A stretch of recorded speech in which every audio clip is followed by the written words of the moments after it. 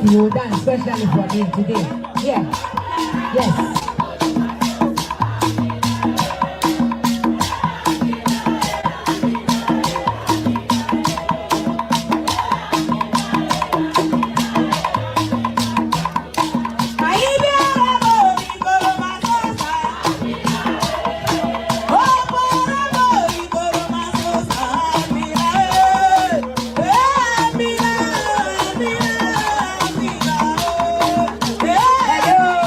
If you're going to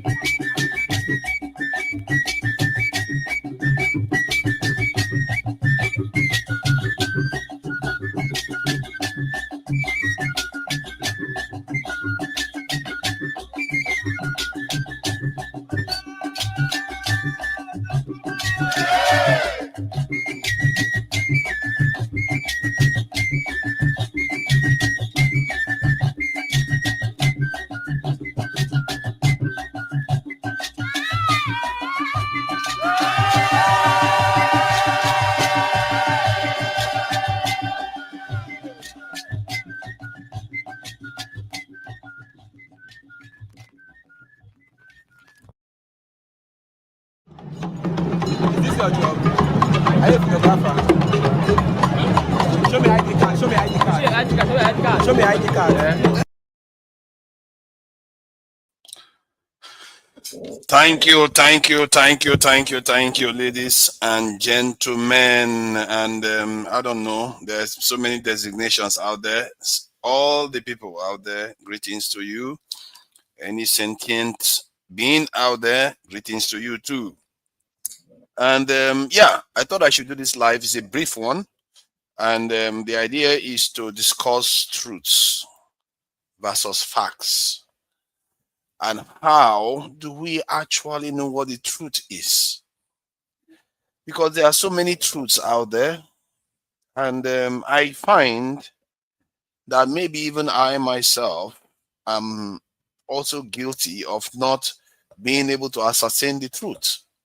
Because a lot of people keep telling me, I don't know what I'm talking about. I needed to dig deeper to get into the truth. I don't understand it, and maybe that's why they are correct. Or is it that maybe they don't understand something? You know, we like to talk about this elephant concept where 4 blind men go and touch the elephant from different parts.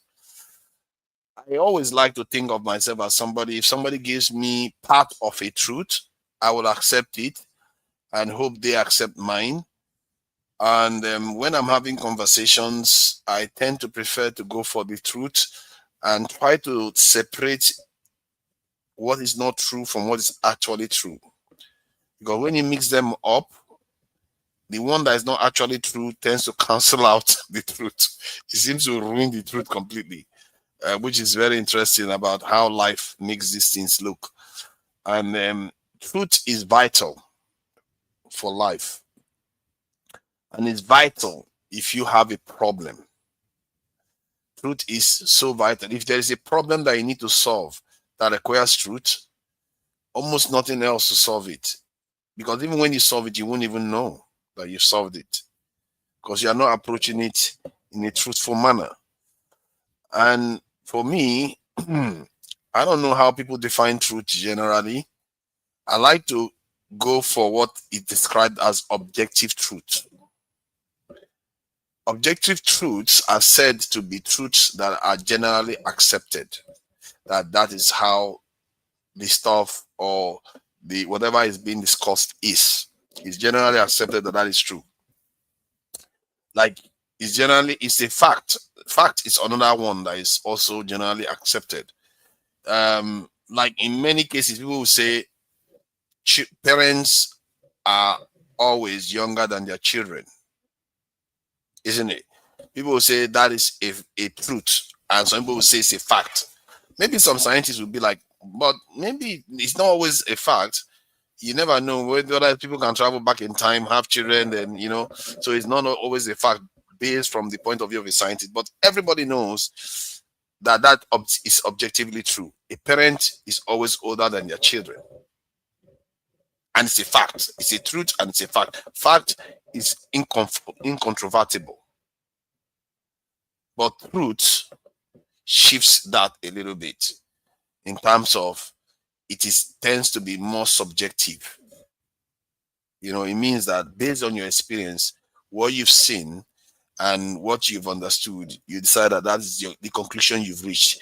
It doesn't make it objectively true. Now, let me try to get into this more properly, because truth is a strange concept for many people to grasp. They think subjective truth is truth. It's not. Like that concept of an elephant with blind men going to touch different parts. Some of them touch the legs, some of them touch the ears, and they describe what they see. Some of them say the thing looks like a rod, and the other people say it's flat, and different things. They are all touching parts of the truth, but it's not the objective truth. The objective truth is that the elephant is the elephant. And it's made up of all those parts that they are touching. Often it's like that. And this is why when somebody gives me what I consider a subjective truth that is really within the bounds of the objective truth, I will accept it, because I will know that, okay, based on what this person said, it is tied to what I'm thinking already. So if they add some context to it, I will accept it. But I find when we are having conversations that a lot of people reject it outright. They'll be like, no. What you've just said is wrong.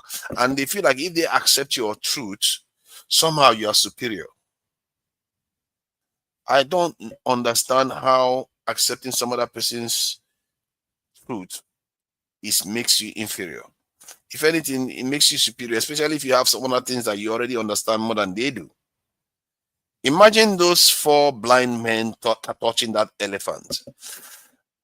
And all of them have their own information separately, the 4 blind men.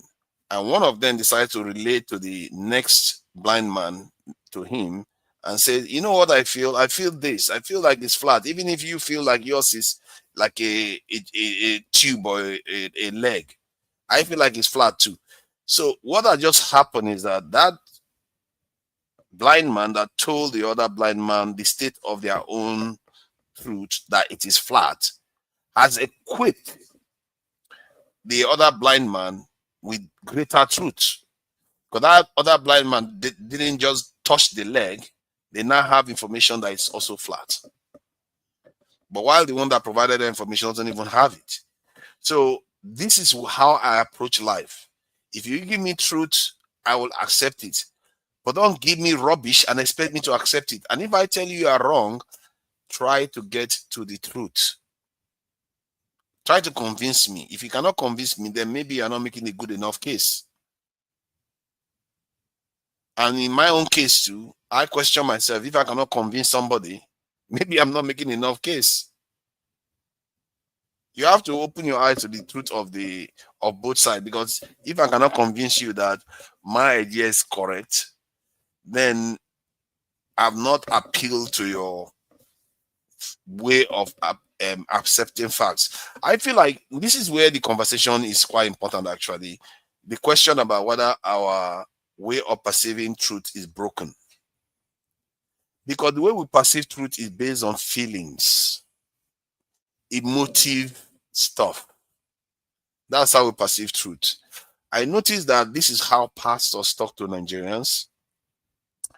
I was watching the Reverend Ladi, if I'm not mistaken. I hope I didn't mistake his name or butcher it one way or the other. He was on Adeola's platform. I noticed whenever she asked him a question, he often went on to say something very emotive about very, very visceral tragedies that has occurred. Like if they ask him what is the solution to what you are saying, like then he will start from, I had this experience and this woman's daughter was completely butchered.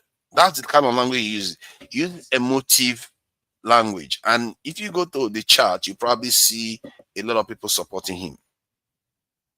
You see what I mean? So even if what he's saying is not even objectively true or factual, people believe it. And that is extremely, extremely dangerous for survival. It's even worse than some other person coming to attack you, because by yourself, you automatically cannot see the truth. And you are dead and you don't even know it. Because if you approach life without knowing the truth, sooner or later you will get caught out. You'll find that you will not progress. Everything you do will be failing because you are not reaching the greater truth. This world, everybody is trying to reach the greater truth and surpass each other with it. No nation will lie to itself and expect to succeed. No people will lie to themselves terribly and expect to succeed. They try to grasp the greater truth, the most important truth. Hence, they get an advantage over the next person. Not because any of them have absolute truth. Nobody does. Nobody living does. But if you have more than the next person, you are more likely to survive in this world. That's how truth is tied to survival. If you have better of it and you're able to manage it, you do better. Lie to yourself, consequences will follow. Life will treat you the way it treats people that don't want to see. It's like walking around blind and expecting to survive. Sooner or later, you walk into some deadly stuff and you either off a cliff or something. And you'll be done away with, and nobody will remember you. And the life will just forget you and replace you with the ones that follow through, that can actually see the true world. So that is how I look at truth. Truth is light. Especially in religion, they talk about it from that point of view. They literally call truth light. When they say, like in the Gnostics, they believe that the purpose of life is for us to return to light, and they use it interchangeably with truth. And sometimes I'm beginning to think that there is something to be said for that, because if you look at how we are able to build now, like now I'm streaming from the internet here. Does it not seem like magic that I'm sitting all the way in the UK and able to talk to you all over the world? That is because somebody decided to say, you know what, let me figure out how this thing works, and it is true. Let me figure out how the next one works, it's true. Do you know how many truths have to come together to create this? There's no falsehood there. If there is one falsehood, it will not work. Things have to be truthful to have better function. If I go and lie about, or the people that are designing this stuff saying, plug this in through this way, it's going to work, while in reality it's meant to be plugged in the other direction. If you plug it that way, you can try for 1,000 years, this live stream is not going to work. That is what truth means. It means that you are able to do things that you would think was impossible. Human beings are cracking the atom now. They're able to crack something you cannot even see with your eye. You can barely even see it with the microscope at all. That's electron microscope. And yet, it creates some of the most powerful and devastating energy, or if you want to look at it, bomb in that we know of, that can level cities. Something you cannot see with your eye can all level cities. Because somebody decided that, what is that thing? Let me learn what the truth about that thing is. Truth. Not feelings, not trauma, nothing. Truth. And somehow the world seems to reward it. It doesn't care what they use it for. Even if they go and use it for evil, bomb, destroy cities and all the rest. But the world prefers that guy that will use it to level cities than the moron that would not bother to seek the truth. Because they are the ones that will be leveled. You know what I mean? If you don't seek it, you are the one that will be leveled, and the one that lent it would not be. Why does the world reward that? Don't you ask yourself? Because it means that all those things we take as important, feelings and all the rest, is not relevant. That is a human thing. But truth is almost woven into reality itself. If a tree is in the forest, to show you what I'm talking about, that truth is woven into reality itself. If a tree is in the forest, how do we know that tree is in the forest? If I go and see that tree in the forest, I come back, I tell you that I saw one tree in the forest. How do I know that that tree is still there when I leave? How do I know? Because if, say, Bumbure goes to that forest and sees the same tree and comes back and reports it to me, we describe exactly the same thing. What is happening there? It means even without me being there, that tree is still there. The concept is said to be object permanence. In other words, it's not about me. It's not about anything else. And even if you send a goat there, let's say the tree, instead of a tree, is hay. Horses eat. And horses, when they are hungry, they go and eat hay. I go there, I see the hay. Then I release a horse to go to that same location. That horse will go there and come back with their belly full because they ate that hay. Not because the horse cares about what I'm thinking about, because that object is there.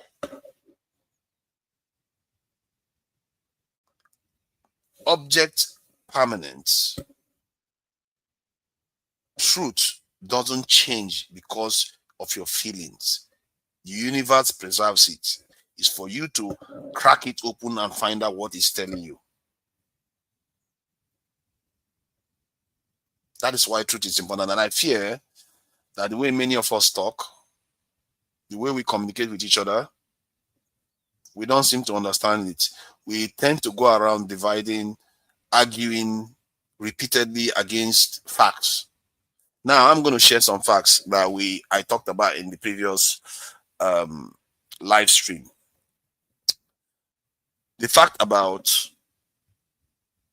that we don't have enough personnel. I'll give you my reasoning. It's very simple, really. Why do we always have to wait until something goes wrong before we act? Is that not a sense of a people with a broken self-threat assessment? Why should you have to wait until something goes wrong before you secure yourself? It doesn't make sense, does it? Because when you build a house, you don't say, I don't need a door. I'm waiting to be robbed first before I put a door on it. The reason why you do that, the reason why you put a door, because you've heard of other people being robbed. Not just a door, a lock, burglary proof and everything. You've heard of other people being robbed. So, if we follow that logic, we've heard of other countries being attacked. We've seen other nations with so much power that they can just wave their wand and Nigeria will be level. Why don't we do something about that? It's a simple question. Why don't we do something about that? Why do we wait until something goes wrong first before we act? Is that logical behavior? Do we ask ourselves, what are we subjecting our future generations to here? And it begs the question, if when you decide to reveal it to people, they fight you.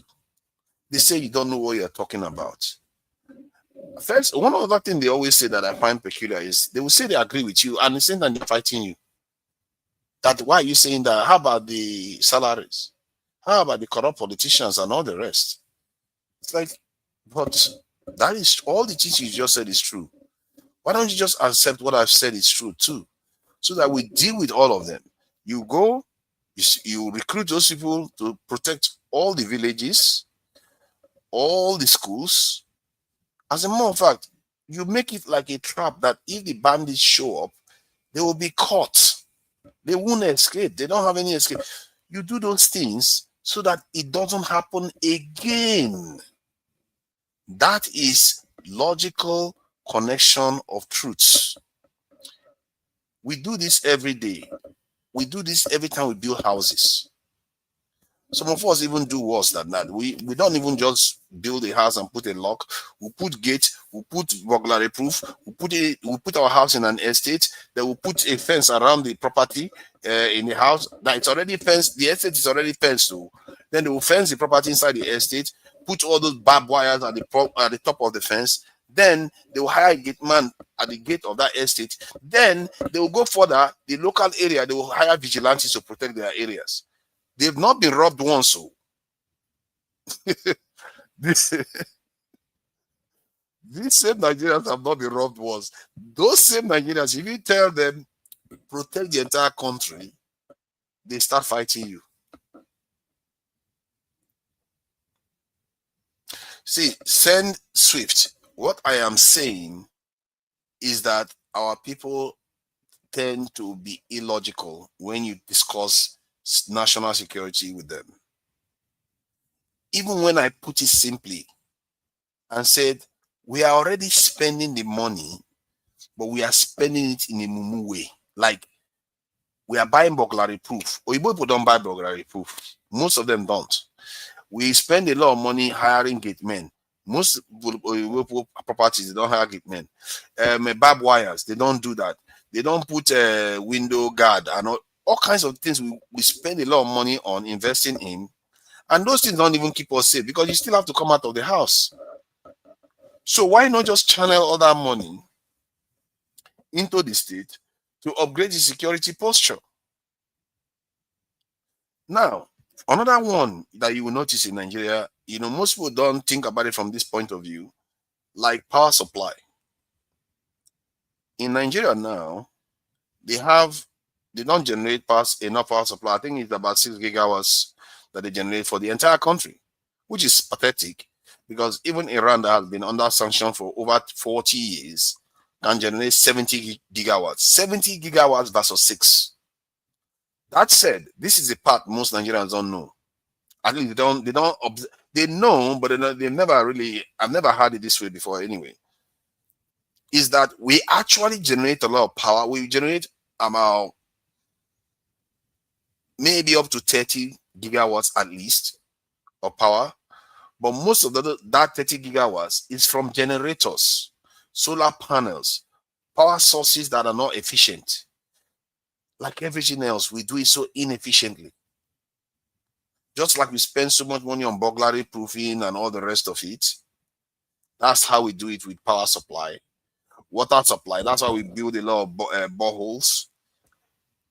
Our societies are designed to be very, very inefficient. Our societies are designed to be very, very inefficient. No, when I say 6 gigawatts, I mean gigawatts, not megawatts. Megawatts, if you want to put it in megawatts, 6,000 megawatts. So I'm referring to 6 gigawatts that Nigeria produces that we actually use. I'm not even sure we use the 6 gigawatts because transmission lines are not always up to par. Maybe now they are trying to do something about it. But even if other 6 gigawatts is getting to houses, that is minuscule to what we need. So most of the power we generate, which is up to 30 gigawatts,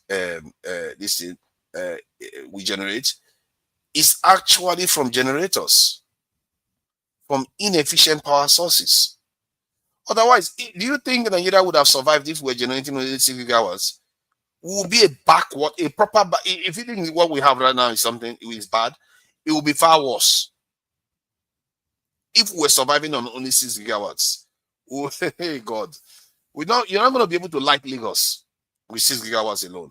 You can't. You can't even light Lagos at all with 6 gigawatts. So most of our energy is generated from generators, but terribly inefficiently.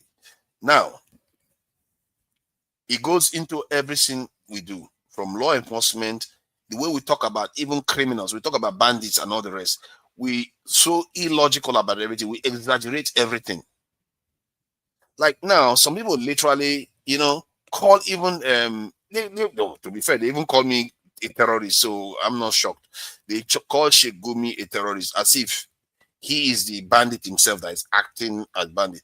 You might call him a terrorist sympathizer.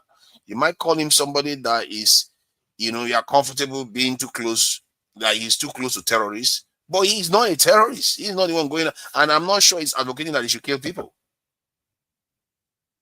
If he was doing that, I'm sure he would be in jail by now. That if he was there telling bandits to go and kill people, he would be in jail. Not that I'm defending him. A lot of Muslims have their own questions to answer.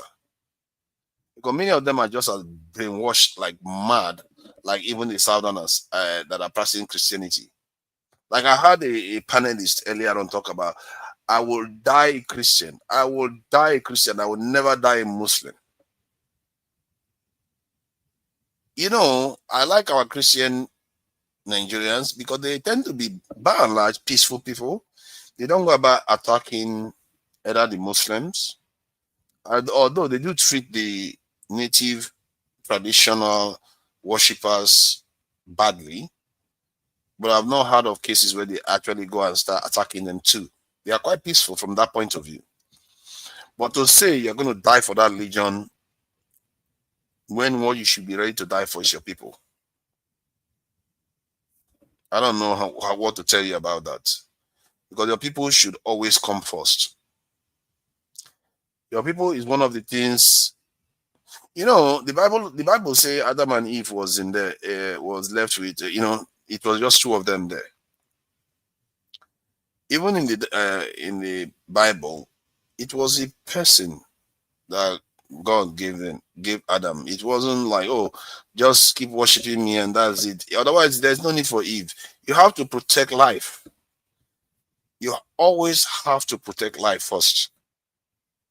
Always. You see, when you start thinking like that, you are beginning to be wise.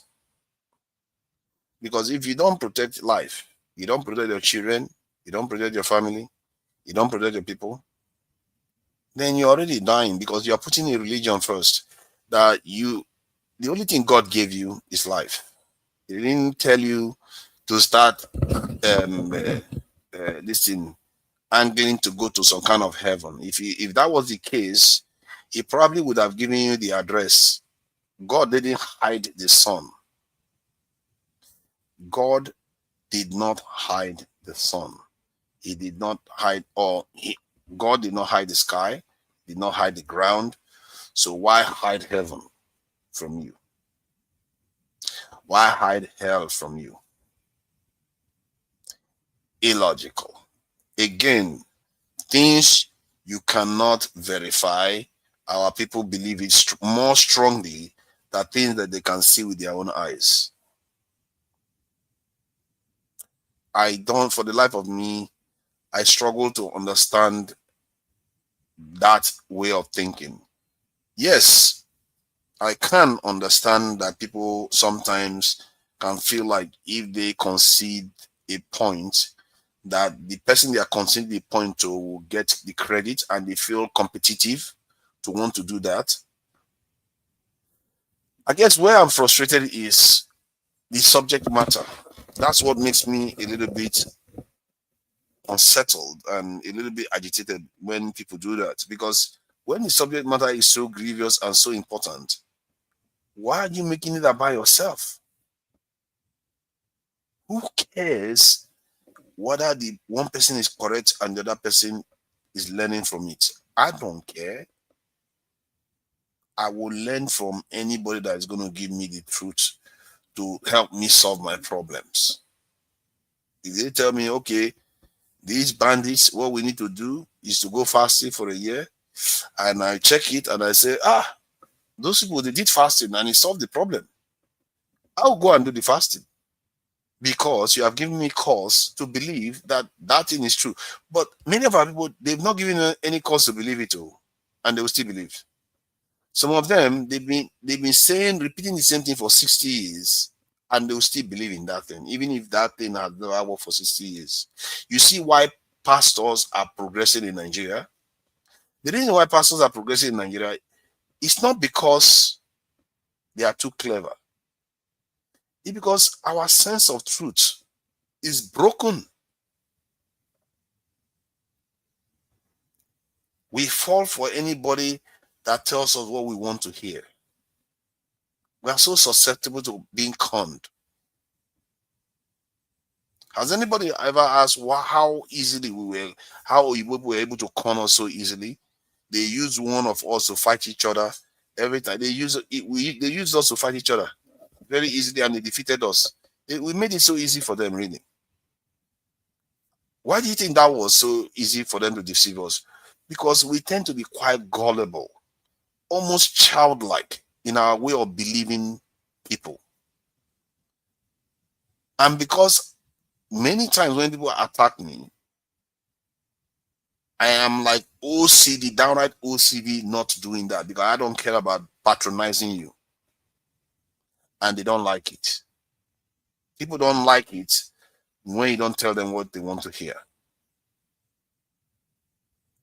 They don't like it because if you tell them what they don't want to hear, one, they feel like if they accept what you are saying, they may lose face. Sometimes there's even a subliminal fear to accept the truth, maybe because of history. Thirdly, they also fear that stuff, if they accept it, they will have to do something. So they are a little bit too lazy. They would rather choose the part where some other person will do the job. And this is why many of us are welcoming Trump. Because we don't want to have to force our government to recruit people or throw them out of office. We don't want to have to do that. That is hard now. Eh?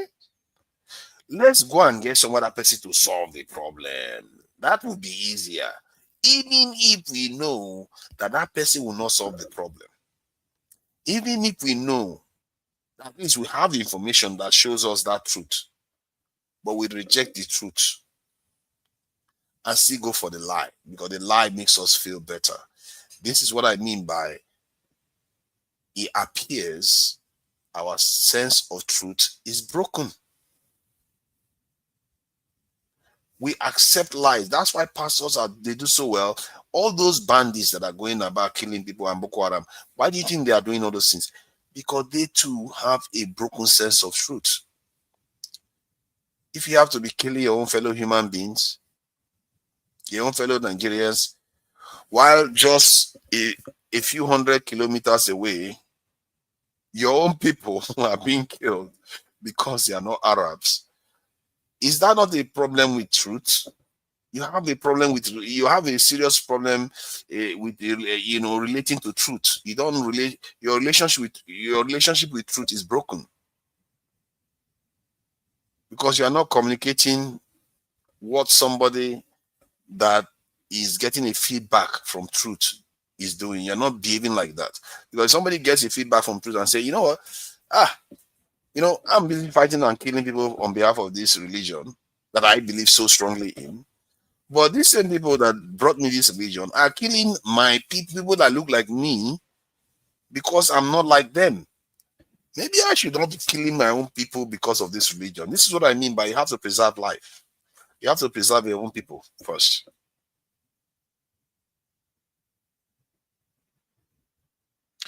Another area I find we struggle with truth is national identity. We struggle with that truth. Oh my God, we struggle with that truth. Yesterday I was having a conversation and some people said, oh yeah, we can't do anything about tribalism, we're just tribal. Yeah, we know that we are tribal. The whole point is to prevent that tribalism from damaging you. In other words, you can be tribal and still be a nationalist. People think they are mutually exclusive, or if you do one, you can't do the other one. No, you can. Both of them are perfectly compatible. You see, now that is, it gets to one of those core areas that many of us struggle with. Where did you get the idea that to put your tribe's interest first means your national interest has to be put at the back burner. Where did you get that idea? Because the idea is if your nation does well, your tribe will do well. It's that simple. Again, one area we struggle with truth. Even if we have lived through playing the game we have been playing, pretending as if our tribe always comes first, and it never gives us good results. We did it, like, we even forget that we did it inter-tribe. We did it within tribes. Even if the result is still bad, we still think, let's double down.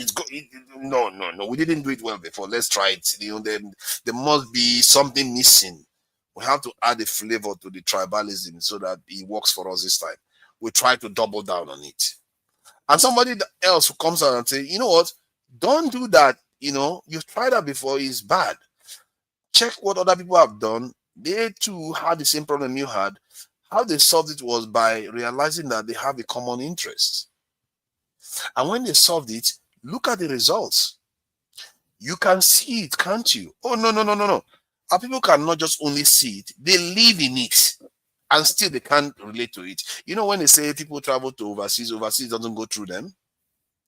Yeah, that's what we're talking about. They are in the West, but the West is not in them. They didn't even learn anything from it. Like, they just look at their country as a concept that they can talk about based on feelings. How I feel about something. The answer is right there. They can see it, right? Like, the truth is right there. Like when I said earlier on about guards are being subject to 6 Hiroshima bombs, which by now is already way more than that. So when they said, no, it's not true. It can't be true. You are wrong. It was like, why are you defending that? It's a factual statement. America has sent 14,000, 2,000-pound bombs. Where did you think those things are not used to go and plant flowers? And if Israel even came close to using half of that, that would be multiple times that of the Hiroshima bomb. And some people are arguing about that. Because why? They don't want to think that the people they are supporting are capable of such carnage. Even when they know those same people have been responsible for so much on our own continent, have been responsible for enslavement, have been responsible for so many other carnage. I can't even start spelling. Even if they know that fact, because their relationship with truth is broken, they basically walk in the dark. And such is a poorer person for it. Because I don't, if you walk in lie, you're already in the dark. And if you don't come out of it, you are diminished for it. Life doesn't have too much to offer us. You come, you have children, and you do as much as you can in it. Life is not that complicated. We choose to complicate it all the time. And to do those things, you need to adhere to certain rules. And these rules, other people have studied it and given you the information. That's why we are online here. Somebody probably, I went and learned how to stream and I'm here online. Somebody did that. They passed truths to me. If I had chosen not to listen to those truths and done something else, it would have been awful.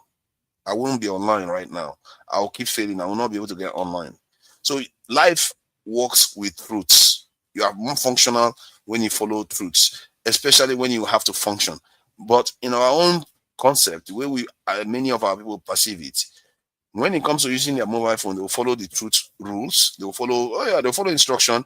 When it comes to getting their master's degree, their PhDs, There are multiple degrees. They will follow logic. But when it comes to their people's welfare, logic flies out of the window. Completely flies out of the window. Now it's all about tribalism. It's all about discrimination. It's all about everything else. It's like, how can we be like that? How can it be all about tribalism suddenly? How can it be that, oh, our country is corrupt? This is why we can't make it work. The people are useless. The moment you are saying that, you have to know you are one of them. Let's not pretend. We are all part of this mess that we've created. And some people will be telling me, oh, why are you overseas? You need to go back to Nigeria. Like, what does me being overseas have anything to do with whether what I'm saying is true or not? When you say something, I don't say never come back to Nigeria again. When you say something I don't like, stay in Nigeria. Never. If I say Nigeria, you will see. We really need to ask ourselves some questions, because sometimes when I hear people attacking me, and maybe I should be more stubborn. Actually, I don't know. People think I'm stubborn. They don't understand that whenever they tell me something that is true, I accept it. I don't argue with them, or I just accept it straight up. So they don't notice that. So maybe I should make more trouble when they tell me the truth. I say, no, you're not. Then after I give them a lot of trouble, then later on I just accept it. They'll be like, yeah, now I've gotten him to accept it. That's good. Then they'll feel better. It's about making themselves feel better, not about getting to the truth. For me, it's getting to the truth. I don't care about feeling better. If Nigeria can get better, I will stop streaming. I don't care. If Nigeria gets better, when I say better, I'm not even that forced. You guys don't come for me for this. I'm not that. I'm not that concerned whether we will have good health care as much. It's not my top priority. Great education, it's not my top priority. Name it. But for me, where my biggest reason for being here lies is survival. Survival. Because the rest can be taken care of. Other people will take care of that. But if your people's chance of surviving is so limited and becoming more and more precarious, you can't escape it. Because if you pretend as if you can't see it, your children will find out. Your children will find out eventually if your people fail. You have to take responsibility and say, you know what, this thing will affect my generations to come. It will affect my family members if they fail. Hence why I get involved in all these things. Because think about it, there are so many things I can be doing with my time. I enjoy so many other things.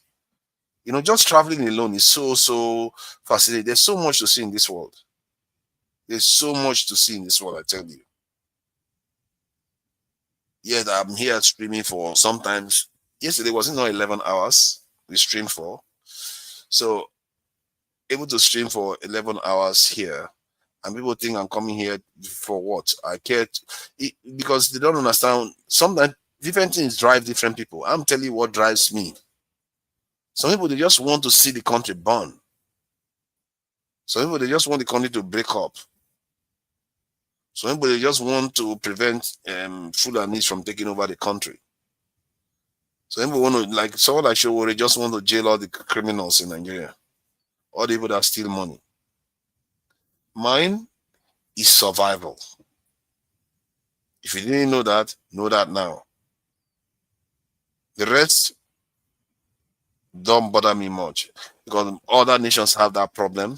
They always have that problem. They figure it one way or the other. They manage to figure it out.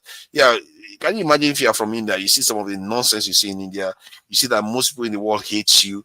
But one thing most Indians will be sure of is that their survival is not under question. They are a nuclear power. They are a spacefaring race. They are numbered into 1 billion, 1.5 billion now. They don't have any existential issue. We do.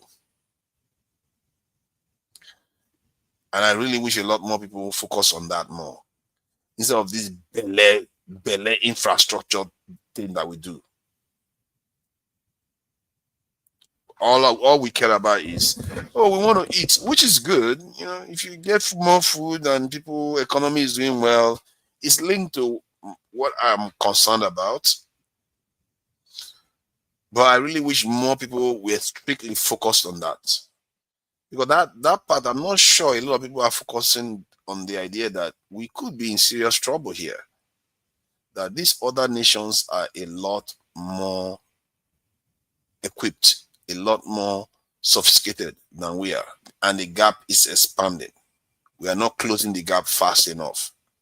And sooner or later, if the gap expands too much, the consequences will be dire, and our population is growing. So technically, they will even have more people to have to decimate if we stand in their way. And who wants to see that happen? Nobody wants to see that happen. Nobody wants to live in the day of, for want of a better word, I will use a more religious term, the day of tribulation. You don't want to be there. The closest most Nigerians have heard of this, and I'm sure most of us are not alive to experience that. We don't see it. I don't even know whether anybody was alive during that time. Was during the colonization wars. If you were around when that was happening and your kingdom was sacked, your king maybe even dead, and everybody's running, your warriors are decimated, and you see them being taken into slavery, never to be seen again, then you know what it's like on the day of tribulation. You might have an idea, but I'm not even sure anybody has actually captured those events properly in any movie, because they probably censor many of our leaders and our media not to air these things, because they would be like, you are kind of indoctrinating your people against us. You can't do that. You're not allowed to do that. But they can make the movie of them torturing us, but we are not allowed to make the movie of them to show the gravity and the destruction that was laid at our doors. Children, women, old people have to suffer the indignities that came with that. Forced to change their religion, forced to serve foreigners. That's what they did to us. If you live through that, you might have an idea. And I don't think can you even imagine what it's like to be in Gaza when all this stuff was happening, or be in Ukraine? Ukraine is a little bit different because it's mostly soldiers that are encountering themselves. But if you're in Gaza, you have an idea. Or Iraq, when Iraq was invaded, you have an idea. And in Iraq, it's not even like that bad. They didn't entirely take over the country for indefinite period. They were there for a bit and they left. In our case, they stayed. They ruled for a while. And after that, they left. And the people they left are the ones governing you today.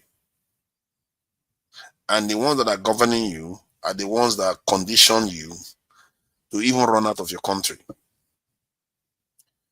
You see why it's a circular feedback loop, where you see how everything works together to break us. I think Nigerians, many of us are broken. Truly, make no mistake. We don't. When I say many of us, I'm not referring to the 250 million entirely, because the people that know some of these things that I'm discussing here, they are barely 10% of any population. Any population in the world, they are barely 10% of them. So those populations that belong in Nigeria, that group, they are broken in Nigeria. So when I say that, that's what I mean. Not all Nigerians are broken. The people that are supposed to know these things, they barely exist in Nigeria. The fact that you will speak to a military man and they will be telling you about is poverty. Poverty is the reason why people are turning to crime. The reason why they say that, you begin to wonder, did they check properly before they say these things. The reason why this annoys me, because I've been hearing it since I was young. Because the UK is not poor in relative terms. It's not that poor. Nobody will say the UK is one of the poorest countries in the world. But yet they have more than 1 million criminal convictions every year. Why? Why is such a rich country? Why do they still have crime? So why do a general in the military keep talking about poverty when it comes to insurgency? Instead of him to be focusing on keeping his people safe, he's saying, go and get them gari, go and get them yam, get them some food, get them a job, they will not attack you anymore. There is job in the UK. Why do they have so much crime? There is job in America. As a matter of fact, a church was attacked recently. There was this attack in California where that children lost their lives. In America, California, one of the richest states in the world. Children were attacked. Florida, one of the richest states in America too. The same thing. I think that was a state where even school children, young school children were massacred. That is in the most militarily sophisticated country in the world, with the best weapons, with up to 2 million man military. And yet they struggle with security. Recently, two National Guard officials were shot. One lost their life. The other one is fighting for his life today.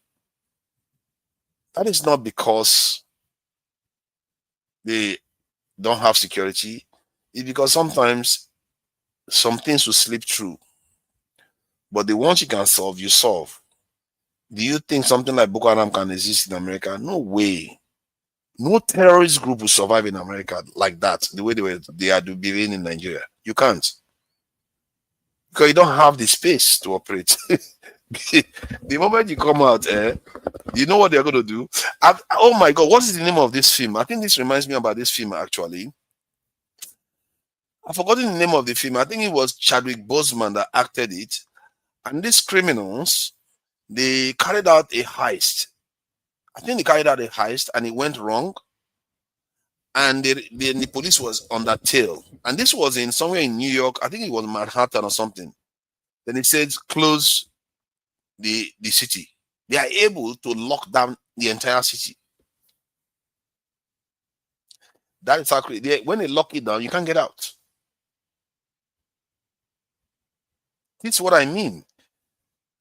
Just give Nigerians that.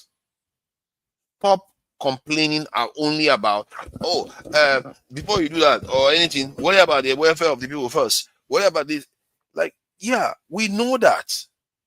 But first, stop the killing.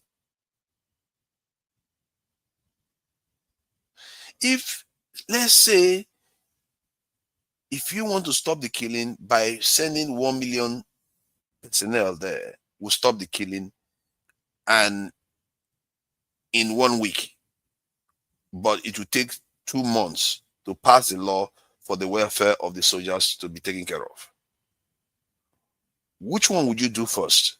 Would you be worrying about the welfare of the soldiers first, or would you send them out there to go and save lives first? Sometimes the way we argue, it makes it sound as if we are going to wait until the welfare is sorted out before we send the soldiers. That is not how it works. Because while you are busy sorting out welfare, people are dying. Your country is suffering and it's making it harder to even provide that welfare for the military.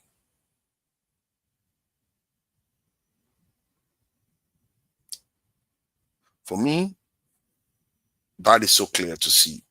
Most nations go through difficulties. Some of the nations, like in the case of China, they were living on rations. That is one example. They were living on rations. They didn't have enough food to go around. They had to cut down what they are eating and share it amongst themselves.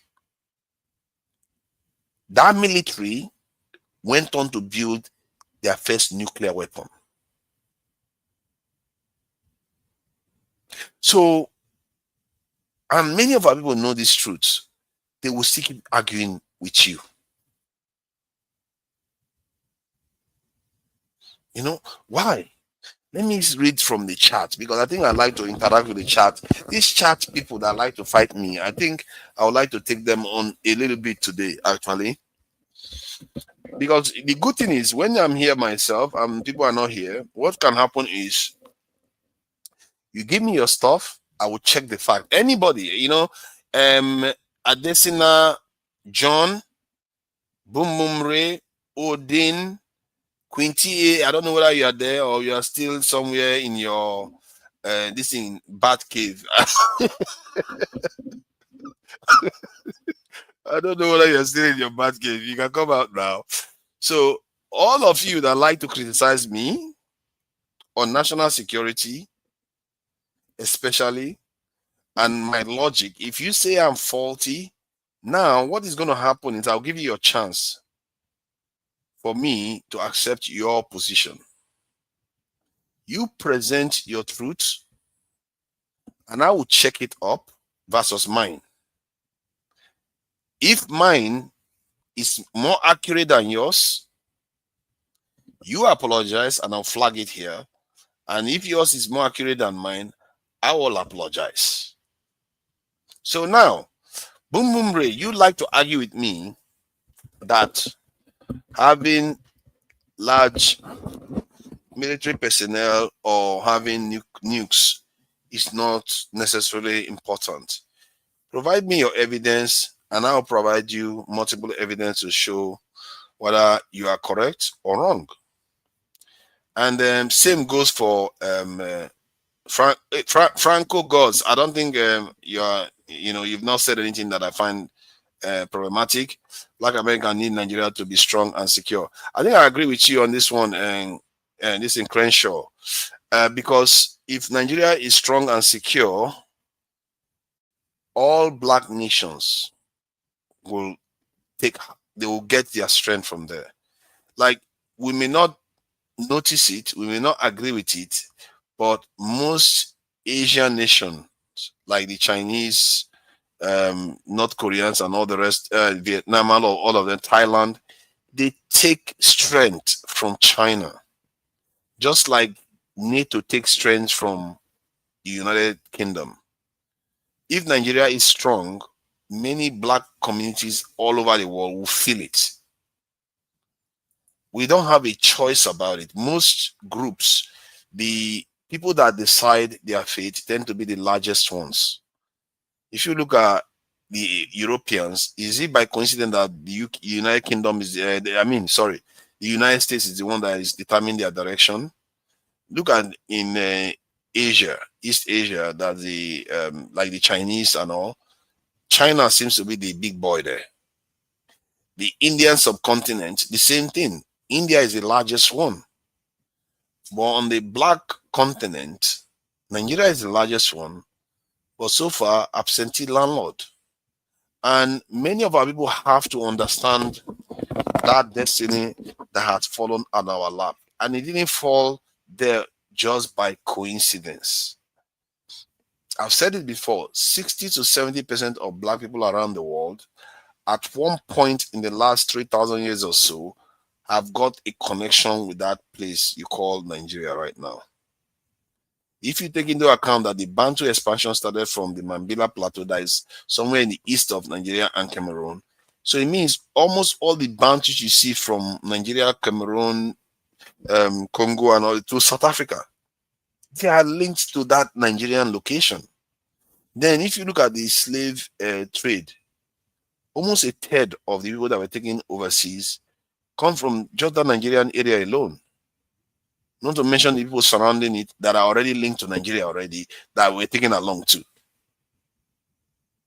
So you can see how, and many of those who are in the diaspora now, that is called from the United Nations, they call them the fifth region in the United Nations. So they are all over the world now, connected to Nigeria. One of the things that surprised me, that led me to this,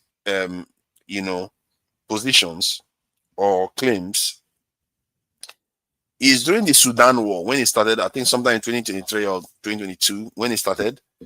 I heard that Nigerians were being, taken out, and on the news they were saying there were about 2 million Nigerians in Sudan. I was shocked. Or that what? Since when has 2 million Sudan managed to travel all the way to Sudan? They say, oh, because they go through there to Mecca. That was an eye opener. Then I went and checked Nigerian populations. I was surprised how many. I think more than 1 million in Benin Republic alone. In Cameroon, way more than 1 million. And that just tells you what is going on in that area they call Nigeria. The most populated area in Africa. It's like the population is just radiating out from there. And we think the Bantu expansion has stopped. It hasn't stopped. It's still happening. It was happening slower before because the Nigerian population is growing now. Many African population is growing. It's getting larger and larger. And you wonder why many African countries, they everywhere they turn, they are saying Nigerians. Nigerians are everywhere. We have what they call negative net migration. It means more people are leaving the country than are coming in. We keep repeating that. Some countries, to be fair, because of poverty, most African nations actually do have negative migration. If I'm not mistaken, most African nations do have that because of poverty. But Nigeria's case is quite unique. Because of the population density in that area, they tend to radiate out from that region compared to the neighboring region. So let me see. You are not even versed on the topic. It is very obvious that you just recently became familiar. Let me just put this up so that we get Boom Boom Ray's wisdom. It's good to share wisdom. Now, this is exactly what I've been talking about. We are talking about light and truth here. This is what we are talking about. So you are not vast on the topic. It is very obvious that you just recently became familiar with these topics and are enamored by new things you just discovered. Wow. I like new things, that's true. But I also like truth. Some of the truths I discover, you can say is confirmation bias. It means that because I'm thinking in that direction, that's why I like it. Most of the truths I go for is because I already have reached those conclusions. And I found evidence to back those conclusions because I've looked at so many different things. Like, for example, when Machiavelli talked about to create a state, the most important thing is national security. You have to have a strong national security, then with law. But he said without national security, forget law. So in other words, the most important thing you can do for a nation is national security. And yet, you see Boom Boom Ray here that is he seems to think that he's into security, but he's arguing against something that even the person that is regarded as the father of modern political science advocated. This is how crazy our people are. The topic, broken sense of truth. We have a broken sense of truth. Because if you look at this statement he put here, most of it is just feelings, not factual. Tell me what I'm saying that is factually wrong and that is not true. This is the challenge I put out there. If you have anything I've said, I'm open here. This one, you will shame me. I will flag it here. You will shame me because anybody that is in the chat, that put their chat there, and other people in the chat will see. So if I don't flag it, if I don't show it here, you can raise the flag and say, hey, look at him, he's hiding because he's worried that you're going to reveal, you're going to show me off to be a liar. No, I'm not going to hide anything. So now, you say, imagine being shocked that there are millions of Nigerians in Sudan, but you think you can debate on these kind of topics. You see what I mean? He is shaming me because I reveal that I don't know something that I found out. Why? I'm not ashamed to tell you that I didn't know. I admitted that I didn't know, But he also confirms something that I already suspected. Because when they said the Bantu expansion started from Nigeria, it didn't surprise me. I always used to laugh at one Cameroonian, because every time he will come and start bashing Nigeria and says, you need to just stop that nonsense, because one of these days the Nigerians will just start chasing you again, and you will run all the way from Cameroon to South Africa like you guys did before. When I was saying it to him, I was under the pressure that the Bantu expansion actually started inside Cameroon, not in Nigeria. When I said that, because I always told him that it was Nigerians that chased them. That's why they ran all the way to South Africa. But it turned out that it was actually in eastern Nigeria, somewhere in eastern Nigeria and western Cameroon. That's that area they call Mambila Plateau. That's where it started. From what they said, anyway. I'm not the anthropologist or archaeologist, whatever they call them. So that's where. So I always laughed at him about it. Then later on, when I found out that it was from there, then I went on and said, you know what? This one is actually confirmed now. We literally chased you from Nigeria and you ran all the way to South Africa, your people, and we are going to repeat it with you again. So that is what's in jest, of course, but there's some truth to it. So when I found out that Sudan had 2 million Nigerians, I was shocked. I wouldn't say shocked, I was surprised. But at the same time, it lent itself to it's just more like data points. It's like you are getting more information to support the theory that a lot of people found out from Nigeria. You know how they said the Sahara is drying and there is migration from the north towards the south? Sometimes we talk as if it has stopped. It is still carrying on. The migration is coming south further and further. And the world, if you look at the world today, everything that has been happening almost 2,000 years ago is still happening now. The dynamics hasn't changed that significantly. The Europeans are still expanding south. What do you think is happening in Israel? The lighter skinned ones are moving in to move the darker skinned one away from there. They are light skinned, make no mistake, most Arabs in Palestine are light skinned. But the ones that are moving in there came from the north and they are taking their place. Now, if you follow that this in thinking, then what is happening in Sudan?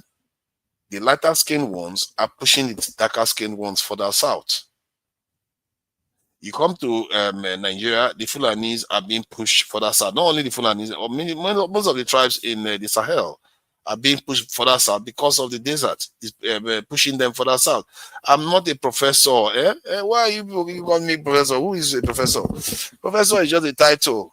I'm a truth seeker. I'm a truth seeker, and I'm just trying to get not even a truth seeker, really. For me, truth, as long as it's good enough for me to live my life, that should be fine. What brings me out here is our survival. And I fear that we take that too much for granted. I really worry about that we take it too much for granted, that people will feel sorry for us. Some of us are happy to be slaves anyway, so maybe that's why they are fine. They will be like, oh yeah, you coming. Some of them will be very happy for us to be colonized again. I'm telling you, they will be very happy for us to be colonized again because they don't care. For them, that life is not so bad. Colonized, they don't understand that by considering that, you may even concede your survival completely without knowing that the consequence of what you are signing on to. You know how sometimes, you are trying to feed an animal, not knowing that the animal you are feeding can consume far more, resources than you can afford. That is what our people are tangling with. They think slavery is where it could end. Because the world has shown that other people can become so powerful that they are capable of completely decimating continents. That's what the world has shown you. That some people can become so powerful, they are capable of doing that. Maybe they didn't set out to do that, but that's what happened. They decimated the entire continent. So you want to feed that capacity. Do you think you can feed your people that? Are you sure? as somebody, one Nigeria program, like, are you sure? Are you sure you can feed your people that? Are you going to survive it? Because you think it's going to end with just slavery or colonization? Don't be too sure. The consequences could be far-reaching. Beyond that, Ferrari, you are one of the biggest opposition. Now, shame me. Give me one truth that I'm getting wrong. You see, nobody has got me through. They just want to come again and start insulting me. That's what they just want to do. They call me professor. They call me this, but they are not giving me anything that I got wrong. Tell me what I got wrong with national security, then I'll prove it to you whether you got it right or. Then you tell me what to check. I'll check it. Tell me what to search. I'll search it and share it here. Tell me what I got wrong, because you are all so happy to tell me when you are all ganged up against me. You gang up against me and tell me, oh, you are stupid, you are not getting it right, you're not thinking straight. Some of them call me terrorist, all kinds of names. But give me now that I'm here, I will take your fact, check it, and see whether it is true. If it is true, I will apologize to you and happily accept your truth. I'm telling you, online here. I don't care. All I care about is the truth. That's all I care about. Let me bring I'm not sure we're allowed to bring people in without this thing. UFC, have you got your camera on? You're telling me to send link. Let me see if I can just have a bit of conversation with people. I'm not going to stay long though, so let's not think that I'm going to stay long. Because it looks like they've all surrendered now. I'll find some other time when somebody is ready to dispute whatever I said. Because when I come online and they start insulting me, they have so much word then, but when they give them the opportunity to present evidence and dismiss and correct me properly, they don't show me evidence. Show me the evidence. I want to be corrected. I want to be educated. I'm very, very open to being educated, really. If I refuse to be educated, whatever, I will accept it. If you show me a truth that is against what I believe, I will accept it straight up. Femi, you have been asking for this link. I don't know what you are coming here to do.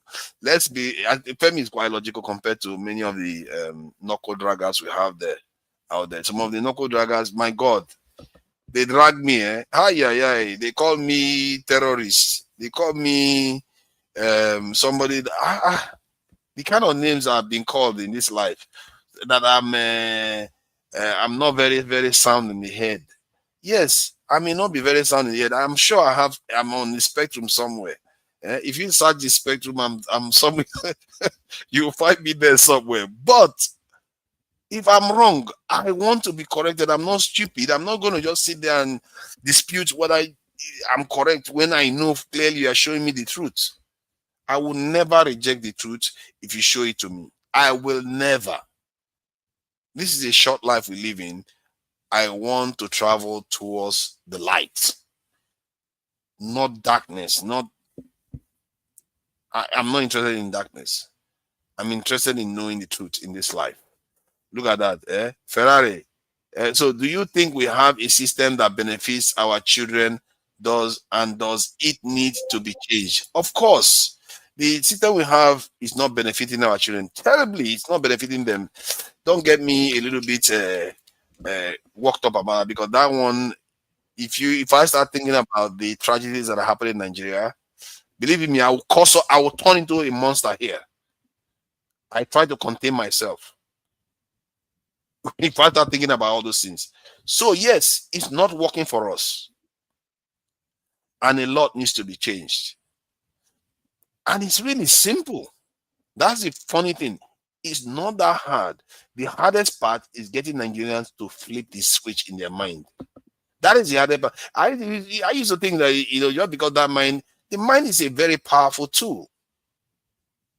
And when human beings refuse to move, forget it all. They are like a winch that cannot be moved. They won't shift it until something forces them to shift. So from that point of view, I agree with you. Something needs to change. The question is, how do you change it? For me, you start with national security. Once you start fixing your national security, you'll find that the bleeding will stop. Most of the reason why our nation is not functional, it's not because of just ordinary corruption. It's because the corruption is coming from the idea that we are taking our wealth and taking it overseas. That's where the damage is being done. Because if I steal money now in Nigeria and I spend the money in Nigeria paying, even if I use it to pay, I don't want to use this, like just use it to spend on women or spend on houses, whatever I spending money on, that money, those people will take that money and spend it on hospital bills, light bills, name it. Businesses will take around, and the system, guess what happens with the system? Eventually it becomes self-healing. What I mean by self-healing is that those police officers, those nurses, all of them will keep doing their job better and better because you are creating more and more incentive for them to do their job better. You have new generations that will show up that will not be stigmatized with corruption.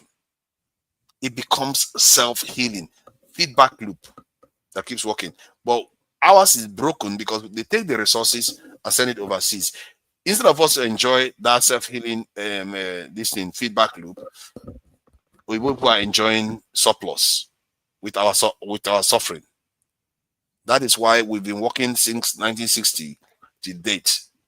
And what have we got to show for it compared to other people? If anything, we went backward. That is the real problem that we are facing. At least you are trying to bring something up, but you're not disputing anything I've said. But the same Ferrari will come on and start calling me an agent and all, calling me an agent and all kinds of things. You know, how are we disagreeing in this point now? We are not disagreeing on this point. Tell me why you do what you do.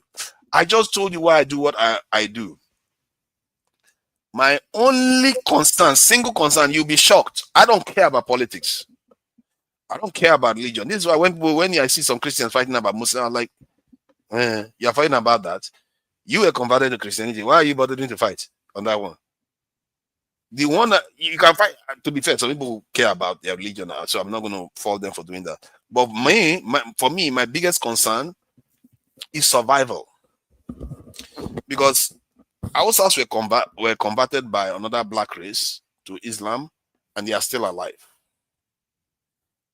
But the Native Americans, they didn't even bother to whether they convert them or not. They are barely around anymore. So that is the difference. If your race is almost wiped out and you become a shadow of what you used to be, and you're on your way out, we are talking about you are literally on your way out. The Native Americans, if America carries on the way it's carrying on, they may not exist anymore in 500. I think some people predicted that maybe less than 100 years they'll be gone. That's what we are talking about here. Extinction. It's real. 2 continents have experienced it. So for me, it's not theory anymore. It's a potential danger we are facing, because if I was them, if I had that kind of power, I could leverage it over you forever. I will not let you get away with it. If you try to challenge me, I will threaten you, and if you don't take my threat seriously, I could do you harm. That's what I would do if I was them. So, and I have to think from that point of view that I am on the other side of the fence. Why are we not doing anything to prevent it from happening? Why are we not doing anything to prevent it from happening? When I read the Bible, when the Bible said, "Woe unto the woman with child on the day of tribulation," that's just mean. You know, it's like you're not like saying they will be saved because they are innocent. No, because the judgment has already been cast. You will pay the price. That's what he's saying. The price is already paid. You will die. Nobody will care. It's already happened. That is why you have to be careful about life. That don't take life for granted. If he gives you the truth, use it. Don't pretend as if you can't see it. If you pretend as you can't see it, when the consequences come, the die had already been cast. Like the way Trump is behaving right now. Nature is already warning that, hey, this thing people are doing, I'm giving you a nuclear weapon, I'm giving you a biological weapon, I give you AI, and AI will even amplify the dangers of those things. What it is telling you is that you need to stop fighting each other. You are going to die. You, both of you, all of you are going to kill each other. If you don't stop that, you will. And that is what is going to happen to us. If we carry on in this path, they will destroy the world one way or the other. And civilization will have to restart again if we survive it. The same thing that we as Africans are even facing. The world is facing that same type of question. You have to learn to read what the world is telling you, or what reality is telling you. It's signaling you what you need to do. Personally, I listen because I know that nature doesn't care about you. If you don't listen, you pay. Let me just bring Femi in for coming to join me today. Because if I start, I wanted to go through some of all these questions. See, they are beginning to come through now. Let me just, it's Femi, sorry, be patient with me. Let me just, because they are beginning to come through. Why do you defend the system? I told you already why I defend the system. No, I don't defend the system. Why would I defend the system? Me defend the system? Jesus Christ. I don't know why people say that. You've never met me on a platform where Jagaban supporters are there. They hate me with a venom. Because I revealed to them that Jagaban had destroyed Nigeria when Nigeria was heading towards a $1 trillion economy. Jagaban decided to downgrade the Nigerian GDP from 477 to 180 something billion dollars. That's what he did. He did that within a year. Do you know there is no leader in the world that damaged the economy that fast? That has not been sanctioned and they are not at war. That's the record Jagaban holds. But most people don't know. And it drives Jagaban supporters crazy when you tell them that, because it's true. They were arguing with me, then I said, go to World Bank website and go and check the chart. Go and check the chart. You see our GDP when he came in. This is a guy that came into office saying he wants to take the Nigerian GDP to $1 trillion. The moment he came in, he brought it down from 477 to 180 something. And now, World Bank is telling him for Nigeria to reach $1 trillion by 2020, by 2030, the Nigerian economy needs to grow 5 times what it is doing now before they reach there. By my projection, it's going to take 22 years to get there with current growth rates. That's how much he has taken us off the path.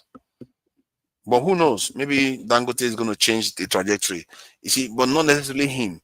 Dangote. Some other person is going to do it. He tried to sabotage Dangote because he went and floated the currency, damaging Dangote refinery prospect. Because every debt Dangote used to owe, and if Dangote was making money in Naira, the debt had just increased in value. Can you imagine if you had 20 million Naira in your bank account and the currency depreciates? That 20 million and maybe your business, you used to buy something overseas. Can you imagine what you are going to do to yourself then? Whatever you used to buy, you can buy only half or 1/4 then, or 1/3 of it then. That is what your Jagaban did to Nigerians. So, but don't tell anybody. I'm not defending him. So why do you defend the system you think needs to change? I'm not defending it. I'm saying we need to secure our people. By securing our people, do you know what has changed? You see, what has changed is something that has never been restored for more than 100 years. Since the colonization wars that we lost, we've never really had a security to defend ourselves. And maybe we never even had it enough before then. That is how fundamental the change would be. If Nigeria upgrades its security posture from having 200,000 soldiers to 1 million, that's how significant the change is. It's something seismic. So when you say change, I actually mean real change, not this fake change that they're getting. All the one we got after independence is rubbish, because those things are not sustainable.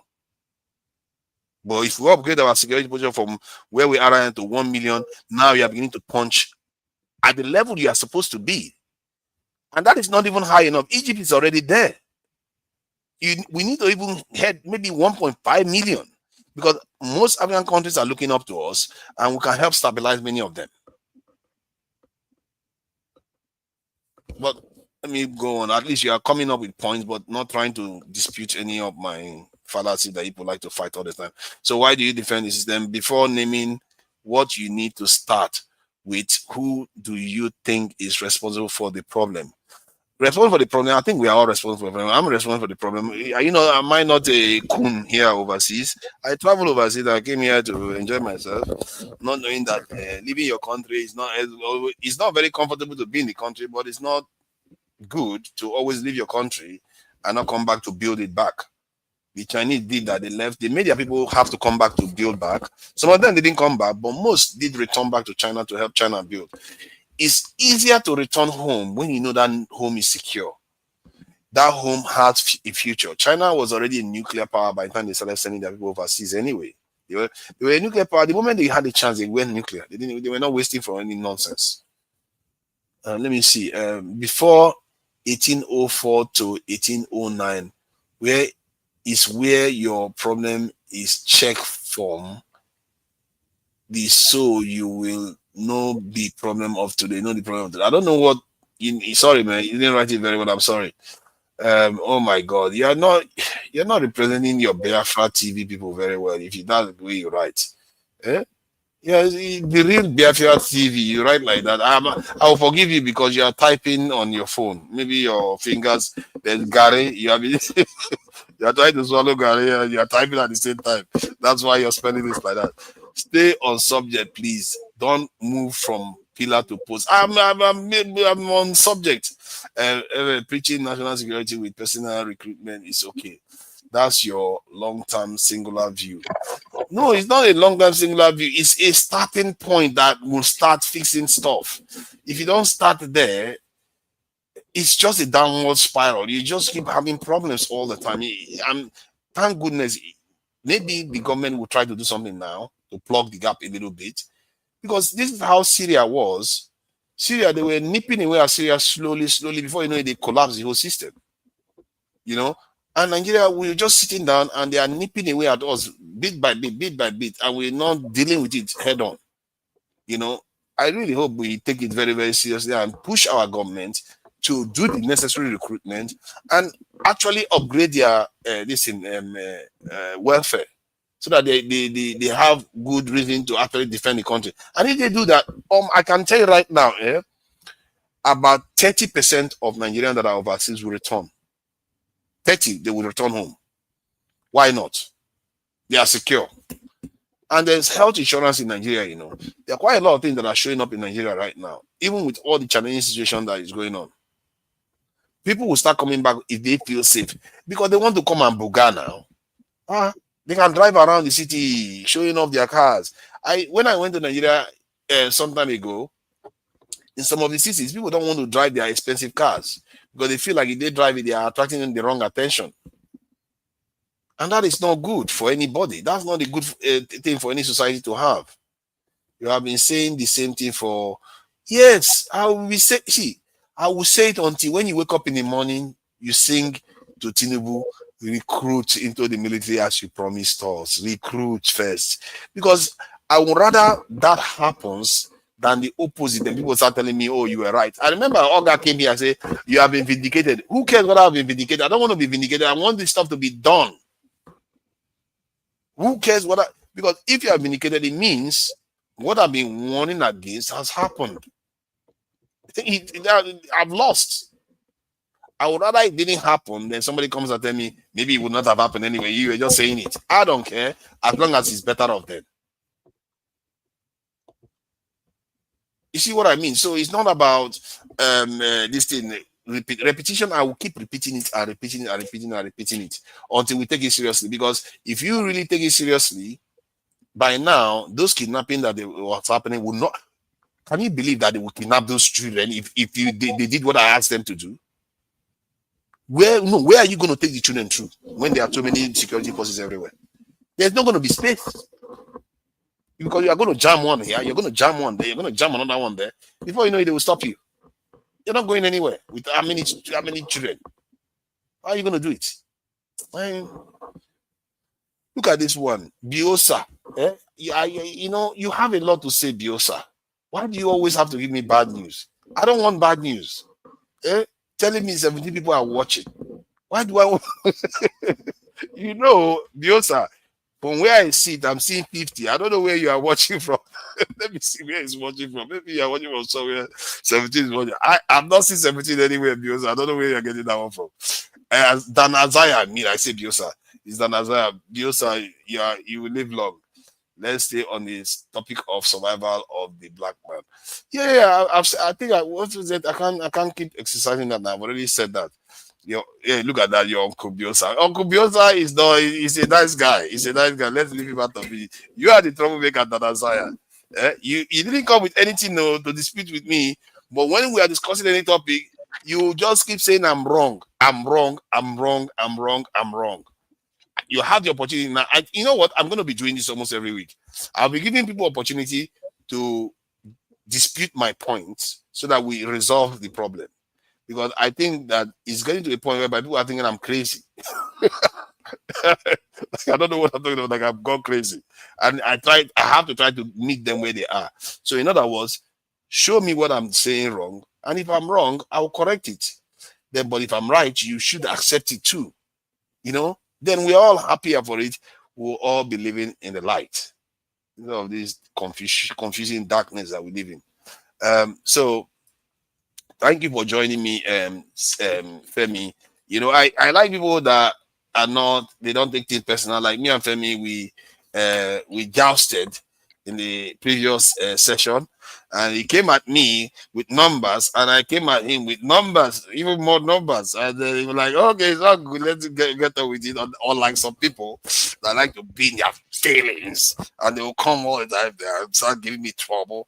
So, but Femi, what do you make of this thing? Do we have this issue? Is a very serious one, because I feel like it's at the core of our problem. You will see somebody saying that they are objective, while in reality they are not even being objective. Like I heard earlier on that somebody is describing Shikau and bandits and even grooming and as people that you should never tolerate.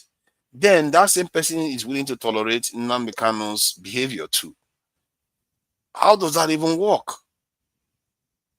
Okay, so I was going to start a different way, but because you started from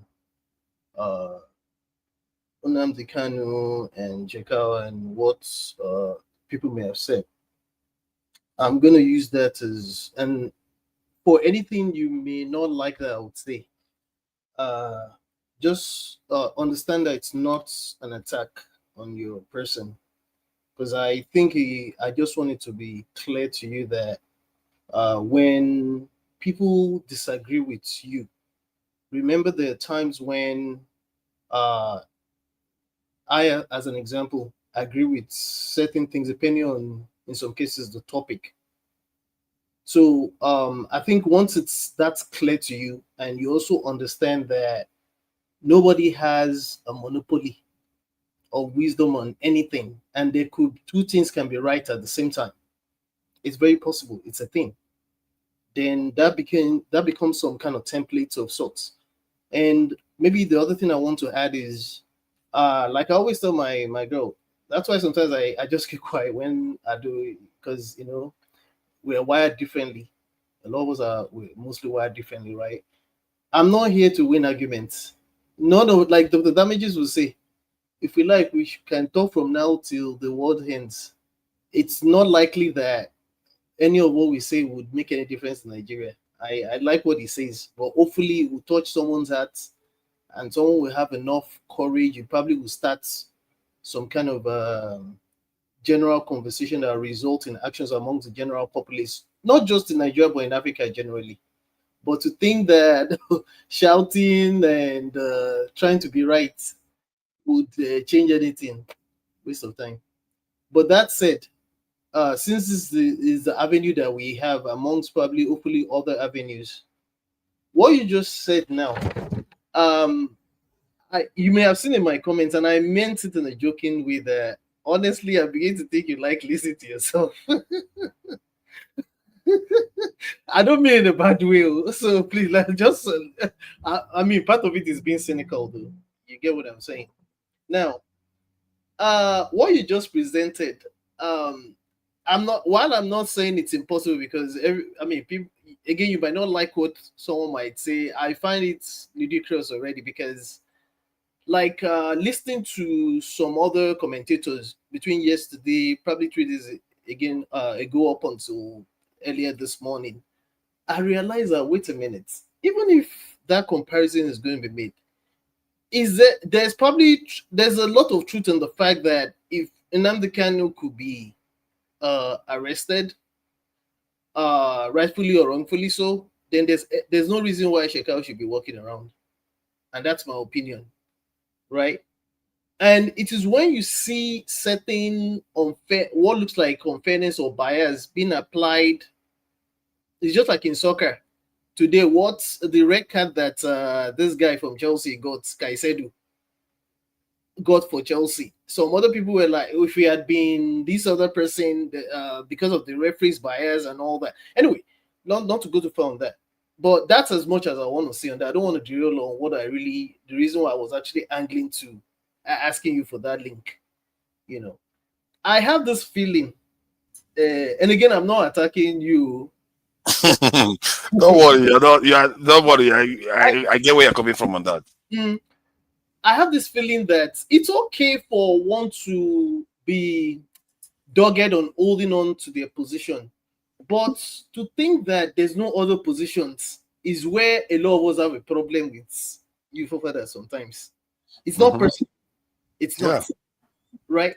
Now, what I said so is, you've been talking about having adding to the numbers in terms of the soldiers and what have you. But for that, I'll tell you, maybe I have never told you this before. Again, forget about the fact that I have mentioned that I grew up in Kaduna. Most of the majority, let me choose my words, if not probably even most of the major military facilities in Nigeria are in Kaduna. From one of the main Air Force bases, and I went to the Air Force school there. My elder sister was the first set for the secondary school. I have I'm literally someone you can consider a military family. A lot of my uncles, they grew to the ranks of Air Vice Marshal and what have you. So anything I tell you, I have in-depth knowledge. I was close to getting into NDA. I can tell you the history of NDA. I don't know if you ever heard of DICC. It used to be called DICC. I think it's called DIC now, Defense Industry Corporation. I'm trying not to repeat a lot of things. A lot of what I said earlier are things I saw. No, my own case is not them saying. I'm not making any of these things up. I saw a lot of the best of when we had that cooperation with Donia that supplied those flying aircraft. Before Babangida stopped supporting the efforts, because remember, after the so-called Vasa coup, it was scared. And that's what became of the issue with the aircraft. At some point, we almost had no aircrafts. Even I've flown in C-130 before. I don't know if you know what it means to fly in the C-130. I can give you a graphic. It's crazy. If all you've known is flown maybe regular commercial aircraft and all that, if you fly in a C-130, no matter, you not be here to say some things that you're saying. So let me just, now, more importantly, I don't think anybody is necessarily disagreeing with the issue of adding men. But I'm repeating to you because I'm privy to a lot of what technology can do. And the fact that as much as we have that population that you're referring to, for me, because I do a lot of data analysis as well, let me just let you know, it's more to do with the surface area, the area that you're even trying to protect. It doesn't mean that the population doesn't matter, but the area doesn't change. The population will change. Well, technically, it doesn't change. Your boundary is your boundary. Hopefully, you even know your boundary. That's even if you know our boundaries. We don't even know our boundaries. It's not guarded. We do not. And this is despite the fact that we have an what's that agency called? The National Space Agency. Yeah, NASA. NASA, right? They have satellites that I don't even know. I can't claim to know the workability right now. But at some point, some of those satellites, especially, I don't know if it's the Nikonsats 1 or 2, that actually caught wind of some terrorists at some point. and some other things that I don't necessarily recall. I don't want to mention things I do not recall as though they're facts. Now, we have those kind of things.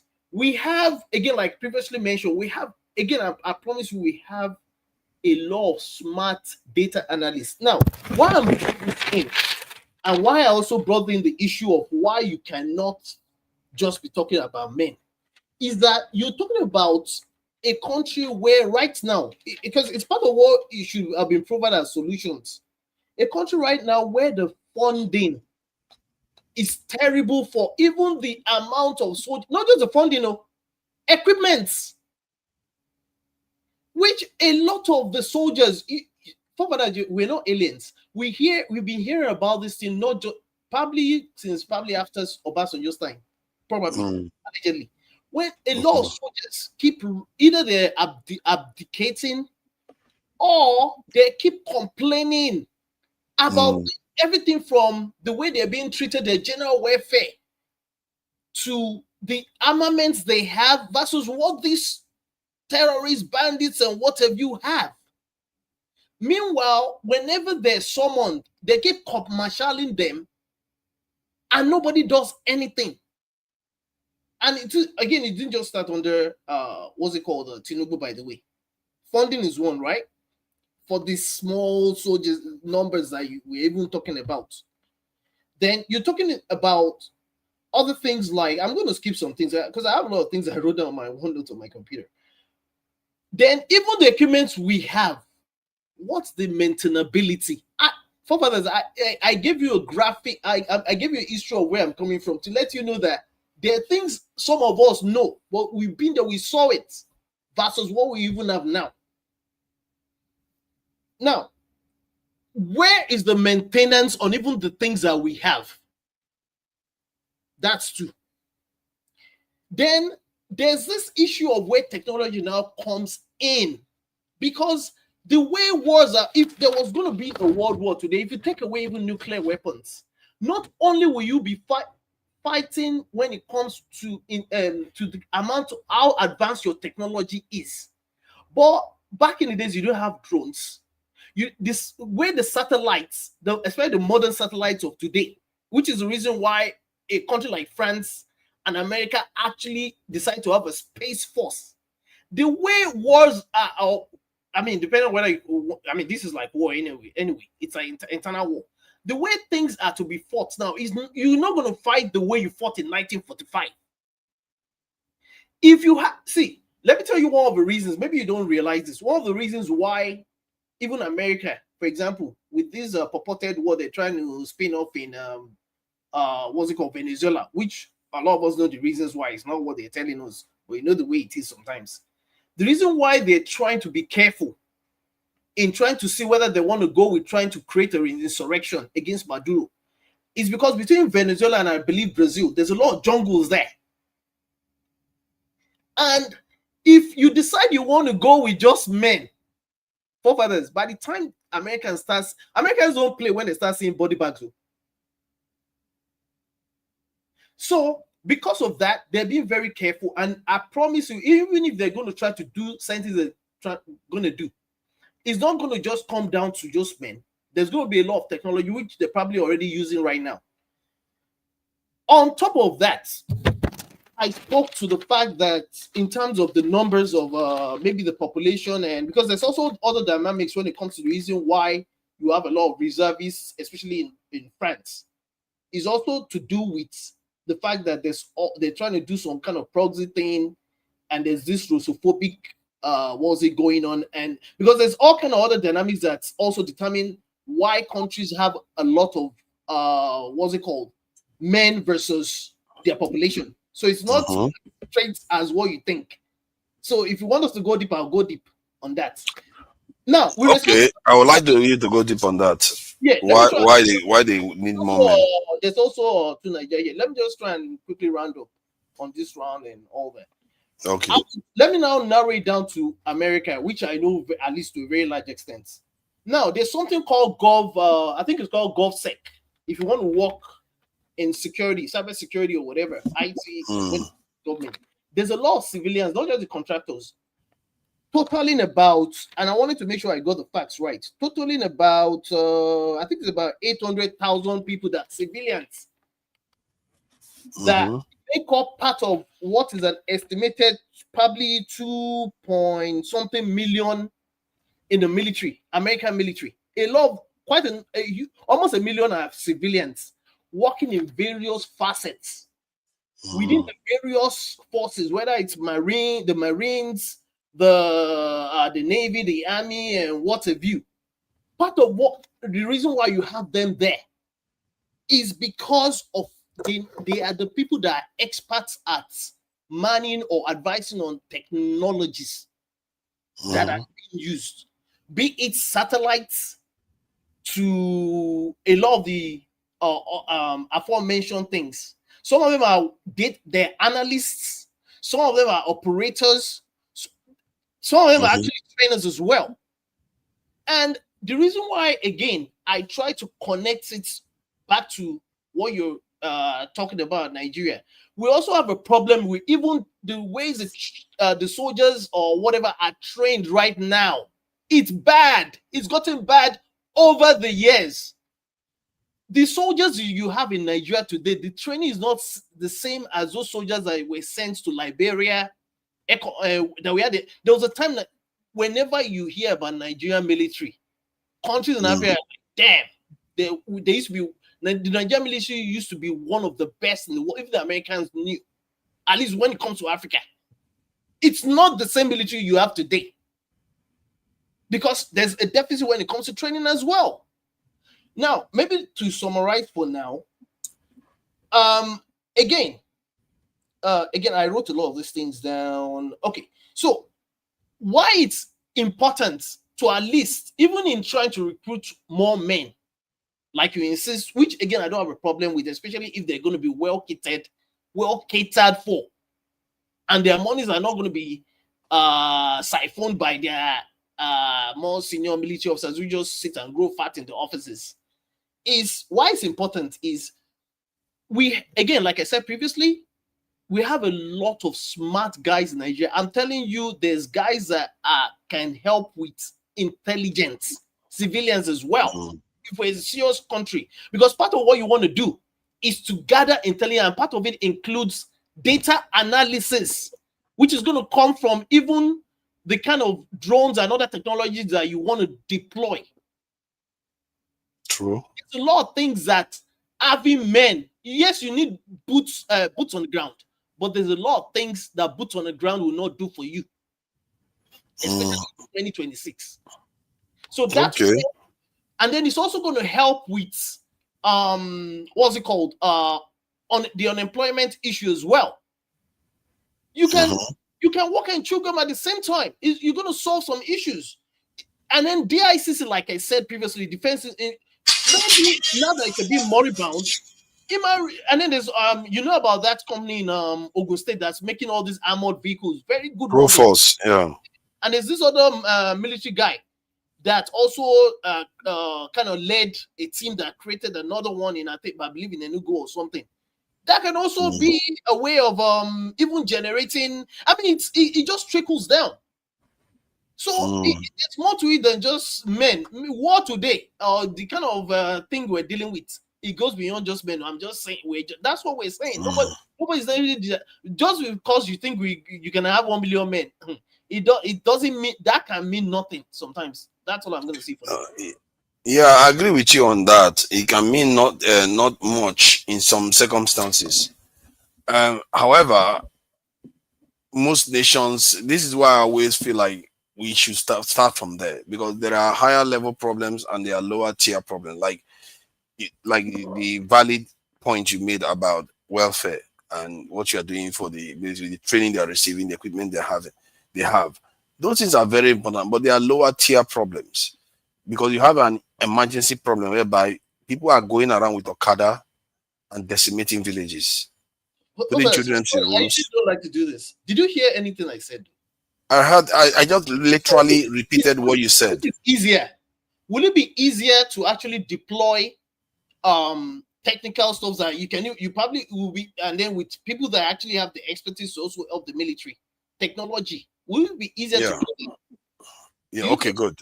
So, like you said, what I heard, what you said, when I was literally repeating exactly the terms I used. But now I will talk about the equipment that you're talking about. The thing about drones is that they can spot people. They might even be able to shoot something, but they don't arrest anybody. Okay, And they can't physically stop anybody. I'm sorry again. Let me finish now. You are not even letting me address every I'm point. not going to say much, please. I'm sorry. Maybe because I'm only mentioning drones. Again, I have a list. Okay. So you remember I mentioned something about it was geolocation. Yeah, geolocation, yeah. There's other things. So just because I mentioned drones, there's a lot. So see, the thing you don't understand is that I do have some ideas about technology. You may not think that I know about this. I know about this issue you're describing. I work in technology. When I say I have an idea, you don't know what I work in it, but I know enough to know what I'm talking about. Let's not start there. You try it now. Try me. You don't work in technology. You do try me now. Try me. You want to try? Go ahead. Yes, try. Tell me something about technology that I don't know. Okay. So give me an idea of how GPS works. A deeper dive idea of how GPS works. First thing, I will ask you one key question. What is actually received on the GPS device that people have in their hands? What telemetry data is received? Tell me whether you know what that is. Don't answer my question with a question. Since you want us to no, because I want to show you, because I don't want to lecture you that you steal it and say you already knew that. But I wanted to reveal whether you actually know the fundamentals. Tell me what the nature of the data that is sent to the GPS. Answer my question, then you can give me. Okay, now ask me the question again, because I'm not going to give you that answer. But okay, ask me the question again. You know what, if you're not going to answer the question, then no, ask me again so I can understand. Because maybe I forgot it. Just at a high level, just give me an idea of how GPS works. Okay, the way GPS works is that it's based on satellites that are placed in space, sending signals, timing signals to the ground station. They have normal some of them they have different stations positioned all around the world to relay GPS positions to the satellites in space. But the way individuals actually get their positions is based on information that is sent to the devices that they have in their hands, and the necessary calculations are done to ascertain their location. Now, am I wrong? At a high level, you didn't do too badly. So okay, now I will ask you my own fundamentals. What is the actual data that is sent to the GPS device that is used to ascertain the positions? So there's something called an IMEI, right? It's unique to every single device. Now, that uniqueness in itself, there's also they'll also have databases where you can track every single device depending on where the location is. And keep in mind, there's I forget what it's called now. There's this tracking thing. You are heading the wrong direction. I'm talking about the fundamental nature of the data that is sent from the satellites to the handheld devices that are supposed to be positioning you. Hold on. There's also databases, because you need a database where all of the data that the satellites pick up is sent to. That also communicates with that the phones, for example, will interact with. And there's a device in every phone that serves as the geolocator for if institutions like this, for depending on whether what you want is where the person is located that you're looking for, because every phone again has an IMEI. And like I said, you're explaining the higher level stuff, but now I have an idea of where you're at, and don't tell me that I don't know what I'm talking about, but it's okay. Now let's carry on with the subject. This thing matter. The subject matter, what you address in terms of welfare and all those things, I agree with them. I am not disagreeing with them. Gyroscope, but continue. Yeah, all the tools, in short, technology, let's put it technology, welfare, all those things are higher level problems. Like I said, there are young men carrying Okada with AK-47 with RPGs terrorizing the country. You need to deny them space. If you have guns, you have armored vehicles, that's what you need to invest in. Obviously, you have to create barracks for them to be in, uniforms, all the necessary that they need. I've done some calculations on this. Yes, it's in billions, but Nigeria is losing almost 50 billion every year. We've lost $1 trillion. Intelligence. technology.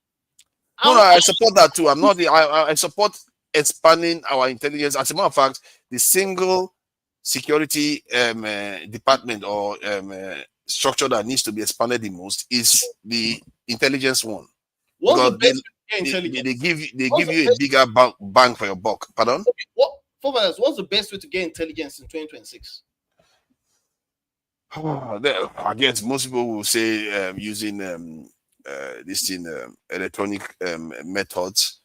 But I think it probably depends on the nature of what you are working on. You can, intercept electronic communication and, all kinds of bugging, whatever you want to call it. They have different methods for doing this sort of stuff. But in reality, sometimes it's good to have people within the organizations to do those sort of things. Denying that, but the fact is that the problem we have is when you keep talking about people without also understanding that, again, like Chim said earlier, you can walk and chew gum at the same time, and also addressing the general Malay in the country. Yes. Oh no. The problem of the country is the fact that, like I said, the country is bleeding, and it's also insecure. People are now afraid for their survival, and IDP camps are all over the place. Like I said, I don't even want to start thinking about those things, because sometimes when I think about them, that's probably why I get a little bit crazy with you people. You think because when I think about the suffering those people are going through, and our men keep saying they're worrying about welfare of the soldiers and all the rest. No, you need people to stop them from killing those children. Soldiers can be replaced, but those children, I don't want them to be taken out. You're a soldier today, and you're not being treated well. Meanwhile, you probably are risking you're risking your life in Sambisa today. Would you say the same thing you're saying now? I probably won't say the same thing, because objectively, because sometimes some things are true, even if it's inconvenient to you. There is a reason why we are biased people. Human beings are biased. We can't help it. But it's true. Like when you say that most people, if you tell them, if you stay in Nigeria, your life will be better, your country will be better off. But as a group, we all travel overseas individually, and our nation is poorer for it. But we keep doing it because we think we are doing it for ourselves.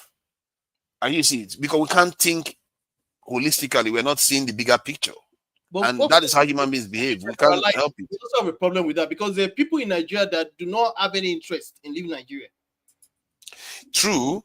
However, the ones that leave, because some of the time the best brains that leave the country, they leave the country less developed. That is the consequence. Anybody will tell you that if Africans were not traveling out of Africa, Africa would be far more advanced by now. I have at least one friend in Nigeria. At least one. He's been an Microsoft MVP for the last probably 9 years. That guy is not living in Nigeria, and he's one of several bright brains that we still have in Nigeria that are not living. How about that? No, I agree with you that not everybody. No, quite a lot. We have a robust middle class. Oh no, I wouldn't call it a robust. We have significant middle class in Nigeria now. And there are a lot of young people that I know. Based on this, another area we don't cover a lot. Maybe even up to 1 million people in Nigeria are working online right now, from TikToking to working for foreign clients and all the rest of it. They are making a lot of money online. That's why you don't see them coming on the street to protest, but people are missing that. And I'm not even sure the government is capturing that data on when it comes to analyzing what is going on this in the country, especially economically. But that's another issue. Like I said, we have a fragment. We don't have no database, so don't even go there. Okay, now that's where that database comes into its own. But we have so much problems, especially national security ones. Nigeria has lost in excess of $1 trillion in GDP in the last 15 years.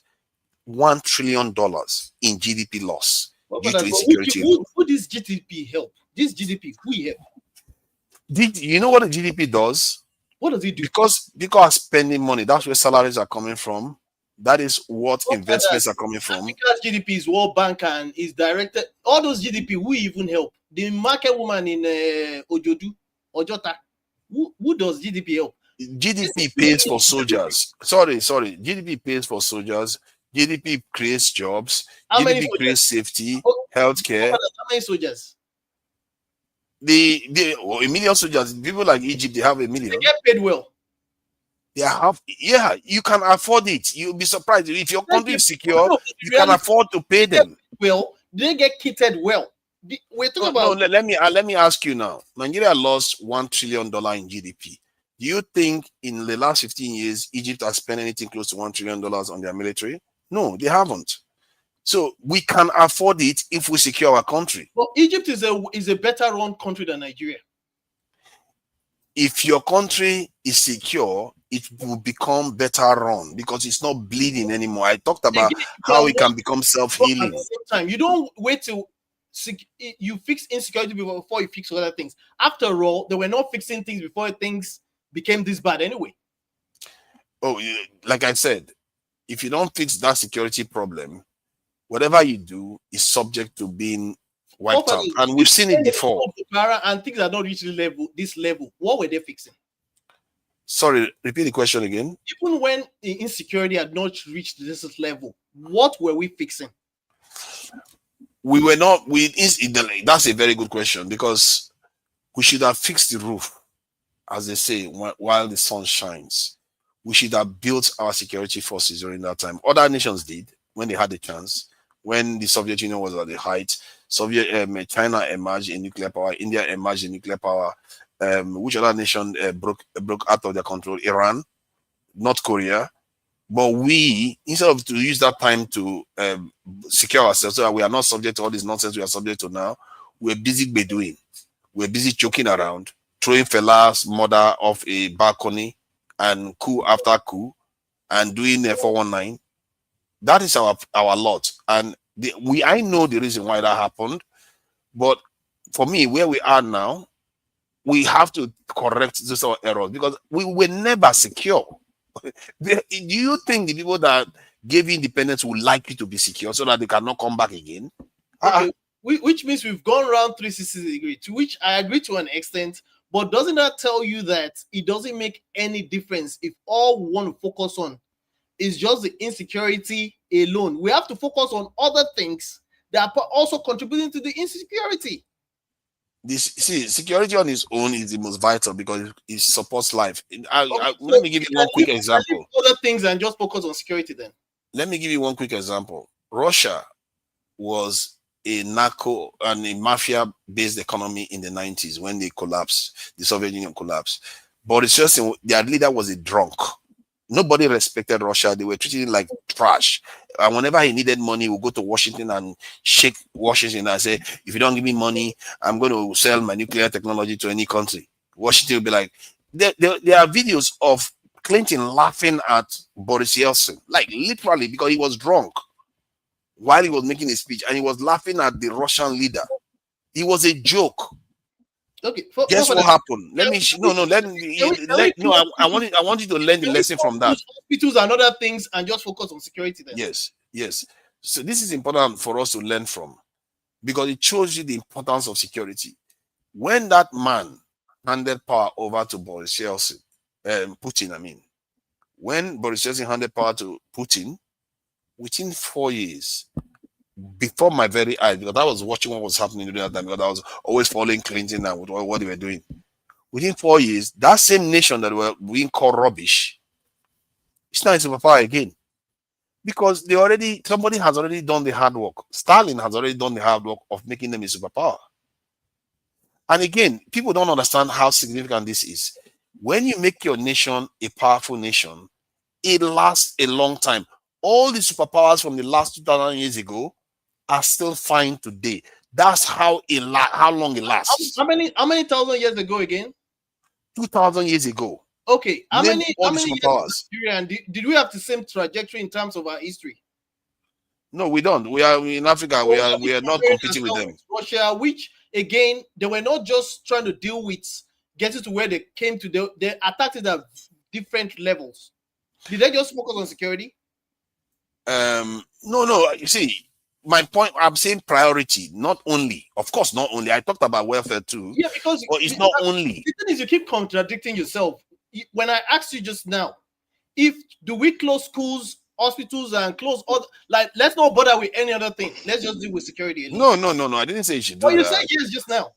No, I'm saying you should prioritize security. No. Before I asked you previously, you said yes. We all heard it. No, you said that you.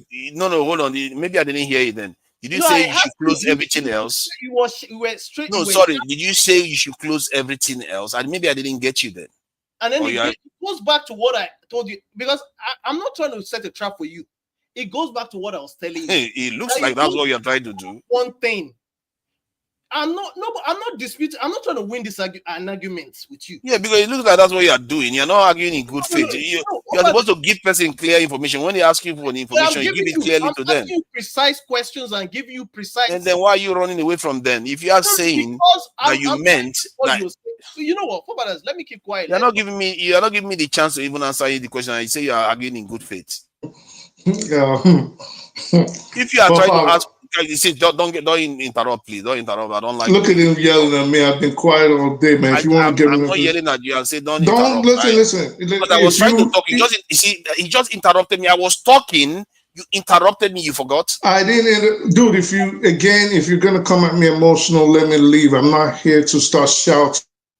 Okay, let me finish talking. Then you can talk. I will bring you in. Is it that hard? It's not hard. When Dr. Damage is here, none of you interrupt him, because you know you're just going to end up backstage. He will not even argue with you. Yeah, but for fathers, you know, for example, I admit I've spoken a lot, but let's give everybody an opportunity. We've been listening to you as well. Yes. Allowed us in. And yes, I agree with that. And personally, I don't want to stay here long, and everybody should know that. And the point you raised, I wanted to answer it. Why is it that you don't want me to answer it? You asked me a question whether whether we should do away with everything else, versus security. I didn't understand that. I thought you were saying, should we prioritize security? Prioritizing security doesn't mean you should, do away with everything else. So I said yes. I don't want to be interrupting you, but you play smart a lot. I hate to say it, but you play smart a lot. So you are trying to say that I honestly answered that we should close everything else down. Everybody and go for national security. That's why I said I'm sorry again. I'm convinced that you like listening to yourself. I'm sorry, but I'm not even going to tell you what you are. It's all right. The viewers can decide. You can say anything you want to say. I'm not interested in that. I'm not interested in playing those games. I have to say that. You see, this is what I mean by our people have a terrible relationship with truth. Anybody can decide. You hate me all you want, but this is what we are. Nobody hates you. Nobody hates you. I'm talking about the viewers, because we have a funny relationship with truth. We pretend as if we are trying to do it, but we're just trying to play games. Niger, one brain cell. Thank you for joining me today. It's two Nigers, one brain cell. I know you always try to avoid it. No, it's one brain cell. It's two Nigers, one brain cell. One brain cell. Listen, you invited people to a fight that you weren't prepared for, and the first person that stepped in the ring gave you a bloody nose and a black eye. Now you want to take it out on me. This is why you can't do that. Chat. This is why nobody has time. They say they are telling you the truth, but they just insult you. It's not an insult. It's not an insult. It's my prerogative to say how I saw the debate between both of you. It wasn't bad. I mean, at least you knew what GPS is and the telemetry and all those nice technological stuff. So at least you knew those ones. But it goes back to you. This is not an assault, and even Femi tried each time to reiterate that it's not about trying to combat you. It's you, and I think if Femi knew you, as I think I've known you, in a few months you're going to understand all these things, and then you're going to try to take. You're going to try to take accolades for it. You're going to try to applaud yourself as if you weren't fighting it previously. I think in the moment with you, it's always, I'm going to combat somebody else's view, but later on you go check it out, and then you realize maybe you were wrong, and then you'll come back in a roundabout way and try to pretend like that has always been your position, because you've done it 1,000 times. Can you qualify it then? all this you just said, can you qualify that I claim something that I was against before? Oh, you do it all the time. You did it with AIPAC. Like, You did it with the Epstein files. You did it with Israel controlling the United States government. You've done it all. I can name 20 different things that but you've they are done. all- You did it when I talked about. You did it when I used to come on here talking about JFK and Dimona and Sam Giancana and all these other things, and Ben Gurion probably being behind JFK's elimination. You did it a lot. So I can keep going on and on. But you'll come back today. You're talking about someone else, not but me, you'll come not back me. today and pretend like that. You saying You know, Israel, in my own case, the videos are out there. and then you come back. You come. Out there. Right, and you'll come back today. Again, it's not to bash you. I'm just saying. In fact, I'm giving you. I'm actually applauding you because I know I'm telling Femi now, and I'm telling everybody in the audience. I know you. You're gonna go check it out, and then you're gonna pretend tomorrow that it was always your position. But that being said, again, I think what you're failing to realize, what everybody's telling you, of truth. I hope the viewers are saying this. We have a weird relationship with the truth. All right. Even when there is video evidence showing what I've said, we still talk as if there's no evidence. But it's okay. Okay. I don't know, sir. Most of your views on Israel and AIPAC and all the rest, we hardly disagree with them. So I don't know where all the disagreements. No, we actually did. To the point when your little friend Jide would come on here, there's still videos of him. AIPAC is not real. AIPAC is not serious. AIPAC is number 8, and you would support them and block him. Anybody else? Like everybody knows it. Like, what are you talking about? I literally call Israel's conflict the most evil conflict in the world. Well, and, we're talking about. I think AY does have enough memory to understand that. AY was also here. There was one particular. Listen, there was one particular one, and I've mentioned this a lot, and I don't even know why I'm even still going through it, but because you insist. There was even a particular one where Eccentric Cast was also on here talking about when I was explaining how Thomas Massey and Marjorie Taylor Greene and all these other Republicans were complaining that each American politician in Congress, over 97% of them, had what was called a AIPAC handler. You, Jide, and Eccentric Guys, even Eccentric Guys was talking about, oh, it's the same with the defense lobbyists. The defense lobbyists have handlers for the congressman. Now, three of you were going against something you weren't even aware of, but today you pretend as if your position has always been that AIPAC, it was your position that AIPAC controls the United States like Congress. You're mixing me up with people. You're mixing me up with some other person, I'm sure, because that's not me. No, I can actually look, and I'll video you're talking about, I have it. And even in the UK, we have a politician that was being manipulated by Israeli lobby. I knew that from ages ago. All right, so that's not even the point. The bottom,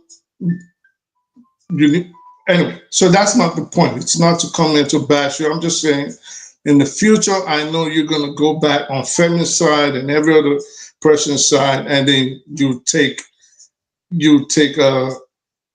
to. What's the word I'm looking for? But I've been quite you try to pretend like it was you. Why would I change position? If anybody knows me with the entire national security, I'm one of the most consistent. So yeah, but consistent in a wrong way. Yeah, so consistent why in a wrong way. Change? Why you say I'm going to change my position? I will maintain my position. Consistent in the wrong way. I don't think that's something to be proud of. But listen, that by the wayside. Like you said, it's on here. Most of the listeners are long-term listeners. They can verify which of us is not saying the truth right now. I'm just saying what Femi and everybody else is saying is right, and it's always been my position. We don't necessarily need more men. I'm not saying we don't need more men, but you have to also, it has to work in tandem. Especially if most of the army, the police, and every security officer in Nigeria are badly trained badly equipped. The welfare is not up to standards. They cannot make a living without extorting the citizens that they're supposed to guard. Nobody is saying we don't need more people on the ground. I would also agree that we do. But I think an over-policed society could also play into the hands of the marauders right now. Over-policed people, especially in a place where people's actions are not taken into account. I'm saying in this case, government officials, the police. It could lead to more abuses than we presently have. This will in turn do nothing but turn these people against the government that is actually working for them. I think instituting or taking into account the use of technology will actually help more. If you had 1 million people right now, like you say you want 1 million soldiers, right? Yes.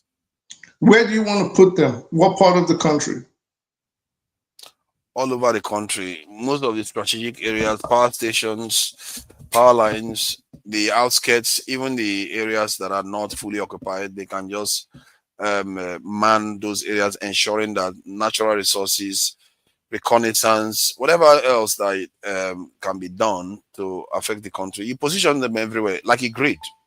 You put them like a grid in the country so that any incidents that occurs, if you tighten the net. In other words, you can't move out of that net, because the more you try to move out of the net, the more they are gathering, because they have more numbers. They will catch you. Well, myself and Tony have actually proposed this numerous times on this show. Who proposed this? Myself and Tony. And that's interesting. I didn't get that too. Oh, it was your show. It was your show. Again, yeah, it was your show when we were talking. That position all the time. He argues against that position. No, that was actually the day Tony said certain things, and I knew that he actually had knowledge of how security works. So he mentioned certain things and tried to watch his words. Nah, it was on here.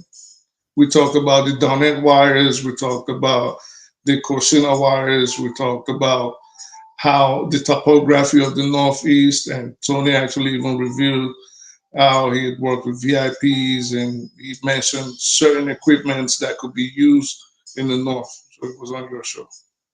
But that said,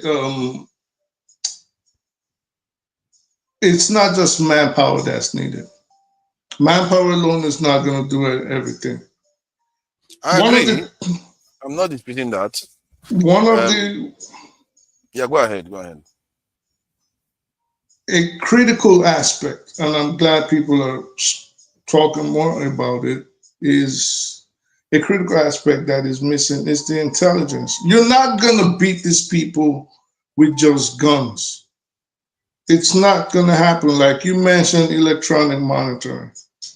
You need that. But you also need to infiltrate that group or those groups. If you do not have someone from the inside that can give you live information of their plans, their actions, or impending plans, you're not going to go far. You're going to kill them today and they're going to spring up tomorrow. And if, just like Boko Haram used to go after strategic targets in Nigeria before, during the Jonathan era. When they got decimated and their capacity was reduced, they moved on to soft targets. Suicide bombings, hitting people in the marketplace, innocent civilians praying, usually in the mosque, before they now decide to start actually even targeting the churches. So containing them, yes, with the numbers is needed, but infiltrating them is paramount. I agree with that too. And you put 1 billion people on the ground, they're not going to do it if you cannot infiltrate the group and destroy them from within. It's a concerted effort. This is why I said 2 million jobs, 1 million in the military, 1 million police, customs, and this in secret services. Because if you amplify the secret service, they give the highest return in terms of pound for pound. What do you mean secret services? The secret services, intelligence services, to collect information, track information, and sometimes actually intercept before they even actually. I mean, we already have the NSA for that. They're not significant. Their size is minimal. Compare them to, like, say, Israeli intelligence, they are nothing. And if, what do you mean? That intelligence services, like if you look at some like Mossad now and all the rest, you're not going to compare the Nigerian intelligence to that at all. So what I'm talking about is compare them in what way? In size and technological advancements, effectiveness. Well, I mean, come on, Nigeria is a developing country, and it's not technologically advanced. Why would you compare the effectiveness to that of the Mossad? Because you have to look at the world you're in. Don't look at only Nigeria. Nigeria is part of the world. We can't just think as if we are in some kind of silo. The world is out there, and they can. If you think only Nigeria, then whatever you are doing is still limited, because the people that have what are you saying? Higher technology will be able to undermine you. All right. So are you saying, okay, now this is how I go with conflict issues. So now, are you talking about espionage? You're talking about Nigerians intelligence carrying out spy activities against potential adversaries or even friendly countries, allies. Yeah. People that support terrorism. Yeah, that's what you do. Every separate. The people that spy on America the most are Israelis. How do you have to? All right, I know that. But how do you know for a fact that Nigeria does not carry out this kind of missions, the intelligence agents? One, because based on the way they act, they report everything anyway to the other side. You can see that Ribadu, the head of the NSA, is begging them. And at the same time, I've not seen one Nigerian spy one day caught and brought on TV like, oh, he's been spying on us. He's been taking our secret and trading with Nigeria. No, because the guy you are going to trade it with will hand it back to the ambassador. Okay, so what is the pathetic situation we're in? Okay, so this is going again. Remember, we're discussing this now. We were discussing a local issue. Remember, you made it international and talking about the effectiveness of the NSA versus the Mossad. Excuse me. I'm just setting the standard. I'm setting the standard. Right. So I'm just saying. Well, you did bring it. You did bring it in. No, I'm not. I didn't bring it in. I just said the standard of our. Okay, so if you want to run away from it, that's fine. Let's just stick to I don't local. want us to go start talking about it. Right. So you should have not brought up the Mossad instead of acting like you. No, I said as a standard, I need it to be that high. That's all. All right. So if you want to stick to that, then maybe do you want us to discuss that, or do you want us to go back home? I don't want to go there. I would rather go back home so we can discuss. Fine. So let's just stick to that, and let's stop conflating issues. So, okay. If what you want is within Nigeria, what I've shown you right now that the Nigerian intelligence agencies are not doing, and that would also be my position, but what has shown you as a person that the Nigerian intelligence agencies are not doing what they're supposed to be doing? They are doing some of it, but I'm not sure they are as effective as they should be, personally. And if you look at some of the stuff going on in the country, they should have been able to report and ensure, or some of them intercepted some of it. Like the report we saw with people, guns traveling all over the country. Many Nigerians can boast that they can almost bring anything into the country as they see fit. So I cannot say they are optimal, and they cannot be, given the resources that they have at their disposal. It's obvious. But given what they are doing, I think they are still overperforming, given the resources they have at their disposal. But you see, okay, so now you're talking out of both sides of your mouth. In one instance, given the resources they're underperforming. This is what you just said. Overperforming. No. I meant overperforming. No. Listen, I've had this. I know how you discuss. You basically said the NSA, given the resources that they have, are not doing what they are supposed to be doing in terms of intelligence gathering with regards to how they're carrying out the war against terrorism. This was your position. But again, because you know that you've always said that they are overperforming with regards to the amount of police that is on the ground right now, you quickly try to switch it. So which is it? Is the NSA, wait. Which is it? Are they performing not well enough based on the resources at their disposal, or are they overperforming even with the mega resources that is available to them? Which is it? Because it can be both at the same time. I will shock you by telling you that based on the minimal resources that they have, the outcome that they are achieving based on what is necessary to secure our nation is suboptimal. That's not good enough for the nation. But objectively, based on the resources that they are getting compared to any other security services in the world, they are actually overperforming because of the. Are we going international again? Are we going international again? No, it's not international. It's in a way just a standard I'm using. Whenever I say standard, you say I'm taking international. No, but you can't. We cannot be talking locally, basing all our answers on the local realities on the ground. But then, 1 second again, because you want to be proven right, you go out of bounds of what we're talking about and change the rules of the game. Because you just because you wanted to say, again, this is why I said you can't speak from both sides of the mouth. You can't always be right. So is the NSA under? Is the NSA? You have to talk to me. Sorry, hold on. Your point is not going to run away. You have to talk to the person you're talking to. You know, I've often said our security forces are overperforming. At the same time, it doesn't mean the result. Like now, I know they are being kidnapped. They are kidnapping people every day. You should understand the concept behind it. Just because I say they are overperforming doesn't mean the result they are actually achieving is good enough. I'm just saying that based on what they have, they are doing their best.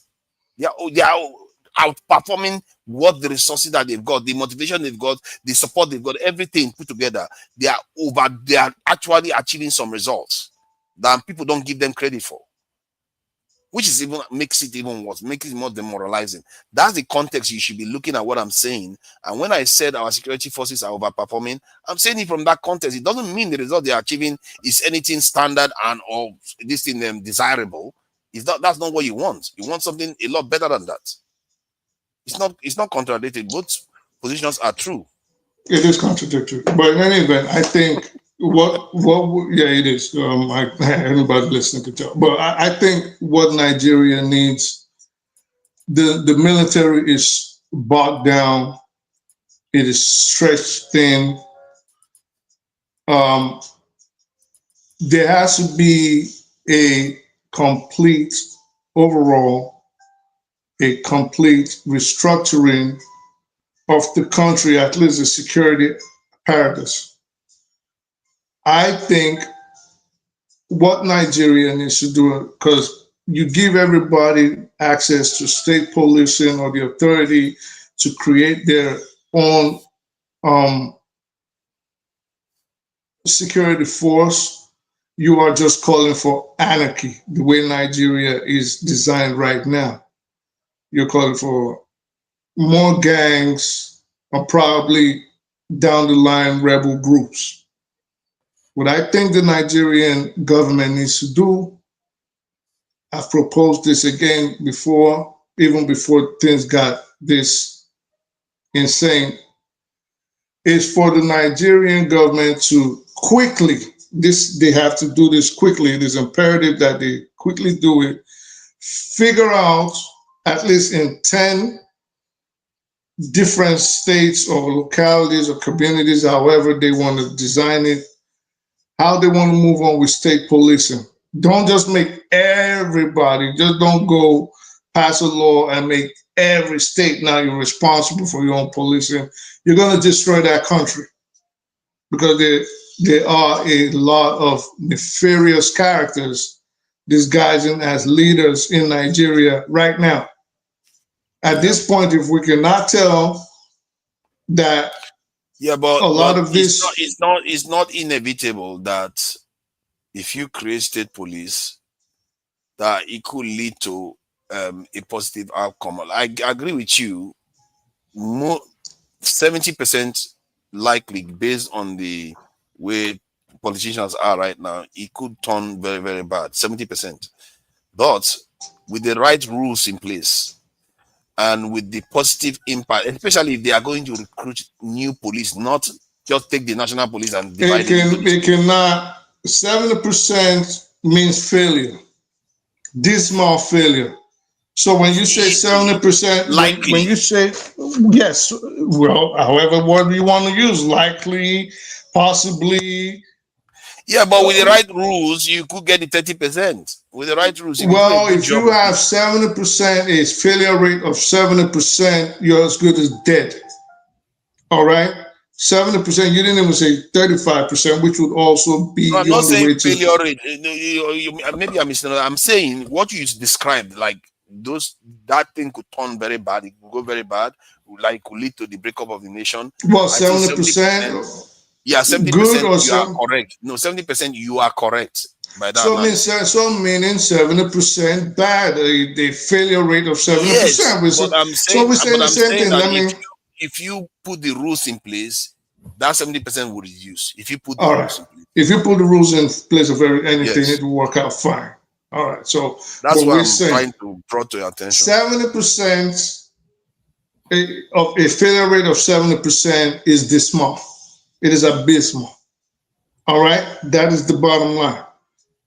If you gave the politicians in Nigeria right now control over their own politics or their own localities, and you're saying, and you agree with me that 7 out of 10 will fail. If you're saying 7 out of 10 will fail, that means you're saying in Nigeria, what's that? 21 states about? No, I think you are misunderstanding the probability I'm quoting here, but you can go ahead. What's the probability?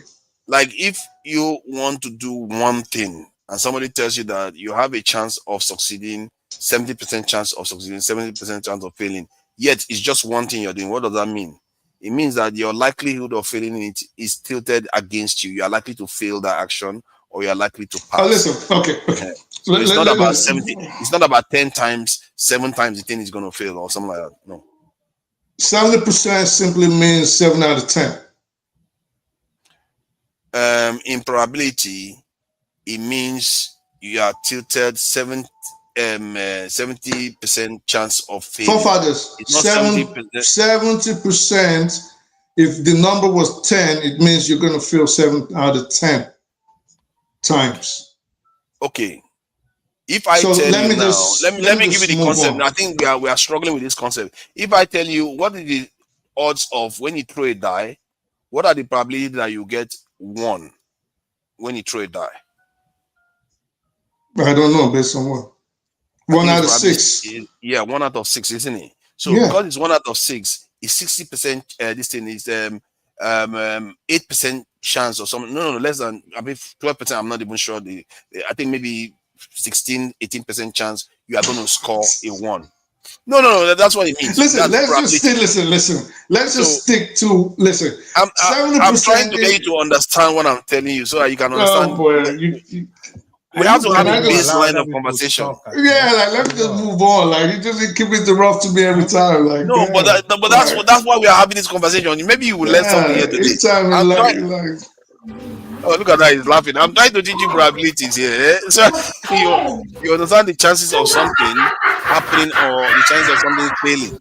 Oh my God, there's a lot of noise. If you said 7 out of 10, listen, in any event, If you say there's a 70% chance, are you saying there's a 70% chance it will succeed or 70% chance it will fail? Yeah, that's it. You like that chance? Which is it? Yeah, Both 70% can chance. be true. No, 70% chance that it will fail based on the way you are looking at it. So But seven out of if you put don't go too far. Don't go too far. Don't go too far. Don't go too far. No, don't go too far. If you agree, you say stop putting caveats. We do know you're not talking to people that don't know the essence of law and order. Of course, we all know that if the proper rules are put in place and implemented and carried out, it will succeed. We know this. Just stick to good. That's all. Oh my God, you are wonderful.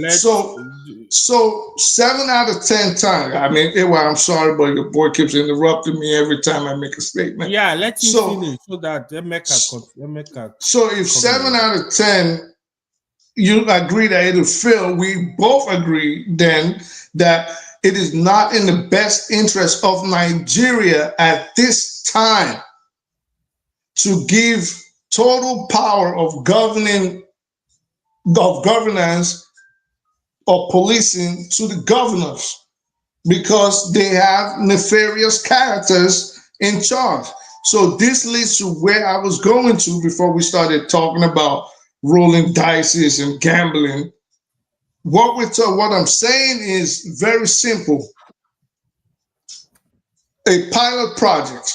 Pick out in Nigeria, the Nigerian government picks out certain states or localities and use them. Maybe it could be local municipal policing, it could be state policing, it could be county like we have them here, local government policing.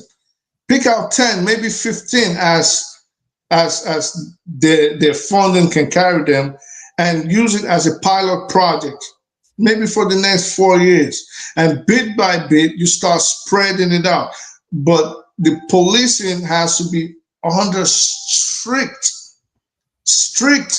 federal oversight, which will go with the rules and regulations that you mentioned. It has to have strict federal oversight. But if the federal government makes the mistake in Nigeria today, as it is, with the security situations on the ground, and allows all 36 states plus Abuja to be in charge of their own policing, I tell you right now, it'll fail. And we can always come back to this in the future. But pilot projects, bit by bit, strict federal oversight, and I think there's a chance. Thank you for that. Amen. Thank you for joining us. I noticed that the fact that you show up to here today, you're a man of logic. You like to have this sort of conversation because we've been having a lot of other conversations. You didn't show up until we had this conversation. Maybe it's just by coincidence, but it's interesting that I saw you here today. How have you been? And it looks like you have been relaxing, whatever you are, and you look well. I'm glad to see you looking good. So what do you make of the conversation about our relationship with truth? Do you think you can see that here in some of our conversation that we have a dysfunctional relationship with truth? Well, greetings to everybody. Greetings to you tonight, AY, Femi, and Boom Boom Ray. Sincerely speaking, if you say we have, what kind of relationship did you say we have with truth? Dysfunctional or broken relationship to truth. Like the language I used was, do we have a broken sense of truth? Because we believe we know the truth, but often it's not objective truth. Okay, well, I don't really know if you have that that kind of relationship with the truth. But one thing I'm certain of is that you can only have one truth about an issue. Then you can have various perspectives. Now, does the truth always come out to light? In this kind of world we are in, I don't think that is it all the time. It helps us if the truth comes out to light and we get that knowledge of the truth. But the truth is that there are a lot of angles to it, a lot of positions that have been taken, that will determine if the interest, a lot of interests are always at play that would determine if the truth or if what they want us to know is the truth or a colored opinion given to us as truth, just to move on. There could be good reasons, there could be bad reasons. And that doesn't stop the word from rolling, doesn't stop the word from moving on, doesn't stop us from non-existing. You get the point. So it depends on which side of the story we want or the angle to which the truth is to be given. You get the point. But even if the truth is not given, that doesn't mean that we can't still logically reason some things out and make decisions with the premises that we have in order to reach a certain conclusion. What do I mean? Why I purposely came for this meeting was because of your statements that you made earlier. And I think that if I can summarize what you're trying to say, that security should supersede law, especially if survival is the goal of the game. If that's a kind of paraphrase, I don't know if that is if I'm correct to paraphrase that. Yeah, I think I guess if survival first before everything else. And it doesn't mean that you should not do it. You have to eat, you have to do other things to survive. So no, certainly. But and I know you quoted a kind of a medieval you had the medieval Machiavelli. Machiavelli, this is the wisdom that has been in ages past. Security is always the foundation of every powerful society, which I agree to that. But what if you consider the fact that in those days, things have changed compared to this contemporary world that we are in? Like, nobody just fights wars anyhow again here.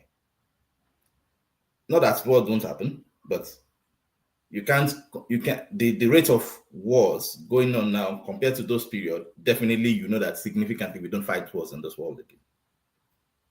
What if I told you? Sorry. What if I told you that? So let me land first. Okay. Let me just build up my. I know your position and I've listened to it well, but I just want to see from the other side, which I think other people are also trying to let you understand. Okay, I will try to see from the other side. Go ahead. Now, this is my position. What's those just happen again now? Except if they are well connived, and it's not just out of outright arrogance of, I want to take your property and I'm going to war this time around. Things just don't happen like that again. Unlike in those days, the purpose is I want to show my superiority. If you don't pay your homage, if you don't bow down to me, and I'll conquer your cities, I'll conquer everything and let you know that I am the big man here. Those are reasons. But in these present days and seasons, it is more sophisticated than that. And what does that mean? It gives chance to even smaller cities, smaller group to still mediate their way with the so-called big powers and still live well. Like the shark and the mimosa, there's this relationship where you have a shark and the small fish, but the small fish simply lives on the food that the shark throws away. You call it remnants, but it's more than enough for them to live well. In fact, they choose that relationship because it is better for them than to go soft for their own food themselves. These are kind of relationships that can exist in this present world, which in the previous world, they don't happen like that. So what am I trying to say here? In a multicultural city like Nigeria, where a lot of things is at stake, you have distrust, you have lack of will, you have purposeless leadership, you have ineptitude at the brazen ineptitude that even an average common sense person understands that this is basically disrespecting my sense of common sense. and you see the people that you already will your power to save you, to protect you, demonstrating that, and you want me to come and give my life for such a person because they are talking of nationality and patriotism, I don't think that is fair on the average Nigerians.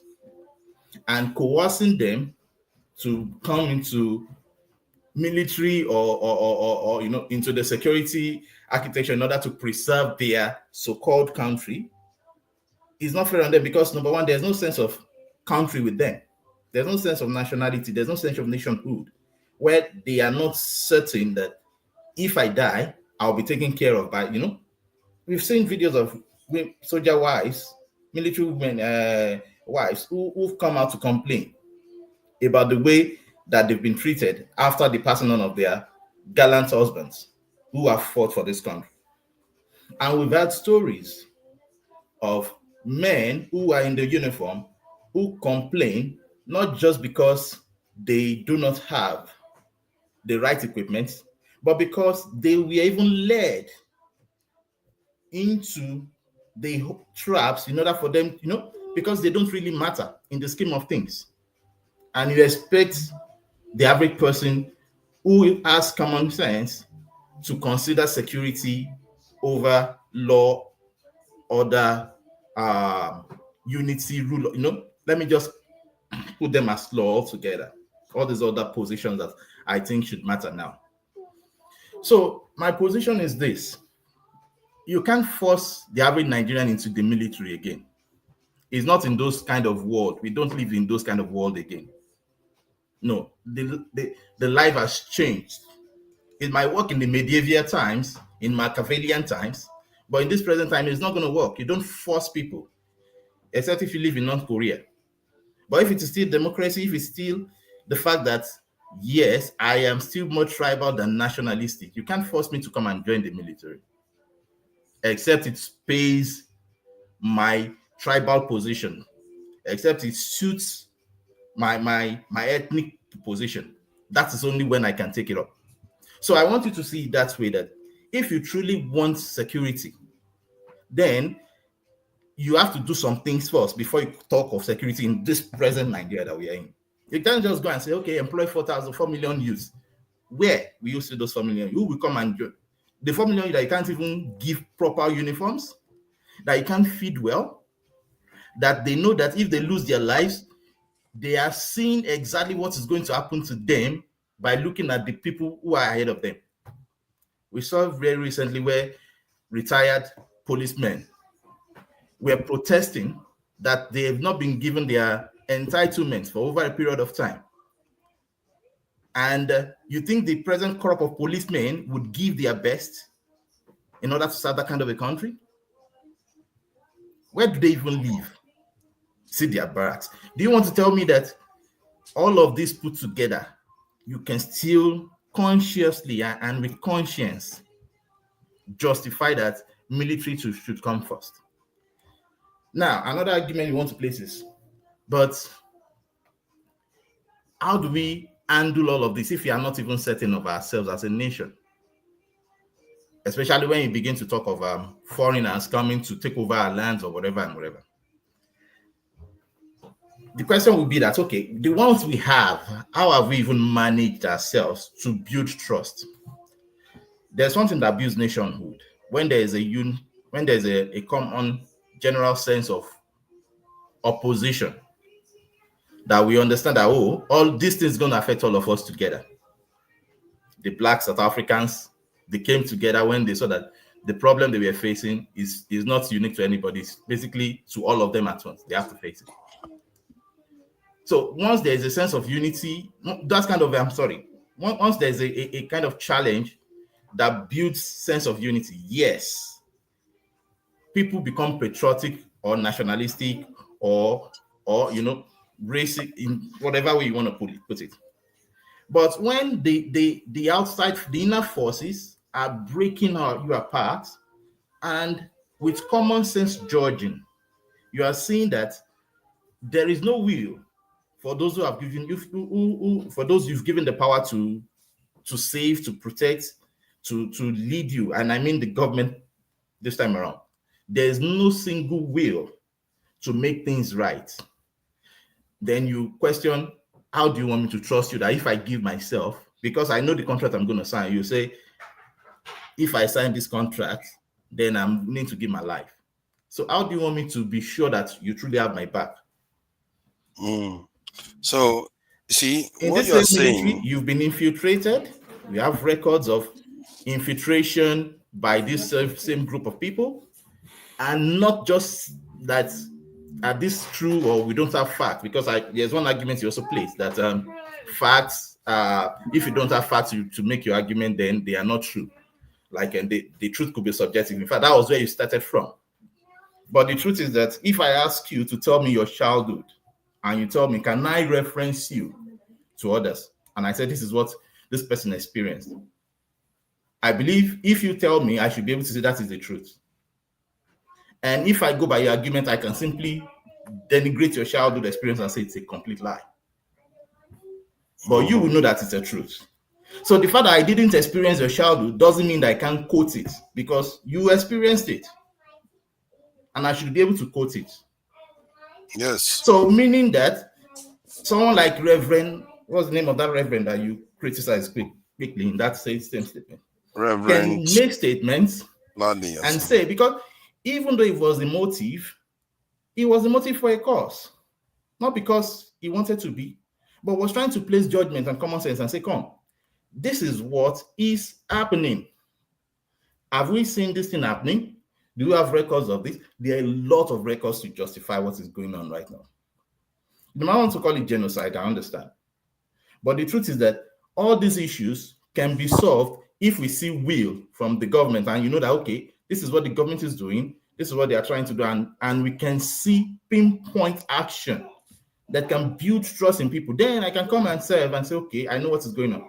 But I've seen soldiers, military men, I have people also who have said, we know when we want to go, and sometimes we are given false information, or we are simply held back with our hands and say, hey, do not just go ahead and do the needful.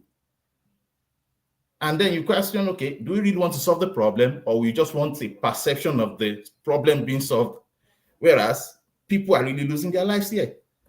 So I want you to understand that, yes, security matters, and nobody undermines security in a state. But the truth is that in a multicultural system like Nigeria, where a lot of things are in play, if you truly want a Nigerian that works, you must build the trust among all the people. And this trust is not even between among Igbo, Hausa, and Yoruba. It's among the other over 370 ethnic groups. Everybody must be a player, not just three big people. No. So if all of us are not trusting the system, there's no way we'll have security, because some other persons will always see some group of people overriding us. So I want you to understand this system and see that in this contemporary Nigerian situation, security is not number one. We must first accept that, are we even a country? Can we trust ourselves in this country? What is the law backing us up? And we must see this law taking effect so that I can trust the system that, okay, if I lose my life for this country, I know that my children will not suffer. And I don't need them to be given preferential treatment. Let just the system take care of everybody the way it should be taken care of. That is it. Okay, based on what you said, every time we talk about national security, we talk about welfare and stuff like that too. We forget that many of the nations we like to envy, like we sit in, they went through hell to get their nations to where they got to. I always use China because that one is very, very stark, because they were living on rations when that same nation went ahead to build their nuclear technology.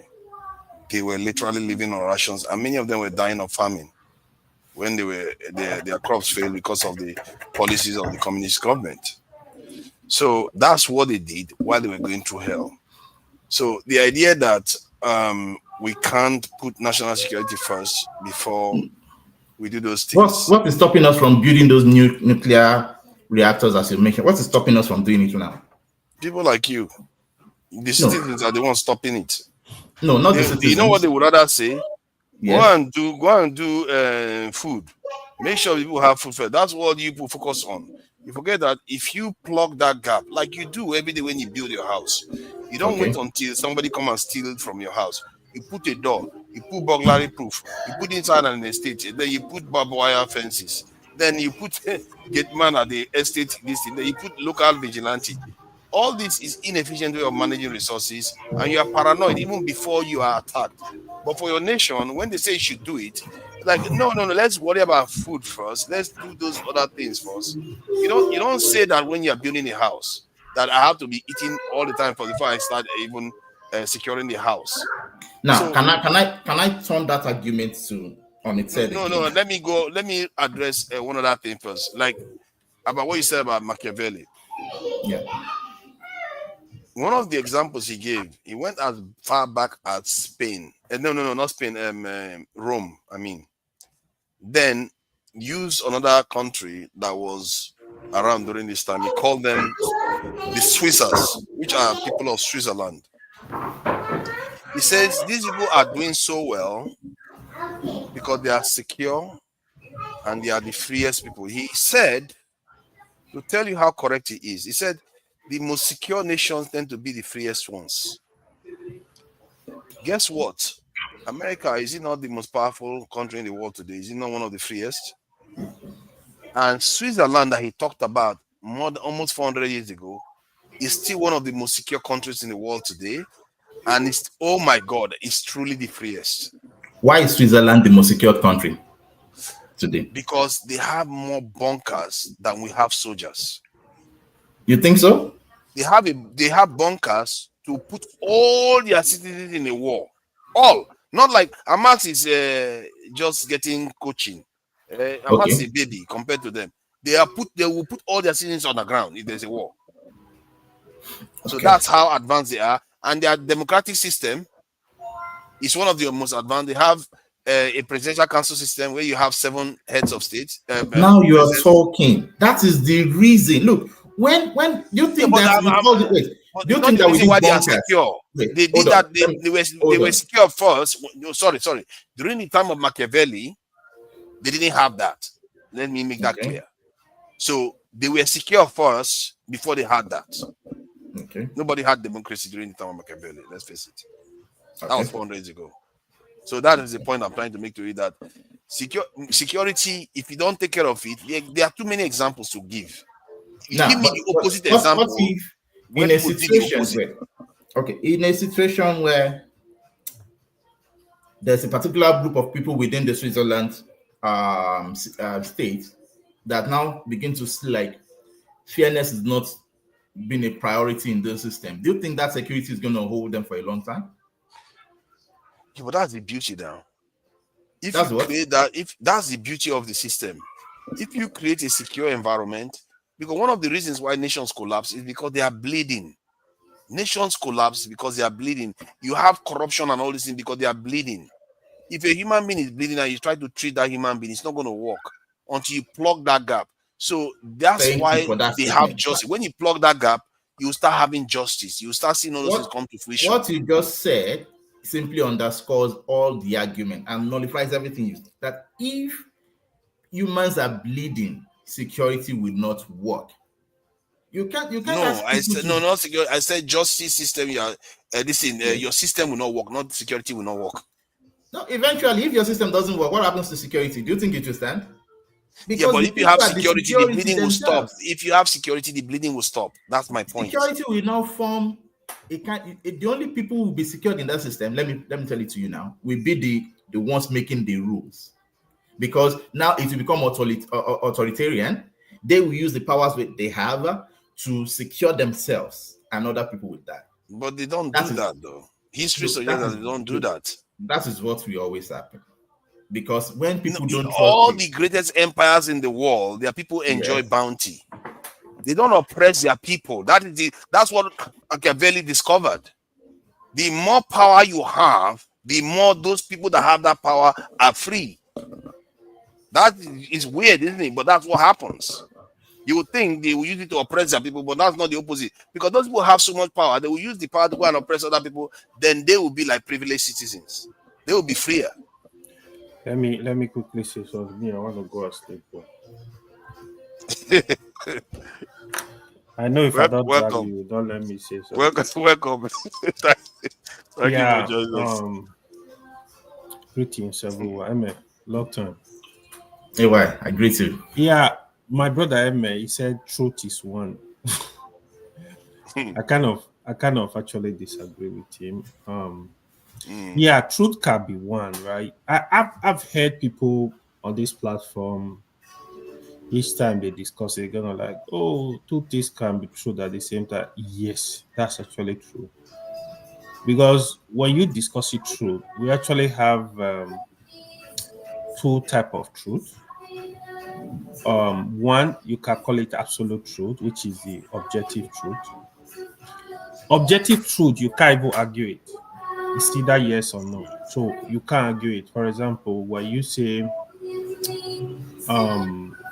water boil at 100 degrees, that's a fact. That's it. Objective truth. Nigeria has 36 states. It's a truth. It's an absolute truth. Yeah, it's also a fact. It's just that truth, that objective truth, yeah, is stronger than fact. Especially things in the past. Let's say Nigeria got independence in 1960. It's something you don't argue. It's a fact, it's a truth. It's an objective truth. Then you come to the relative truth, which is the subjective truth. That is where our opinion tends to matter.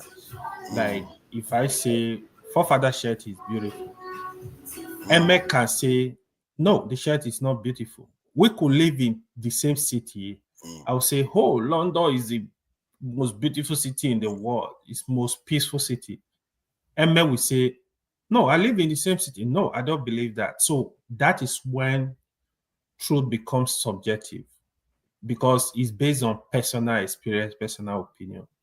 This kind of truth. But what you find most on this platform, people come with a lot of absolute lies that you can't even fact check anywhere. And what is really no, I'm not, to be honest, at the point I know that fed up, right? I'm getting tired of it. If I tell you, state some things I've heard on this platform, the person know nothing like that exists. They will just say it. So it's bad that if four of us are here right now, these same people, they will come and tell you, no, you are not seeing the fifth person. We are 5 here. We are not 4. They just want to talk. They will argue. I'm telling you. They will see why. They will tell you, no, look at it very well. I'm telling you, that is not why. I'm looking at it with my head. I'm telling you. You are laughing. I've seen this now. If you believe in me, I know. This is how bad it is. And it's very difficult to have discussion with this kind of people because it's deliberate. They will drag you to the mud. Yeah, but yeah, like my whole intention is for all of us to learn. Yeah, I will listen to ML or something. Okay, it's like that. Opportunity. When people speak objectively, you will always learn stuff, right? Like today, I heard you attacking Femi. Femi is one of the most objective person on this platform. Femi will not come. He's not here now. He will not come and just be saying stuff. So if Femi tell me, oh, why your mouth is smelly, I will have to look at it. I will like pay attention to that message because he is an objective person that states facts. That's it, Femi. Not that no human being is perfect, but to be honest, I give it to some people. When I take them very seriously for me. So when they are speaking, I listen. I take them very seriously because they don't just talk. They don't just come and just but you remember when I always say that on almost everything you are like 100% like objective. You go after everything, and the only time you even waver a little bit, which is not even that significant compared to others, it's not even that significant. Is when we are discussing Islam. I say that because I see that. You see that? I say that because that is where I think you waver a little bit. And the reason why I'm highlighting that is like Femi too. Femi on many things is objective, but sometimes it does come across as losing that objectivity. like some of the points, he wouldn't even let me answer him, because if you have objectivity to reach a greater truth, because generally if you listen to each other, you guys will actually arrive at a greater truth. But Yes, you wouldn't true. let that happen. True. And that's a sign that somebody is kind of trying to stunt the conversation, not wanting to go anywhere, so that he just wins the argument, at least in his perception that he has won the argument. And that is what I've hardly seen that in you. Only when it comes down to Islam, a little bit. No. You see, because I know Islamic religion, for example, when I try to explain things, because you don't understand it, you don't put your mind yet, you would think I'm trying to defend. No, it's not. You need to open your mind, pay attention, then you understand the things I'm explaining. For me, to be honest, if I don't know it, I don't know it. I don't know how these people. Yeah, but you notice that you are using the kind of tone, that kind of tone pastors use. They're like, open your mind on everything you're objective. No. When it comes to Islam, open your mind. Ordinarily, right? To be honest, the kind of way I grew up, like, I'm not trained to look at things based on tribe, religion. Initially, when I was coming to this platform, I was fighting people that would come with tribe. No, stop that. Why you? Because a lot of people lack emotional intelligence. It's just like today, you were pointing out now the Kano, while somebody was pointing out some people in the north. Because you might say, this person is from my place. Whatever he does, no, I'm going to support it. But you are calling out another tribe. It's a problem. So, part of the problem we are having in Nigeria. And you know what made that man was? He was literally talking about being straight. I was like, how crooked is this? And you're saying you're being straight. Like, you can't even that kind of stuff. That's why I even made the topic. Like, it's our sense of truth broken, where you can literally not see things straight, and you are literally saying you are seeing it straight. Like, I don't understand it. You are condemning one side and defending the other side. Yeah. That's the problem we're having in Nigeria today now. It's just like when Buhari was in power, you see some Northerners defending him, whatever he does. Today, some Yoruba are doing it. So this is the Nigeria we find ourselves. It's really difficult. Like, and it's toxic. It's damaging their tribes. It's damaging everything. It's damaging everything, and they don't know it. It is. So you have a country of, I don't know, some people will say 500 tribes, some people will say 2 or something. How do you reconcile? When are we going to stop? Like, to the extent that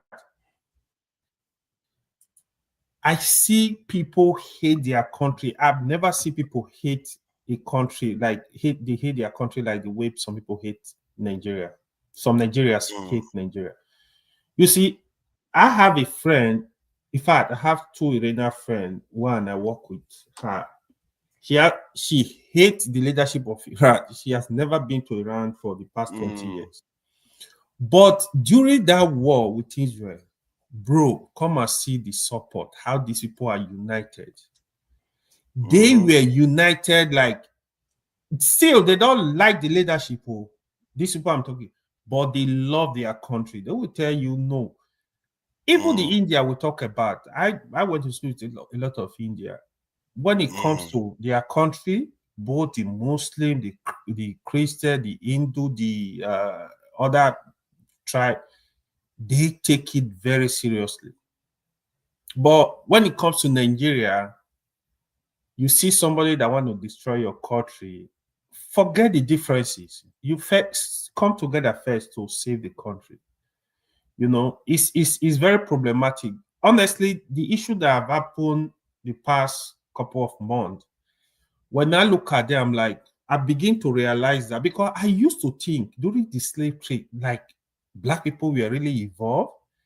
That is when I realized that, our people were really evolved. Because if that happened today, people are still dead that will do the same thing. They will collect money and sell themselves. I'm telling you. So now I fully believe that, you know, because it's very disappointing. I understand the frustration of the country. Things are not working. People are frustrated. the division. We're still gonna look for a way to get everybody in line. You know, Nigeria need to take this issue very seriously. See, people like you, I think the people I can say that have, for me, in my experience here, if I look at all the people I see on the panel,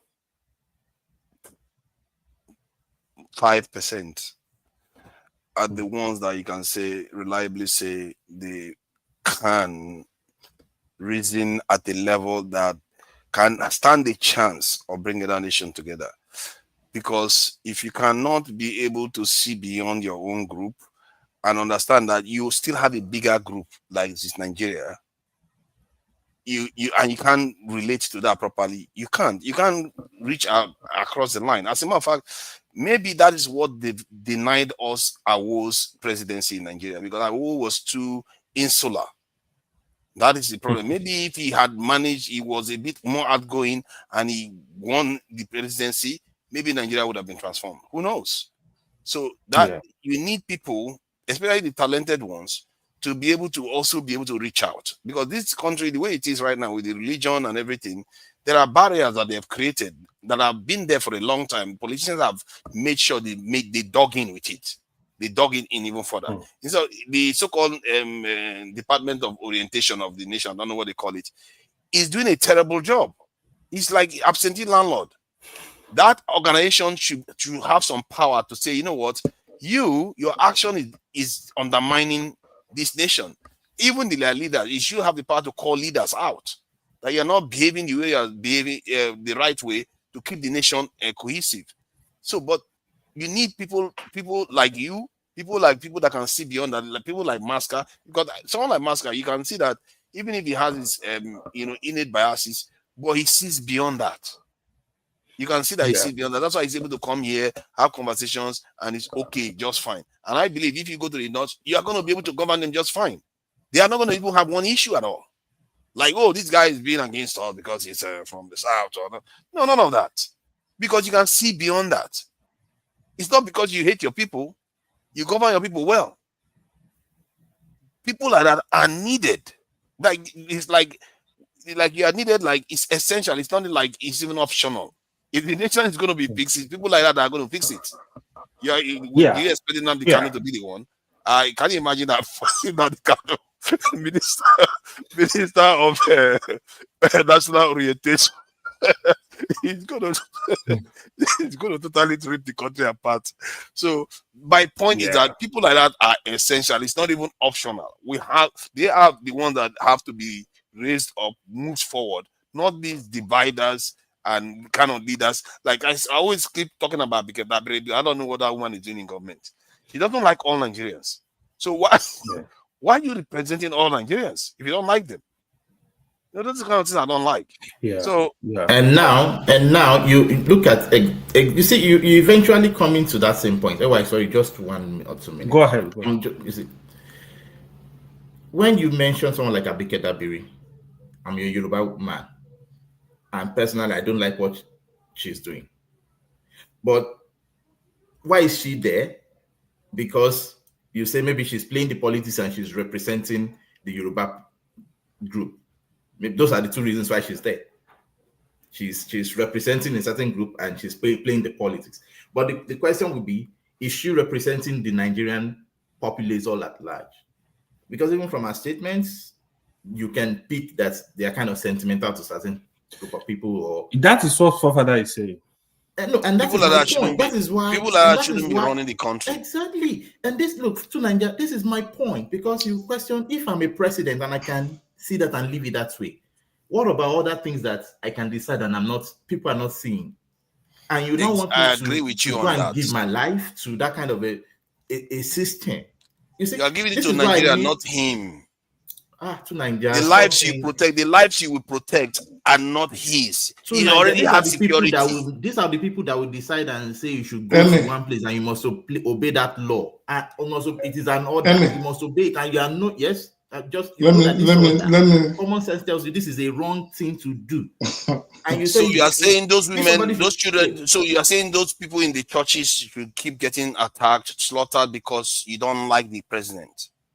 That is not the point. Why You see, my point is that when they deploy you, even if your presence is completely useless, you will still when they deploy you lives. and you understand that they are asking soldiers to leave 30 minutes before something happens, you know that is not coincidence. That is a connived work.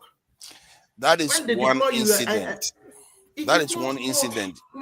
Most of the nation. Kunle Olawumi, who used to be a military man, came on TV, gave statements. Are you saying he doesn't know what he's saying? Yeah, you see what you are doing. You see what you are doing. You notice that. No, let me hold on. Let me finish what I'm saying. No, you see, you will not see it. Hold on. Let me just say what I'm saying so that you can understand what I'm saying. While I was addressing AI and talking about all the things that was going on in the country and how it would be good for people to have objectivity and all the rest of it, you were quiet. The moment I mentioned Abike Dabiri, because that one is again based on feelings again, you zoned in on that one and you went straight in there. No. When you mentioned Abike Dabiri, what did I say? I said this is exactly the point I was making. I was supporting your point that you're also coming to my point. The fact that I know it and I still remain objective, yours, it drags you away from objectivity. That's the problem. But if the topic is Abike Dabiri, right? Let me ask you guys. I see you. At least I get what you were saying when you keep saying the politics on the ground, And the forefathers' position today is we should speak the truth regardless of whose ox is gored.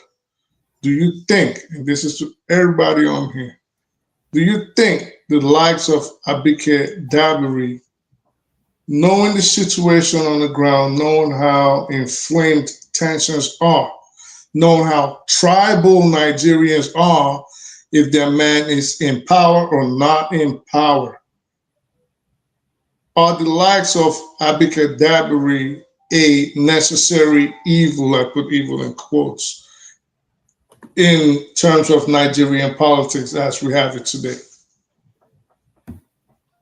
Do I think it is a necessary evil to have? Is that what yes, you need someone like Abike Dabiri. Are they necessary? No, and we could have a person, because I believe that in terms of experience and competence, I think she's up there. You can't deny that. All right. You get the point. But where I begin to disjoin myself from that position is the way she's playing it, because I think she could play it better by being nationalistic and portraying the position as a position of Nigerians, not tribal, not political. You get the point? Because now it is no more politics. This is governance that we need now. And governance is different from politics. Once you're done with politics, you govern. And you don't govern APC. You don't govern a set of people. You govern the old country. That is how you build unity. Yeah. Anybody that makes a mistake, you don't make it look like it is a mistake from a particular position or points of view. It is a Nigerian that makes the mistake. And anybody that but we have to take it's a Nigerian that glorifies the country. You see, these are ways you arrange it, and people will not see you as being ethnocentric. I agree with that. No, let me just finish what I'm saying. Let me just add, I agree with what you are saying about Abike Dabiri. Is when you shift from that position, you start saying, is that the military to you can't? Why would anybody go and work for this government to secure the country? The reason why that you do that is because you are not securing Tinubu. You are securing innocent people. Like that old lady that's running around in the church trying to escape bandits that are coming to. You're talking. You're making it sound like I don't have an option. Okay, wait. I don't understand. Because you are in the UK, for example. You can as well go to Nigeria and join the military. Why did you choose to be in the UK? No, it's based on your statement that people should not join the military. No, people who don't want to join. I'm not talking of people should not. Oh, you see, you're misquoting me. I'm not saying people should not join the military. I'm saying you have to make the military enticing for people to join. by Give them a sense of presenting it reason. well, by making people understand that this is nationhood, you must come in. And they must see reasons why, because the people you want to bring in, they are not idiots. They are not robots. They think. Actually, they want to join the military. That's the truth. A lot of people bribe to join the military. You don't know that. People are poor in Nigeria. And when You see, they join now, military, what did they you give just them say? money. What did you just say? People are poor in Nigeria That is and the they point. want to join the military. Can you now see something? But my point is People that, are see, poor. yes. Can you see another reason now? Hold on People now. are poor, Of course, they can now become tools to oppress themselves and oppress others. Everybody, we are all tools some way or the other. Don't you know that in America, many of them join the military just to get free housing and all the rest of that comes with it? That's people true. are tools some way or the other. Why do we always act as if this is only unique? How many people do that? How many military get that in Nigeria? Like, yes, and you can vouch that, yes, this is good sense of living. Look, that's part of the welfare we're talking about. Most people that go to work, they are going to work for their own selfish interest. They're not necessarily about the job.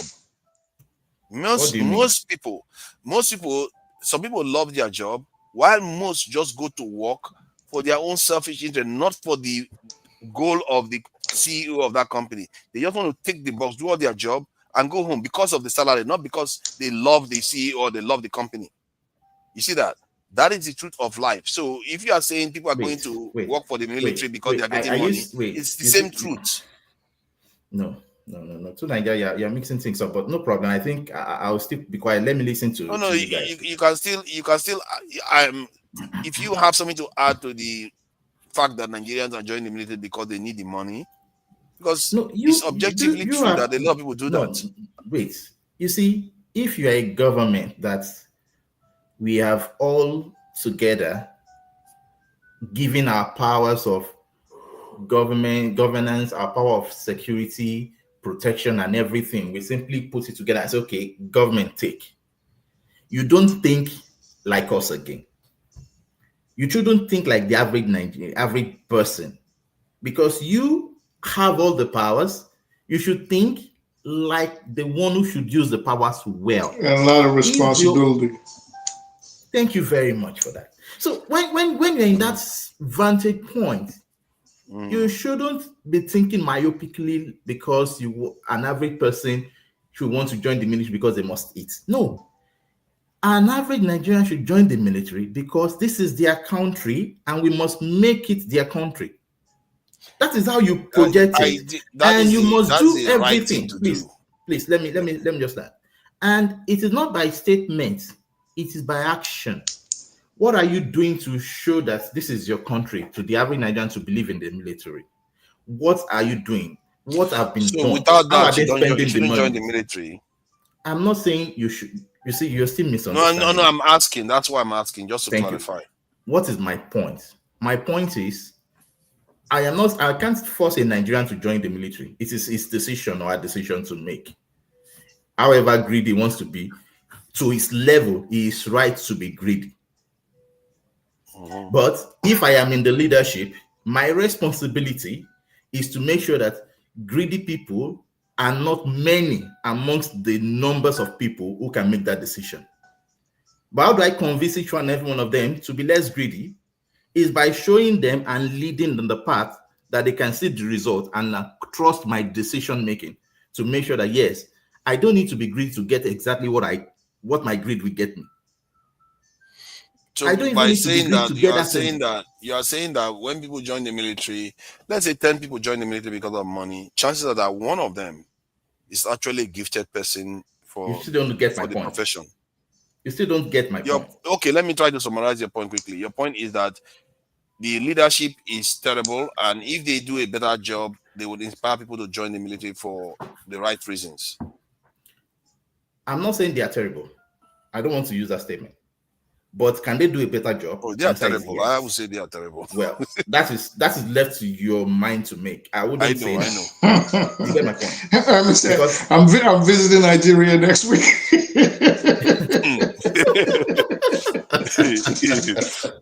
Well, that is not even my point. Like, be careful now. Be careful.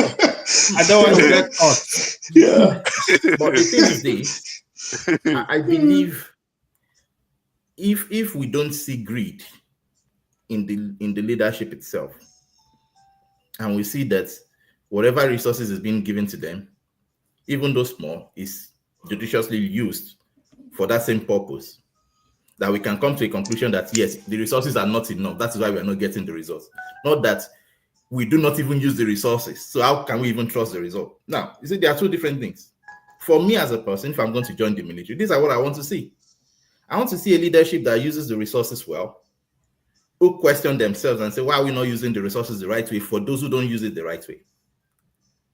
And from there, I begin to trust the system, because I realize that this is the number of people who can make that decision. And do you know that if I see that decision, it doesn't matter your religion or your race, I will follow you. Because I will understand that you are not deciding for anybody. You are simply deciding for everybody. I will follow you. I don't care who you are. So that means there's no pride in being Nigerian. No, that's the point. Look, in my opinion, I see that until the leadership, look, Nigeria is a space that you can as well become anything you want to be.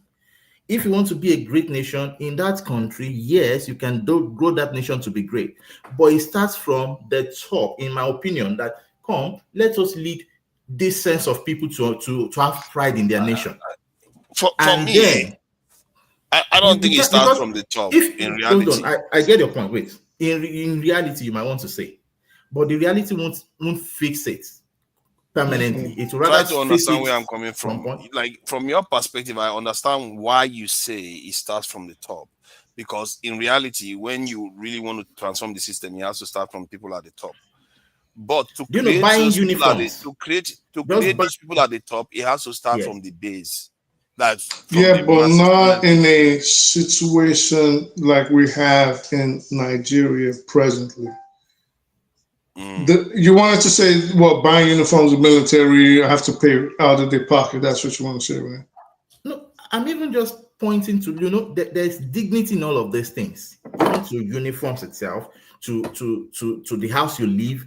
There's a way that you take care of things. Look, there's a way you take care of your house. I know that you're a tenacious person, and I know that you are well behaved. I don't know if I have the right word. You go to somebody's house, and from the way it is organized, you know that this person is putting a lot of effort to make this house welcome and hospitable for anybody that comes in. So the house won't fix itself. These are lower level problems, lower tier problems. You call it lower tier.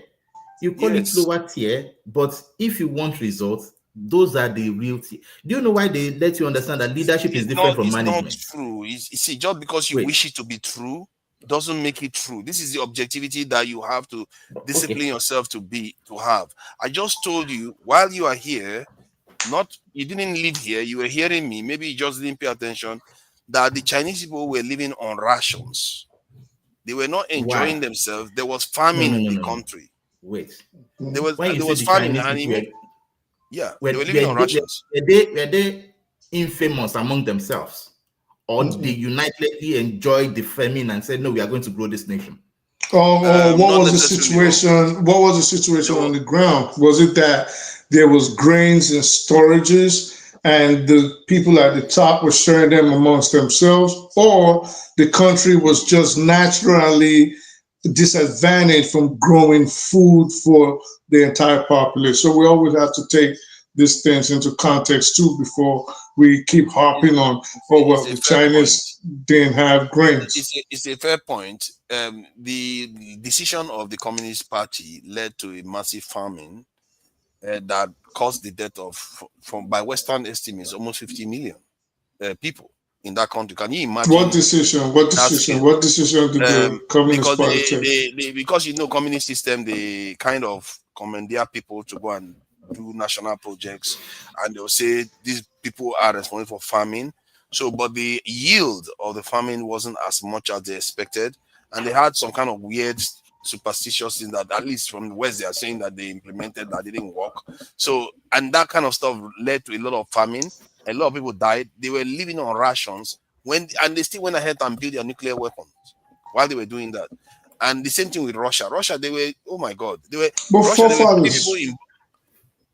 The situation on the ground in the world at that time necessitated that the countries that could had to go nuclear. I almost said nuclear. They had to go nuclear. It necessitated that. Why We're talking about the end of World War II, for example. And then there was the brewing of the Cold War, which people at that time were not sure if an impending World War III was on the horizon. So and after seeing what the United States did to Japan, Hiroshima and Nagasaki, like you always bring up, everybody became scared and tentative and saying, listen, we have to build up our arsenal. United States, France, Germany. Well, again, Germany wasn't even in the play because they had been split by the Cold War. So it wasn't like one reason. They were like every other thing that happens in world politics. There are different tentacles. There are different arms of an octopus, right? Yeah. So World War II was there. Korea had just happened. Vietnam was on the horizon. The United States is ratcheting up all its nuclear silos. Russia is there. The space war, this race to space is happening. Economic wars are being fought. So they had everything to. everything you said is true, and it's part of the way I try to explain this thing. And the way you put it is slightly different from the way I put it, because I just go about explaining why they did what they did. But you literally described the scenario during that period that necessitated that action. My position is that if you can borrow some other person's wisdom and act without waiting for it to happen to you first or come to you, that is the whole point of security. Security is to anticipate danger that's coming for the future, not when it has arrived. It's too late. You see my point? So that is why I think you can always, I'll tell you, like I've always reiterated on here,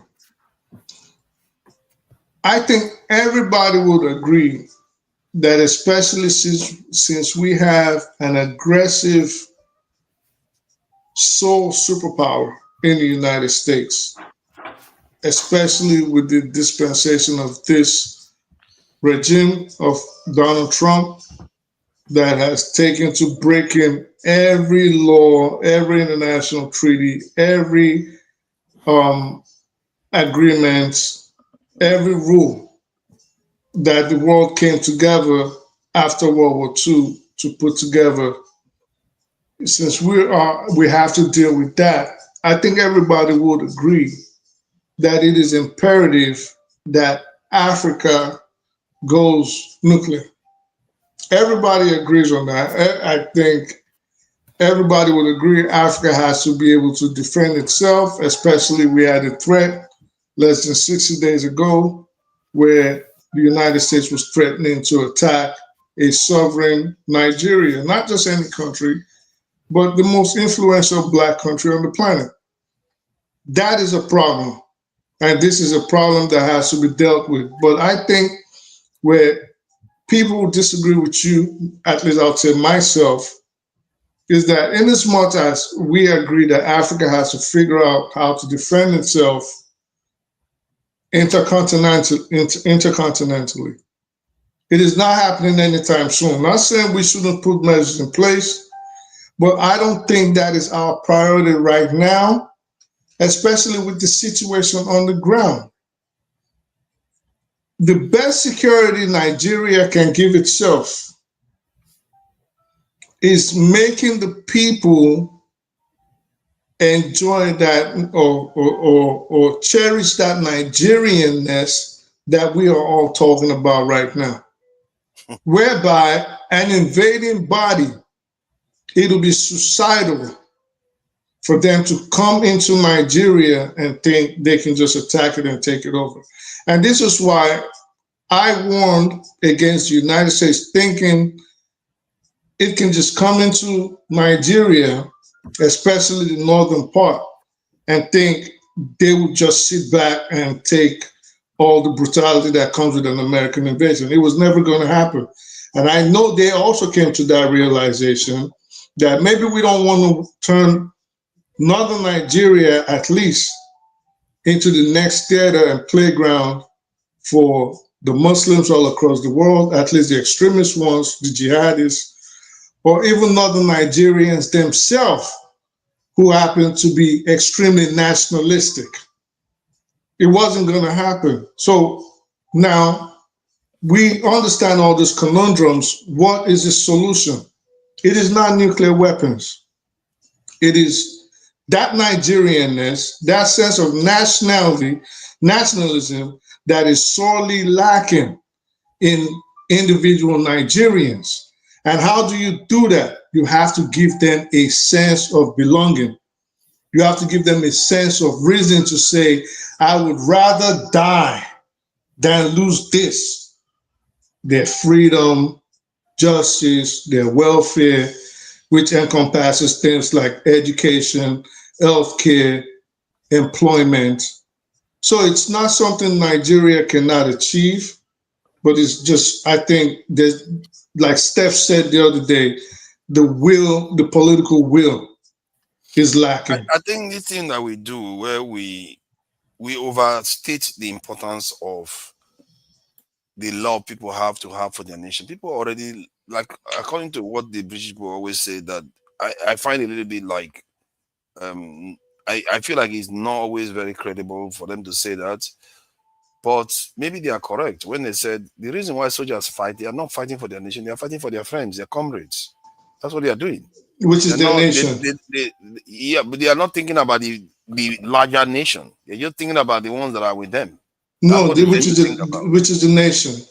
When they say a man is fighting for the man next to him, is because they have a common belief of both stepping on that battleground to die, which is their nation, the survivability of their nation. Yeah, but they are literally telling you man next to them, and you are saying it's the nation. No, I'm telling you, when you're on the battlefield, you're fighting for your nation through the man next to you. That is the nation next. That is the nation to Nigeria. They are not changing. No, it's changing it. That's not what they say. The content that they say. Hold on. Okay, maybe I should check it then. Should I check it? You should check it. Yeah, maybe it's right. After all, if it's right, it's right. Let me the check nation to you, to Nigeria, is the people around you. You know, he's thinking the geographical region of a country. Your nation is your citizen next to you that you're willing to take a bullet for. The man next to you that's going to have his face blown off and he's going to have to depend on the VA for the rest of his life. That is the nation standing next to you. You're not mercenaries. You're not going there on an individual basis. You're not going there on your own accord. You're following orders to go die or kill the enemy. And everybody in your unit, everybody in your brigade, everybody is there for the same mission, to defend your country. See, and okay, let me try to use the precise word because I said, what does it mean when they say soldiers fight for their comrades? But let me change it to fellow soldiers, fight for their fellow soldiers. No. If you want me to read the definition, let me read the definition. I think sometimes you people want people to come on here and just start boasting. Like, what? There's nothing to read for us. Like, I will show it, not just read. So they said when a soldier fights for their comrades, it means they are primarily motivated by loyalty and sense of responsibility to other soldiers in their immediate unit, such as their squad or fire team. In the chaos of combat, this immediate bond is often a more powerful and immediate motivator for action than abstract concepts like fighting for one's country. Shocker. Again. This guy is you see how we have a distant, a broken relationship with the truth. So even when people I try that went to you with the way I hear it, you say I'm wrong. And now I've read it to you. What do you this is your problem. And this is a Nigerian problem, and I'll tell you right now. You will be wrong over and over again. Hold on. You just keep yelling. What kind of people are that? I don't even understand you guys. All right, so relax. Let me just explain something to you. You see, this is a Nigerian problem. If Nigerians this is why it's such a boastful society. If you don't put a credential in their face or give them paperwork and say this is, at times it's like when someone speaks, can't you even hear the message in between the lines that they're telling you? And you run into chat, you run into chat GPT as if that is supposed to change my mind on forefathers' definition of the army. It's not ChatGPT, it's Google. I Googled it, and so This is you want Google to tell me. You want Google to tell me the definition of the army. Definition of the army. Seriously, this is the concept here. The concept is well known. It's not new. Yo, this guy is funny. It's like You're when still they using Google AI. This is AI overview. Okay, let me go this one now. Let me. AI, do you know what AI is? As somebody with intelligence, you should know that AI collects its data from everything out there, just like a search engine does. But we can come through here. That fact. And then but why the do we fight? What we are saying as humans, we are trying to express the humanness of our statement. For you to understand what we are looking at, we are giving you reasons, but you seem not to understand. You don't, and the fact that you are locked even make me like this is a lost cause to even argue it more. But I understand your point clearly. I do. You see what you've just done. You see what you've just done. And enjoy yourself tonight. Total lack of objectivity. When they give you the result, you reject it. When they give you the answer, you reject it. There is nothing that will change your mind. Who is a nation to you, to Nigeria? Who is a nation to you? I was about to ask you something similar. What a nation to you is your country. The country that you belong to. How do you feel your country? Nation. Who do you experience? And from there you say you experience Nigeria. Do you experience somebody from the north or the people around you? You experience your country from the people around you, generally, all the time. But you travel around, depending on the way you move around. Sometimes, but there will definitely be the people around you, isn't it? Yes. That is the point we are making. That if you fight for the person around you, you are still fighting for your nation. That person could be your loyal friend. It could be your wife or your daughter. But you transcended that same feeling and it represents the nation. If you talk love your neighbor as yourself, for example, you can't come and love me.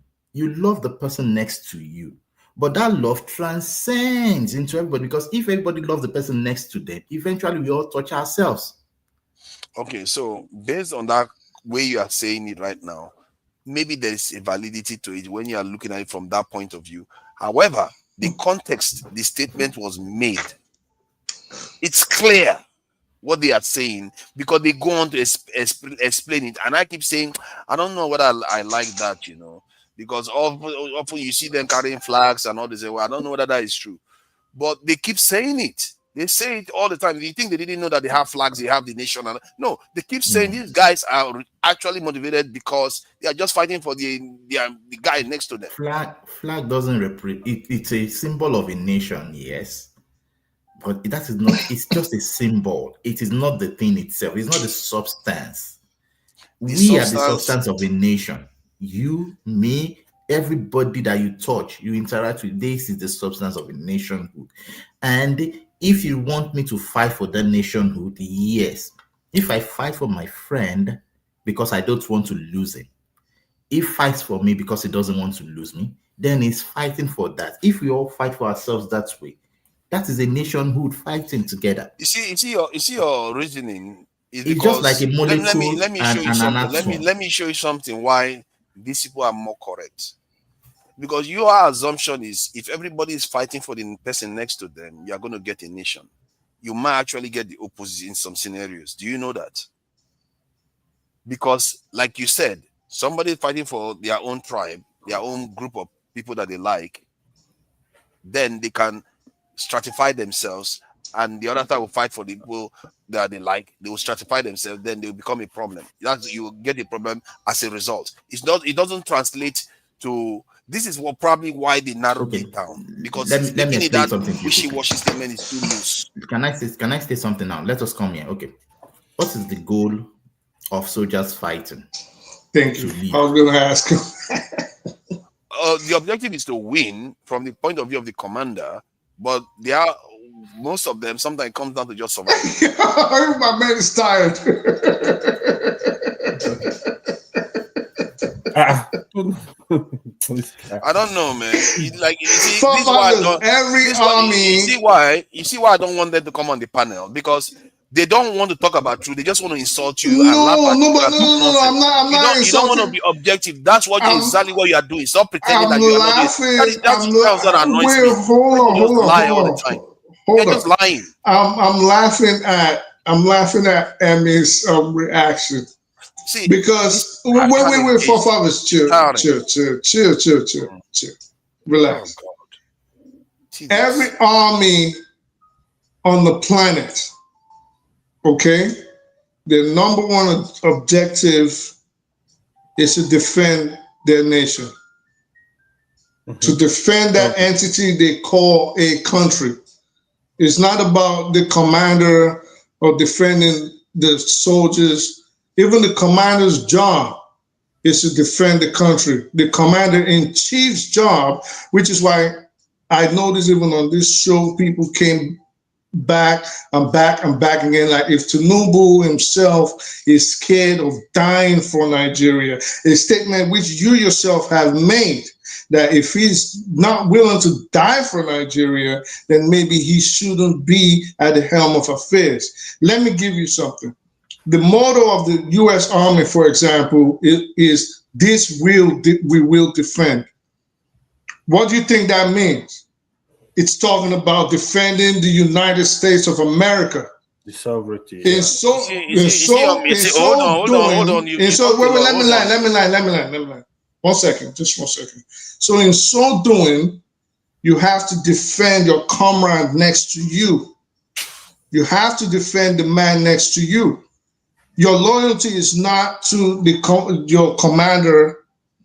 Your loyalty is not just to the soldier. Your loyalty is to the motherland. It's to the defense of your country. This is the essence of a modern army. That's what they instituted for, to defend the nation. Yeah, I think the question I had was, what does a soldier fight for? In the army, I said, following what the commander is doing. But an army obviously is to fight for their nation. And just to be clear, the army doesn't. Many armies, you think they swear allegiance to the nation. They swear allegiance either to the constitution, to the party, to the crown, stuff like that. They are not swearing. The Constitution is the nation. What are you talking about? Why do you always like to? Again, I'm not trying to put you down. Why do you always try to win? This is the kind of nonsense we do again. Now the Constitution. Just because you want to make a point. You are not a poet. Forefathers, if you swear allegiance to your Constitution, who are you swearing allegiance to? The Constitution. And what makes the Constitution that powerful? Because everybody, this thing is hilarious. This is the book we live by. See, and let this me is what tell you. Let me let you know the difference. If the Constitution provides a president, and the president gives an order that says go after the people, even if the majority of the people are on the other side of the Constitution, that's just because the Constitution gives the president go after which people? Go after the citizens. Let's say the job. Hold on. Let's say by some conceptual scenario, the president doesn't have hold on. Let me give you an example. Something happens that requires the president to assert his power against the citizens. The military are bound. Hold on. The military are bound to obey the president based on the constitution, that constitutional power that he has. Like when they are not allowed to obey fake orders or the illegal orders. The illegal orders can be very forefathers. You're my guy. You need to read more. I'm not even finished what I'm saying. I'm not even. Go ahead. You don't have to fight. Go ahead. I'll still break it. I'm gonna be ending this thing soon anyway, so I don't need this. I'm tired of this kind of attitude. So it's obvious The UK, they swear allegiance to the Queen. There's a reason why they do that. I don't understand why people keep arguing over nothing. There's a reason why they do that. They do that in China too. They swear allegiance to the party. Why do they not swear allegiance to the nation? It's so weird. Don't you think that something's off there? They are doing that because when it comes down to it, the military has to obey their commander-in-chief. Systems of government, you like conflicting issues, and this is why I would say, and just give me the chance, I know you'll try to cut me off the moment you don't like what you hear. Systems of government are different. The party of China, for example, still has a constitution. They run it. It's a one-party state. They're in charge of it. It is their nation. The United Kingdom, I don't know how you guys are structured, but I would assume you have a constitution placing the monarchy at the head, right? It still has a constitution that has to be followed. Unwritten constitution, which they still have to follow. So different systems of government. Now, I would assume that when we all started talking, we were talking, at least myself, making reference to modern army structures. We were talking about democracies. Now, to the example that you gave, if you've really read about Nigeria, your country, your birth country, and understand its history, you would not make the statements you made. And I say that because one of the reasons that led to the problems in the Western region was when Nnamdi Azikiwe gave an order to the police, even to the army, and they refused it. They said he was not constitutionally authorized to make the requests he made. He tried to say it was subordination. They proved him wrong. He was not the head of state. Whatever it was, he was the president. The bottom line is, it goes against. Was the prime minister. Good. So again, the bottom line is it goes against your premise that, well, if the commander-in-chief gives an authorization, let me bring you to the United Nations, to the United States. The reason why we have the Second Amendment is to forestall that kind of scenario that you gave us. If you give an order that is unconstitutional, which has happened even in recent times, multiple times, the people in charge of what that, they will disobey it. So, for example, the second disobey Trump. So multiple times. So but again, this is someone that's also violating the tenets of the Constitution. All right, so I don't think that would even be a good example. Having said that, the Second Amendment, this is why the Second Amendment gives us the rights to a militia. And this is actually why the Founding Fathers made the Second Amendment in the Constitution. It allows, if you are facing a tyrannical government, the citizens, the ordinary citizens, the civilians, to form a militia to take over that government. This is in the Constitution of the United States. So without wavering, the loyalty of a soldier is not only to his commander-in-chief, it is to the nation. In fact, the commander-in-chief's loyalty is to the Constitution, which means the nation. Americans, for example, just like in Nigeria, do not work for the people at the top. The people at the top, based on the Constitution, work. They are servants of the citizens. So you can't just give. So the scenario you are painting here is, all you need is Supreme Court justices, House of Assembly members. You get them, change any rules, whether it's against the people or not. The military will have to obey the law and the Constitution. And I don't know what you're saying. Rephrase it. My point is that by swearing allegiance to the Constitution, it is disconnecting them from the people to an extent, because sometimes events can occur where the people that govern the people are on the other side of the constitution. They are on the right side of the constitution, but the people are on the other side. But then you change. You will have to obey the constitution and do things against the people. So why do you understand the premise of law and order? I say it respectfully. When you ask somebody that talks about these things quite often, it's crazy that you're asking. No, it's not crazy. No. I think what's crazy is that you do not understand how these things work, even though you deem yourself that the fact that you talk about them all the time makes you some kind of expert on the issue. If you don't even understand the simple structure that everybody on a soil is subject to the Constitution, what then are you talking about? Every single body is subject to the written laws of that country. That is why it's called the Constitution. But that is true, yes. But if the president makes let's say there's some kind of incident that occurs, the president say, you know what, I need to nuke that city because of this national security threat. You might consider it against this illegal order, but that is his power. Now you have to do it because that is what the Constitution says. But if you are swearing allegiance to the people, you will not. You see the difference? You will not. And people don't like that because it's more. I think people that have found nations, for some reason, I don't fully understand it yet. I think it's because they think it's more reasonable to empower the constitution or the party instead of empowering the people themselves. I'm not sure why. You should ask yourself that question too. Why is it that they put it on the constitution, not the people?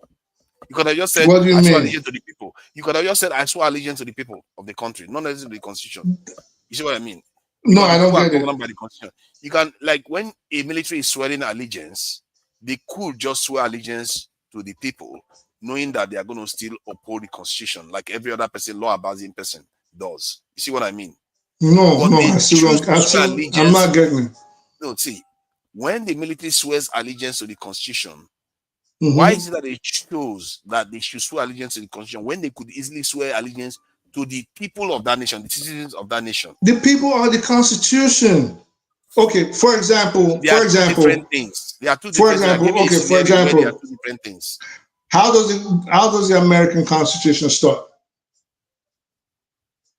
We the people. I don't know. I know you have. Yeah, you're right. You're right. That's it. We the people. Yes, but it's still a paper and a document that they are swearing allegiance to.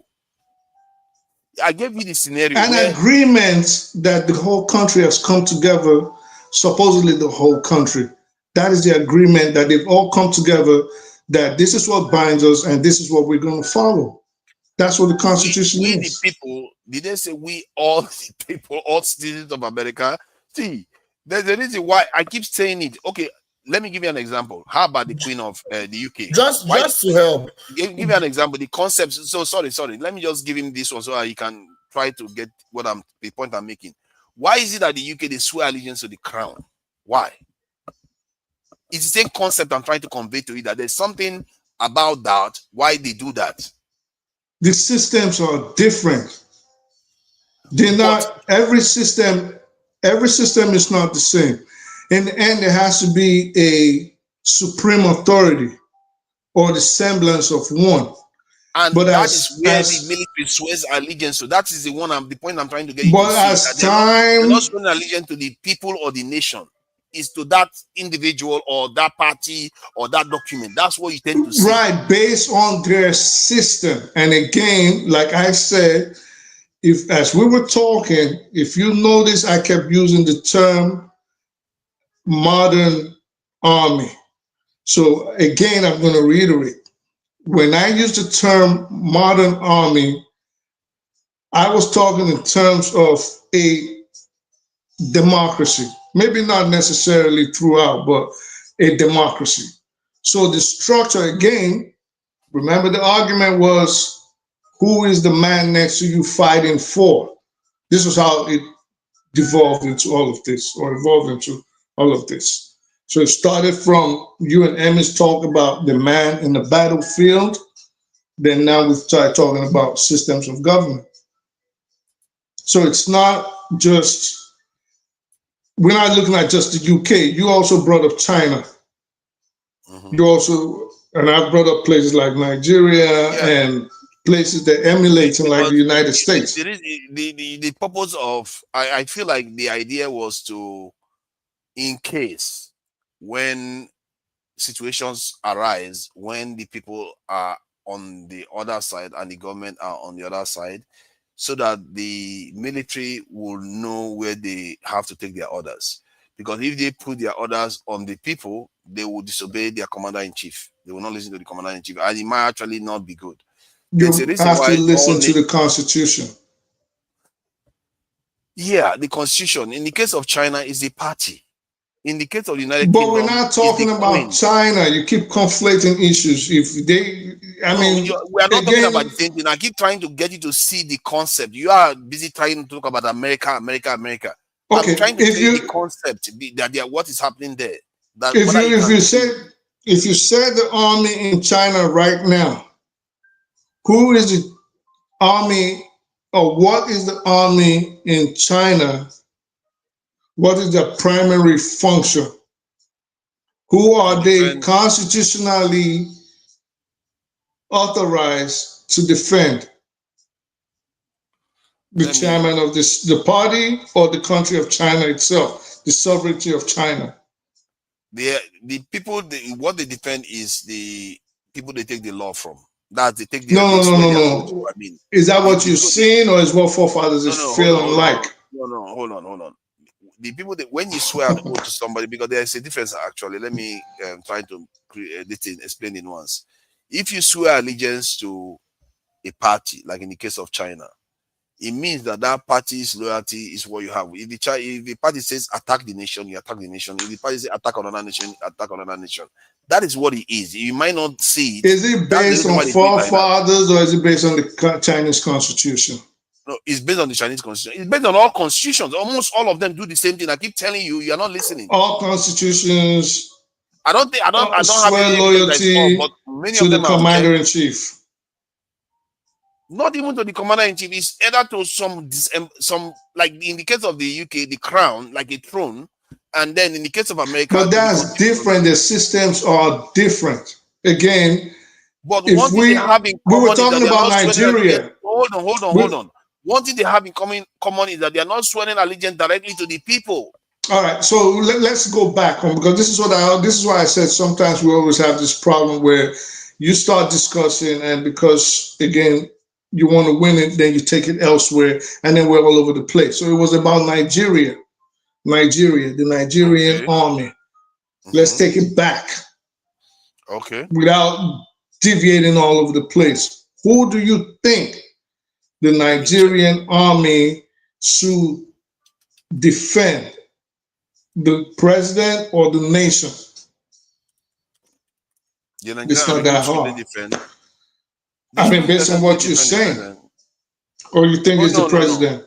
In terms of defending, generally should, of course they should defend the nation, but it doesn't mean that they can't use them to attack the nation. What is the primary objective of the Nigerian army? Defense. Of what? Or who? Of the nation. So what are we arguing about? But they can still attack some part of the nation. Whatever contradicts what the army, the commander-in-chief wants to do. You are not understanding my point. You are conflating two different things. It's like saying a gangster, how do I put it, a hoodlum or whatever you call it, gangsters, they listen to their boss. It doesn't mean that same boss is not going to order them to do something that against somebody that they like. They will still have to obey it. That's how militaries behave. They will swear allegiance to, even if their duty is to defend the nation, but because they swear allegiance to, say, a constitution or a president or a crown, that is what they are going to listen to. When the time comes, they will listen to that. Can I add more to that? Also, that's why the army sometimes have mutiny if they tend to disagree with the commander-in-chief. they can have mutiny, in response, to say, oh, we don't want to follow your command or something. That's why you have mutiny by the army. They can carry out mutiny or in response. Like, I mean, look at what happened. I can use an example, like, just last year or 2 years ago with Russia, when some of the army that went to fight in Ukraine, the military guys, one of the head of the military at that time, I can't remember his name now, Prigozhin, actually was protesting against the Russian government, against Putin, right? And as a result of that, part of the army wanted to have mutiny. Then there was tension, right? And eventually they did not follow the instruction. Eventually they had to come to a negotiation. Then they reached an agreement with the Russian government before they continued fighting in Ukraine. So the point I'm making is that, like, if there's a disagreement with the central authority, there are ways in which the army responds, But yeah. Yeah, okay, look at that. That is very interesting what I'm looking at here, actually. They said, in the case of Nigeria, which is quite interesting, actually, the Nigerian military army, they technically swear allegiance to the country. The Nigerian army swears allegiance to the country. And but check what the UK this thing swears allegiance to. Yeah. I don't know how you got so irritating, really. I don't know when you pick up this rotten habit of becoming so irritating. The UK service members swear allegiance to the British in the British Army on enlistment. The oath on this thing goes like this: I swear to God, I swear to Almighty, be faithful and allegiance to His Majesty the King Charles, his heirs, successors. They are swearing allegiance to the King Charles, his heirs, and his successors. Like literally, like the nation is not even like part of the deal. Like nations are different. That's my point. And the idea that in the case of Nigeria, that's very interesting that the Nigerian army actually swears allegiance to Nigeria, which is fascinating because the US one don't. They swear allegiance to the Constitution. That's what they do. Every modern army. Okay, you can call me irritating once you find out the truth and get pissed off. I think you think everybody comes on here to just talk. I think that's what you always think. That's why I always ask you to clarify or ask you what your experience in an issue or your experience in an issue is. And it's always obvious that you... What I find irritating is not your argument, it's your attitude. No, you get irritated because you want to be right and then you find out you're wrong. It's not your argument. It's not your argument. It's your attitude to discussion. All right, so let me... the argument by showing those irritating attitudes. You're doing it again. You're doing it again. I didn't even say anything. I laughed, which was I actually cackled, which is my prerogative because we've taken the better part of how many minutes trying to let you understand that systems are different, the difference between constitutionality and the geographical region of the entity of the country. These things are not things that you should be arguing. And you're the one that came on here talking about people argue based on sentiments. And you got upset. You pinged that post when I said most times, basically because you're not versed on these issues, and there's nothing wrong, like Femi said, in saying I didn't know, because I know Femi from last year. I've been here almost about a year now, and I remember how Femi would talk about certain issues and how he talks about them now. So people go through changes of enlightenment. We all do that every day. For me, I learn that. Oh, I didn't know that. You know what I mean? But I think with you think, oh, if I know everything, or if someone that I don't like says something contrary, even if they're right, even if you need to just ask questions like, oh, how? You know what I mean? Or go check. Not everybody just talks out of their mouth like most of the people that you were criticizing on me. You know what I mean? So I think it's preposterous to think that the army's loyalty in this day and age, especially if most people are emulating Western systems of governments, to think that the way they will structure their army would not be to their nation. I mean, this is what we've been complaining about on the show, how there's no sense of nationalism. There's no sense of nationhood in Nigeria. So I think it will just be, again, not being condescending, but it will be common sense. to just know. And even if you've never been in the army, go check and say, let me check. Instead of, oh, it's my sentiment, this is how I feel, and this is the, yeah, they have to You be. mean check No. what? What are you talking about? Nigeria, Check what, that the military again. defends their nation. How? Yes, yes, yes. That the loyalty You of know the. that. You obviously didn't know it if it was shocking to you just now. Oh my God! I see you are conflating two things. I keep trying to tell you. I'm saying that the swearing of allegiance is different from defending the nation. Oh my God.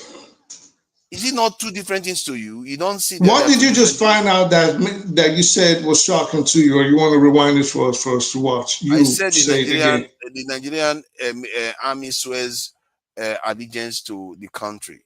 Which was But shocking to you? No, I said I am surprised, not shocking. What is the difference? What is a synonym for shocking? Shocking. Electrifying. It depends on how you look at it now. Surprising. Surprising. Perplex is also a synonym for you don't have to. This is the ego at play again. Oh my God, there are degrees. This is the ego at play again. You always like to. Okay, fine. Consider that point. Let me get shocking. To that point. So let me get.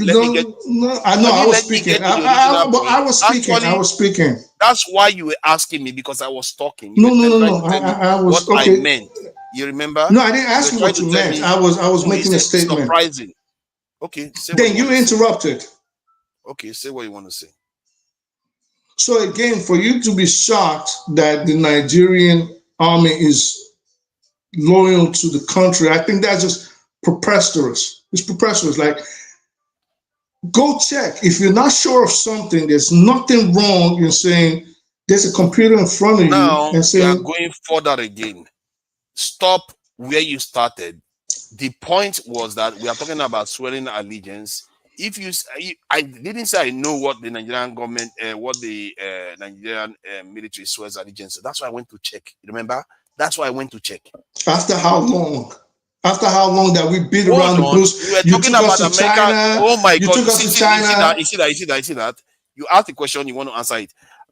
We were talking about America, and I talked about China. I talked about the other. Then when we came to Nigeria, I told you I didn't know, and I went and checked.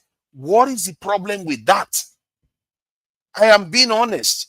So far, but that's not what happened. Tackling, trying to insinuate that's something somebody didn't say, and all that stuff. No. People are listening to us, and you have the recordings. Yes, and you have the recordings you can go back to. Tell me what I tried to imply, please. I'm not going to go back. I don't have no interest in going back. Let's move forward.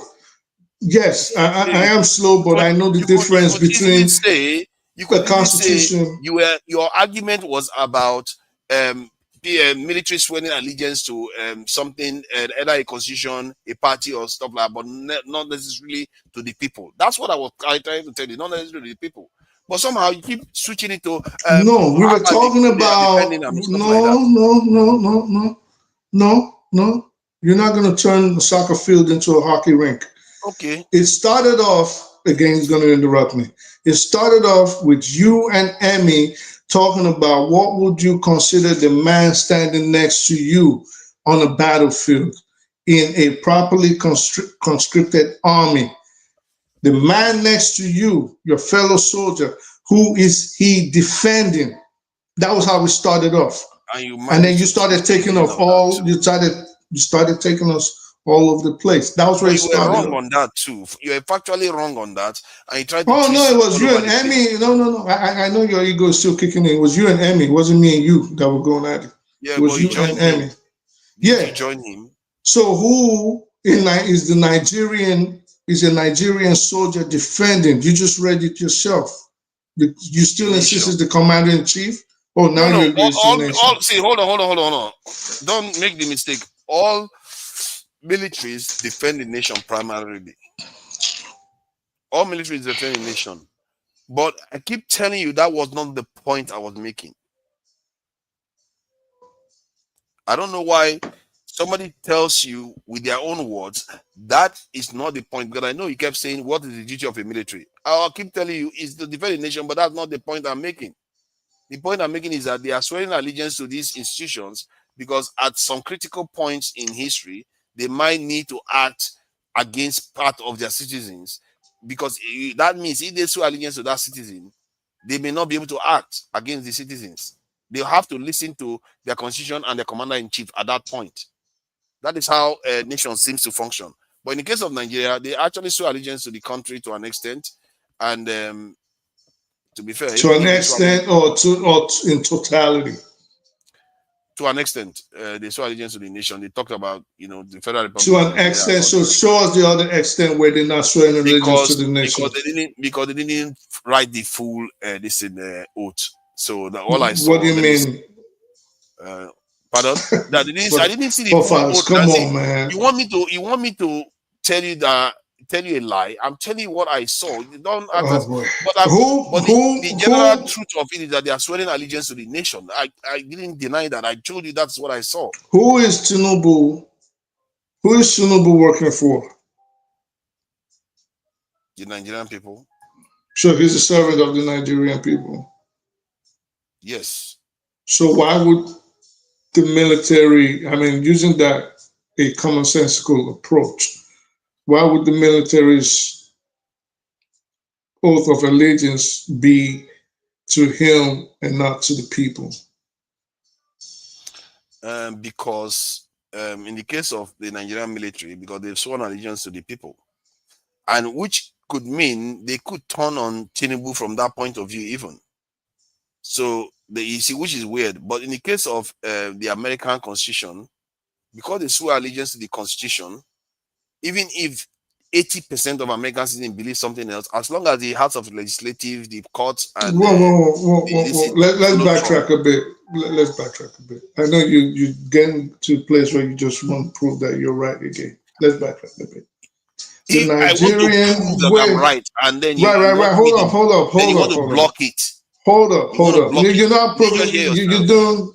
Let's not start fighting. So we'll throw the baby just out. Stop me from talking. So because you're going on that tangent where you have to prove that you're right. I want to finish my point. That we haven't heard before. All right, go ahead. Allow them to finish their point, and you try to derail my thoughts even. So, all right. In the case of the Nigerian Constitution, because they swear allegiance to the nation, Tinubu could be found this thing against the nation sometimes, and the military can go after him. But in the case of America, because they swear allegiance to the Constitution, all the the military needs is the people, the House of Congress, Senate, the president. They decide something, and even if 80% of the nation is against them, they don't care. They'll get it done. Period. Because that's what the Constitution says. Because it's for the military swear allegiance to the Constitution. So wait. The Nigerian army swears allegiance to who? The country. The country. Yep. And America swears allegiance to who? The Constitution. The Constitution. In the context of Nigeria, who do you think the country is? When they swear, where is that oath coming from? I don't understand. Repeat the question again. When the Nigerian army swears to defend the country under the laws, where do you think the oath is coming from? What do you think governs the oath that the Nigerian army swears by? What governs the oath? Don't think too much. Is the Constitution? No. I'm actually thinking about what. That's an interesting question. What governs? Yeah, is the Constitution. Is the Constitution. Is the Constitution. So wording might be different. The bottom line is Nigeria is also emulating the federal system, the constitutional system of the United States. So the wording might not start off with "we the people," but the primary context of the language would be that they are all swearing allegiance to the constitution of those countries. which is Nigeria's Although, primary you see, oath this is is governed the by the caveat. Constitution. You see, this is the caveat there that I have to be careful about, that, and he should have added that they swear allegiance to the Federal Republic of Nigeria and the armed forces of Nigeria Commander-in-Chief at all times. Yes, because the Commander-in-Chief is the chief law enforcement officer of the nation. So he's also bound by the Constitution. Yeah, I think I know He that. he's also being governed by the rules laid down under the Constitution. That's all it is. That's true. Let me see the US one too, whether they even add that part of it, the Commander-in-Chief.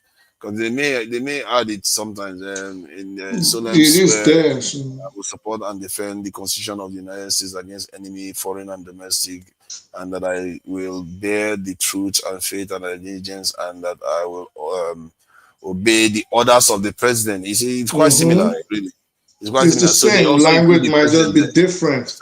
But the president also has to abide by the Constitution. So that's why I gave you a scenario. I just gave you a scenario just now. Like, American population might be against something, but because the Constitution says all you need is the Congress, the Senate, and the president, if they decide on something, like in the case of Israel, you have no power against them. Yes, we do. This is why we have the Second Amendment enshrined in the Constitution to be able to change tyrannical governments. There's also that caveat. Hold on, just hear me out. Hold on. Did they say the Second Amendment is to potentially overthrow the government? Yes. Okay, let me. Yes. In the case of a tyrannical government, the United States citizens are allowed to form and regulate a well-regulated militia. So we are allowed to form militias if we are faced with a tyrannical government. Okay, they say the Second Amendment of the United States, a well-regulated militia being necessary for the security of the free state, the rights of the people to keep and bear arms shall not be infringed. So it says the right introduces militia, liberty, important to defense and liberty, consider important to defend and liberty. The right of the people to keep and bear arms guarantees that individuals have rights to possess and carry weapons shall not be infringed. The legal listing. Does it say anything about being able to remove government? Let me just find out. What do you think a militia is? A well-regulated militia means it is outside the tentacles and the control of the federal government. That's what a militia is. That is why we're allowed to carry arms. That's why the right to bear arms is sacrosanct in the Constitution. Yeah, I wanted to find out that. No, you see, I asked, does it say or imply to use it to overthrow a government when necessary? He says no. The Second Amendment does not say or imply that the individuals have the right to overthrow the government. Let me. Yeah, I don't know. Where did you get? Okay, did I get that wrong? Where did I get it?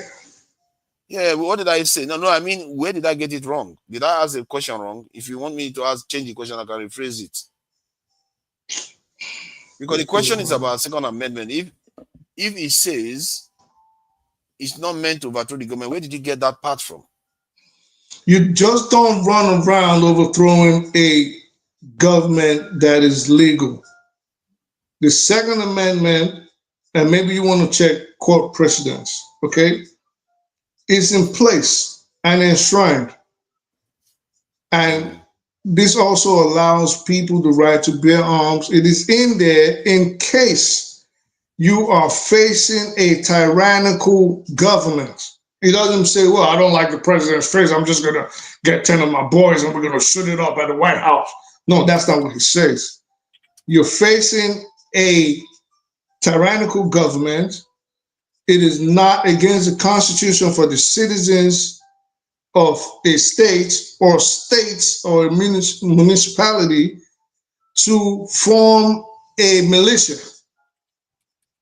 and say this government I'm keeps trying to ask the violating question where this you asked it. government keeps violating the Constitution of the United States, we're going to take it over. This is just what the Second Amendment says. It doesn't say, oh, the government is doing good. Oh, oh, I don't like people voted Republican or Democrat. We're going to take them over. No, the government keeps violating the rights of the people, tyrannical.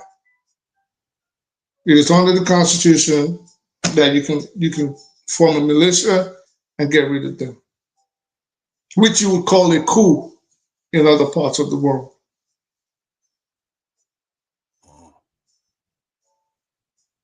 Yeah, but they are struggling to say that it is okay. Let me see the philosophical view. That's the most flexible one. The amendment was influenced by the concern that citizens should be able to defend themselves against oppression.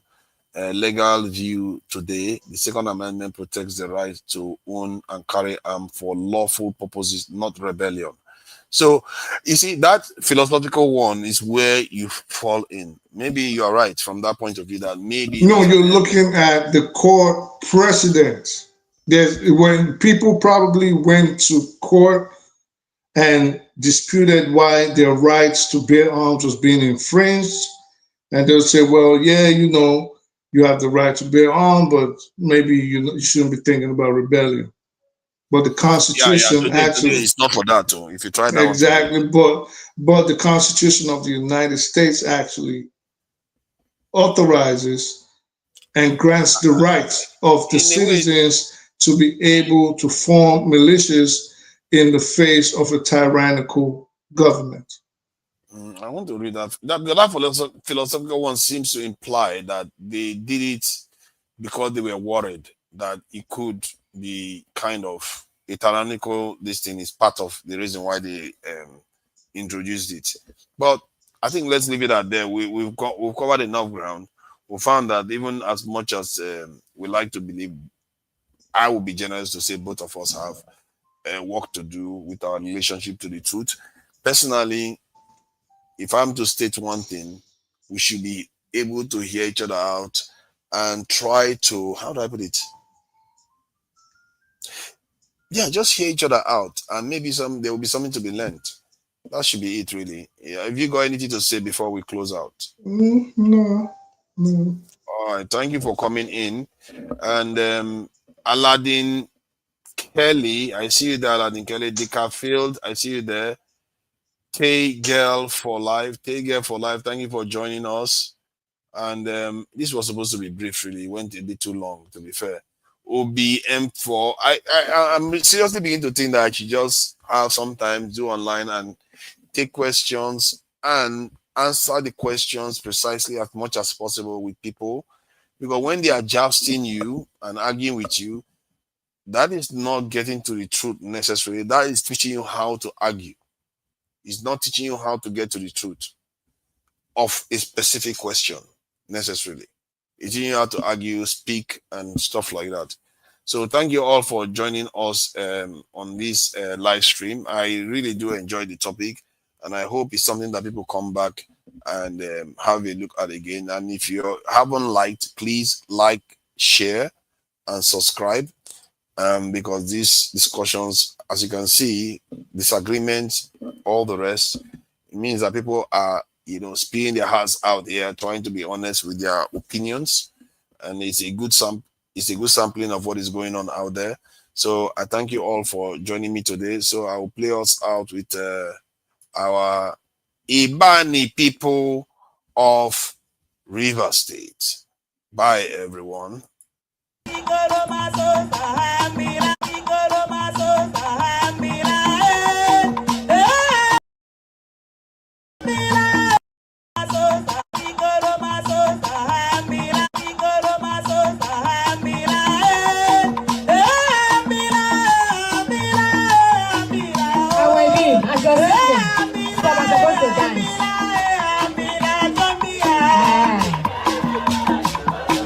You will dance especially for me today. Yeah. Yes.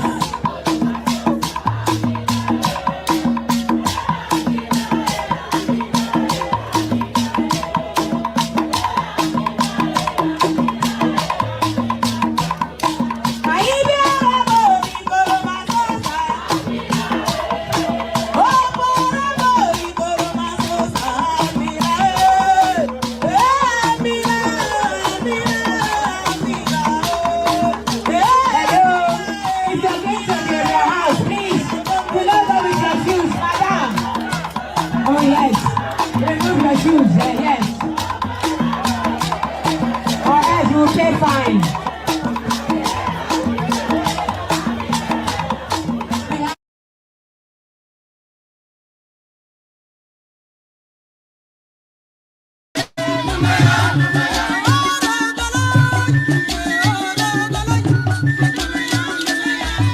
you.